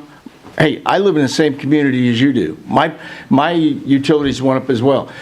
But do you think really that if we move this over to the next county, they're still not going to raise our rates? No, because it's up to us to protect that But from don't sit here happening and any act farther. Don't act like this group of people have anything to do with that, because that's what the information I got from you. Then to clarify, I think you're taking this personally. Hold on. She's spoken. This board is allowed to answer, and for you guys to sit there, no, just hang on. For you guys to sit there and want to yell something from the crowd, that's not fair either. You've had your chance to speak. He's answering something and speaking to this young lady. Please allow that conversation to happen. Thank you. okay, so that your basis, I understand where you're coming from. What I am saying is through my own independent research, backed along fact, not feeling or being upset, is that the projects that have been produced, maybe not directly in Warrenton, but in Warren County, which is the zone that you guys are supposed to be aware of, have led to the development of these facilities that have turned around to increase everybody's rate. So I don't appreciate the tone of your question because I don't think you're taking responsibility for the direct actions that municipally Warrenton, as a county and a city, has had in the development of those rate hikes. We are responsible for the rate hike because we allowed the split rail solar and we allowed the root beer substation. And had it happened somewhere else would be having this discussion, but it didn't, sir. It happened here. And we are the biggest piece of the puzzle. This isn't some conspiracy. This is real. This is fact that Ameren raised everybody's rates because of specific projects tied to data infrastructure. Throughout the state. And that Warrenton, Missouri is the biggest project. Warrenton, Missouri is the one that ties the electricity down the line and will power the station in New Florence. So will power the station in Montgomery. So it sounds like with that level, your argument should be with the people that approved. Correct. Hold on. Should be with the people that approved that, which is a board down in St. Louis, not here. Right, Public Service Commission, but sir, they only approve the rate after the fact. That's who you should be going and so our speaking with on that involvement level. here is what I am describing to you now. I am just understand that, stating ma'am, the but I'm facts gonna as I also see tell them, you that and there I'm have been stating no that less in than order 5 to companies that have protect looked our at that community, we need municipal ordinance. There is no state ordinance coming to save us. There is no federal oversight or regulation. The EPA will just clear the way. The Department of Natural Resources just says they have the water. We don't need to worry about it. I've already made these phone calls. I will put in a complaint with the Public Service Commission. This is all coming down the line. But before I blow everything out of proportion or go to the news outlets or whatever with my information, I wanted to come here first. You can shake your head all you want, but on Facebook and within our community, the buzz and the discussion and the concern is real. So you're offended by the truth that I put in front of you. I can see that. I'm not trying to offend you. I'm trying to call out the passionate side of you so that you can see where there's been inaction and where there needs to be action. I didn't just say that I came here to, I have a problem with this, and this, and this. No, I came here to say, we've all got a really big problem. Here is how I see it started. Here is where I see the problem will continue. And if these people are continually have say in the development, we will not fix anything. And beyond that, we need an ordinance to put in place that would protect us around the structure of this development. So I can't speak for the past. I came on the board April 2024. I can't speak for the past boards. But I think we need to start looking towards the future and looking into what we can do to get the answers that you're looking for and get the answers that everybody's looking for and make the right decision for this data center. But the one thing I did get out of this is that you would like to have an ordinance created to keep these kind of data centers out of our city. In check. Are you I'm not shooting it down completely. I'm saying that what I'm seeing is that the development is already happening, and there's no checkpoints being met. And by the time we meet those checkpoints for permitting and whatever use, we will have, nullified any ability to speak on it because, you should have spoken up at this turn or this turn. I wanted to speak up to try to put something in place before it was too late because as I see it, municipally, that's the only way we can protect ourselves. A lot of our control has already been given up. And we will look into that ordinance that you handed to the attorney and we'll move forward with discussions on that. Yeah. Thank you so much for coming tonight and providing so much information to us, to the public. Like I said, I've been looking into this for weeks now, and I'm glad somebody, along with all the folks that were here earlier that are still here now, thank you for being diligent in trying to preserve what you guys feel is your own sanctity, your homes, environmental impacts, and we appreciate everybody coming out and showing us that. and we need more of that. I wish people were here every board meeting we had, but usually there's just hardly nobody here.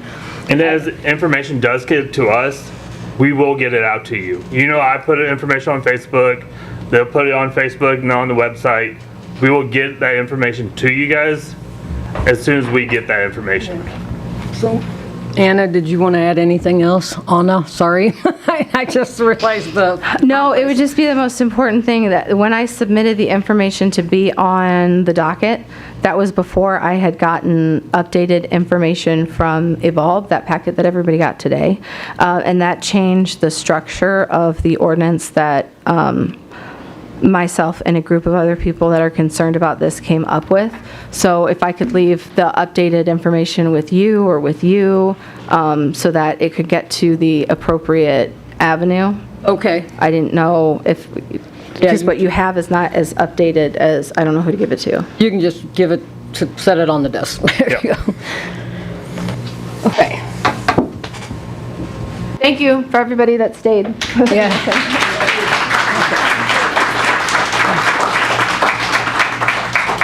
Right, so next on the agenda would be hearing from City Administrator Brandy Walters. Good evening. Sorry. The first thing I have for you tonight is the proclamation that the board had asked to create for the time capsule that the Tribute to Veterans Memorial is doing. Roger was here and spoke about that at the last meeting. Right. So we have in front of you the proclamation that we created, and Roger is going to pick it up and have it there for the ceiling on the 22nd. Are they going to have like a ceremony for all that? I think so. I haven't been able to talk to him because he had surgery, but I believe that's what he had talked about. If they are going to do that, can we get that out on Facebook? Yeah, website? I'll clarify that with him once I find that out. Any other questions on the proclamation?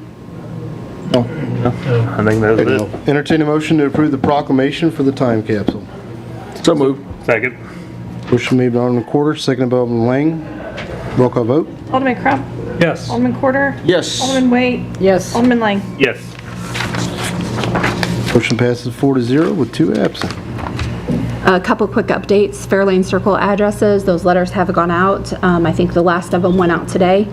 And some of those addresses are in the county, so 911 is taking care of those letters, so we will not be sending letters for those. I have sent the changes to the post office. I'm waiting to hear back from Brian. So once I get confirmation from him that his system is okay, we'll change him in our utility billing as well. All right, thank you for taking care of that. I know that was kind of, everybody was on vacation and this and that, but I will let the residents know, and they're going to be quite happy. Perfect.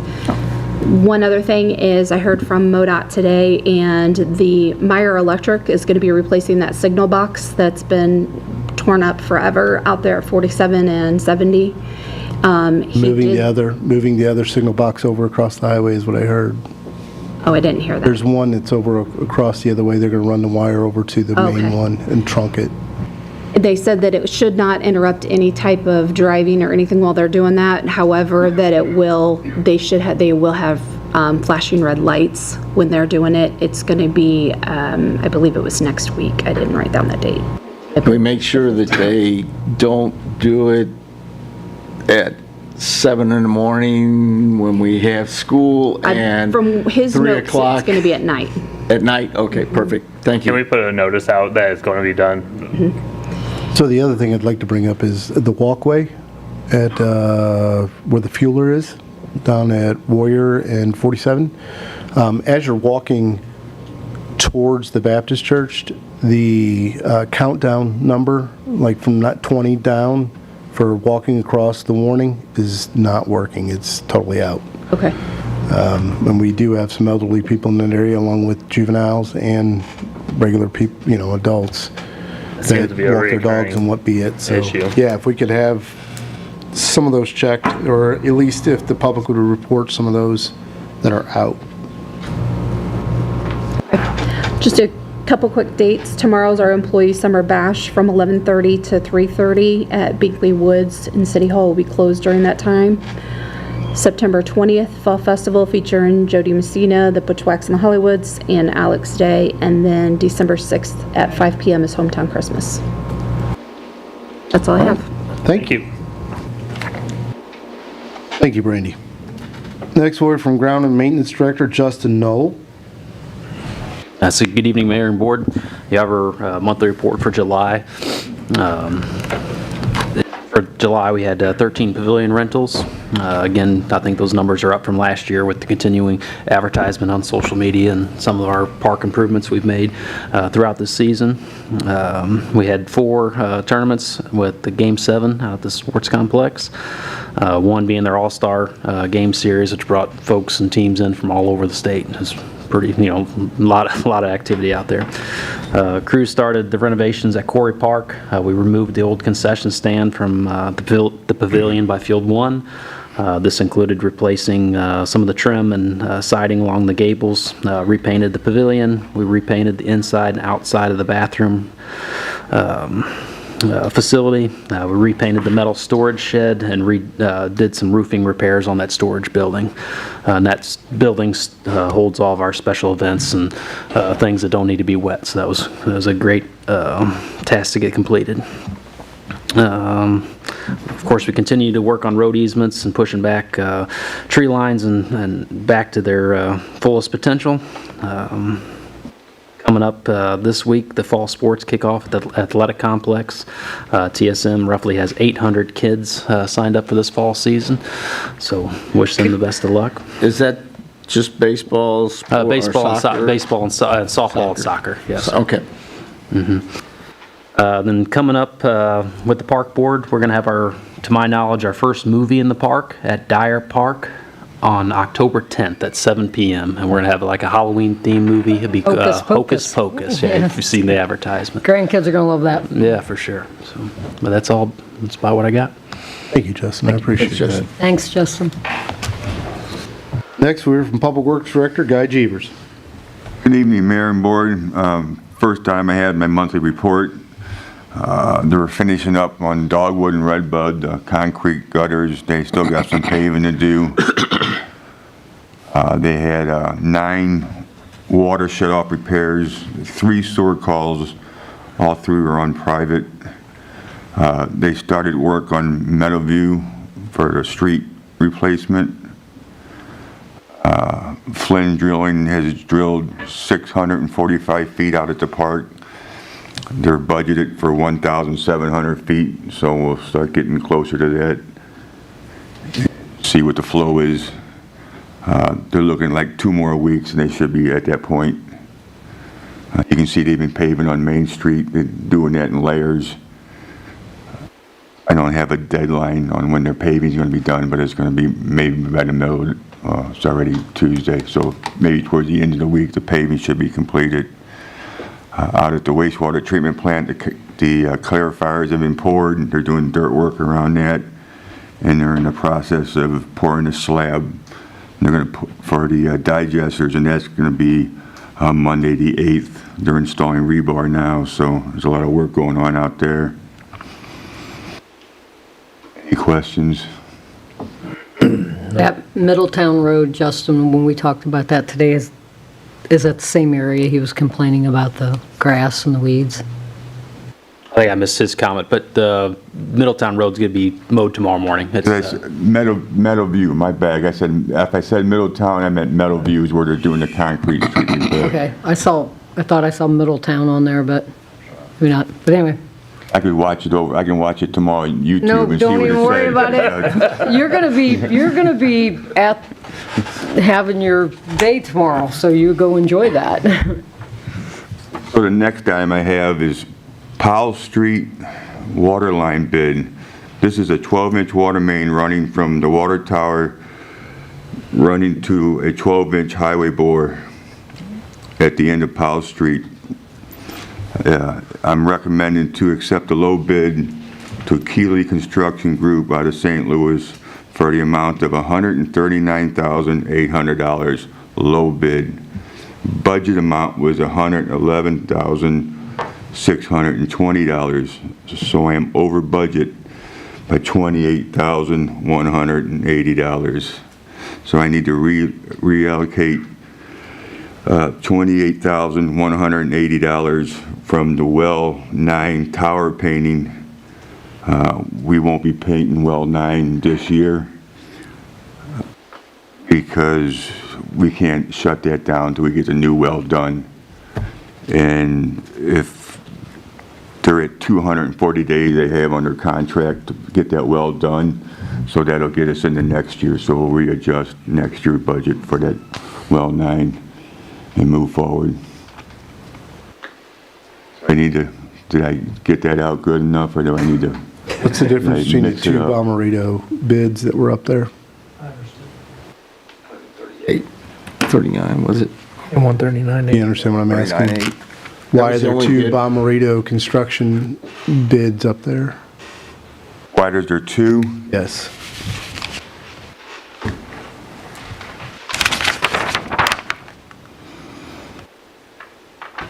Looks like there were some errors that was created on one. Was it just an adjustment, but you left it up there anyway?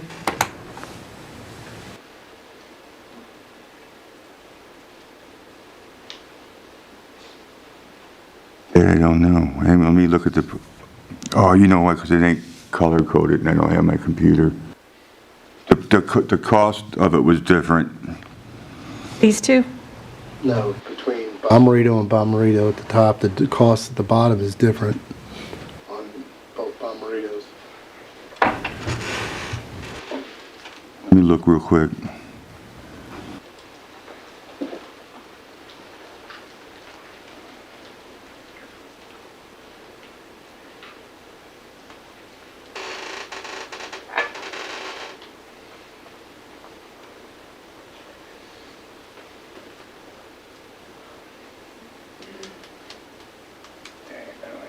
I don't have it, but it was, no, I can't see that.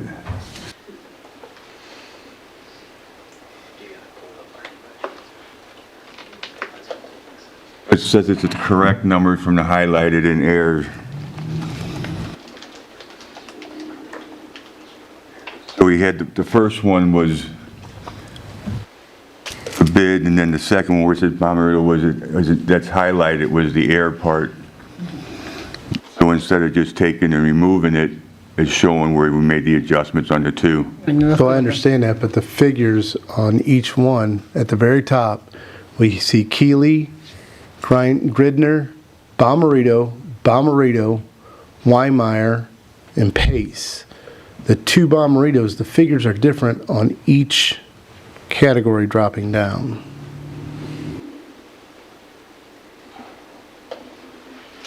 Unless it's a mislabel on the top of one needed to be something different than the Bommarito construction. Maybe it was some other company. Does everybody see what I'm saying? Yes. Or put on the wrong name. I don't know if it's I don't wrong have the name or bid not. tabs in front of me. That'd be my guess, but I wouldn't know. No, that math don't add up either. $10,656 difference in the bid total between both of them. But adding it up, going down the columns, it's different. Was it another bid from another company, I don't maybe? I don't have the bid tabs in front of me. So there must have been a different bid on that one and we just mislabeled it, but I do not know for a fact if that's correct or not. Okay, well, let's, Yeah, I just. you'll get it and yeah. figure it out and get it back to us. Let us know what's up. When are you talking about beginning the project? It was labeled incorrectly. Do you want us to bring this back to you? Well, when is it slated to start? Oh, we get the, I get that Keeley is the one that you're wanting to. yes, we get low the bid. agreement signed, we're gonna move forward, because Keely's the one also doing the water line at the new well, and that's more than likely why they're less inexpensive, because they're gonna be already in town, and we need to proceed with this project because MoDOT's running through the highway, and we need to get that water charging through, and then remove the 2 4-inch lines crossing. So I'm not asking for an ordinance on this, I'm just asking an opinion. Is the board comfortable with proceeding with it, even though, so Keeley is the low bid, it's not one of the Bommaritos? I'm fine with it. I'm good with it. Yes, Fine. yes. I will still ask, please try and correct that so we can see. should be. All right, this is a bill, so I will entertain a motion for the first reading of bill number 44-25. So moved. Second. Motion made by Alderman Lang, seconded by Alderman Waite. An ordinance authorizing execution of an agreement between Keeley Construction Group, Inc. and the City of Warrenton, Missouri for the Powell Street Water Main Extension Project. I'll entertain a motion for the second reading of bill number 44-25. So moved. Second. Motion made by Alderman Corder, seconded by Alderman Lang. An ordinance authorizing execution of an agreement between Keeley Construction Group, Inc. and the City of Warrenton, Missouri for the Powell Street Water Main Extension Project. Roll call vote. Alderman Waite. Yes. Alderman Lang. Yes. Alderman Crump. Yes. Alderman Quarter. Yes. Bill passes 4-0 with 2 absent. That's all I have. Thank you. Thank you, Guy. Thank you. Thanks, Guy. All right, I'll entertain a motion to close the regular Board of Alderman meeting. Second. Motion made by Alderman Waite, seconded by Alderman Lang. All those in favor say aye. Aye. All those opposed say nay. And we are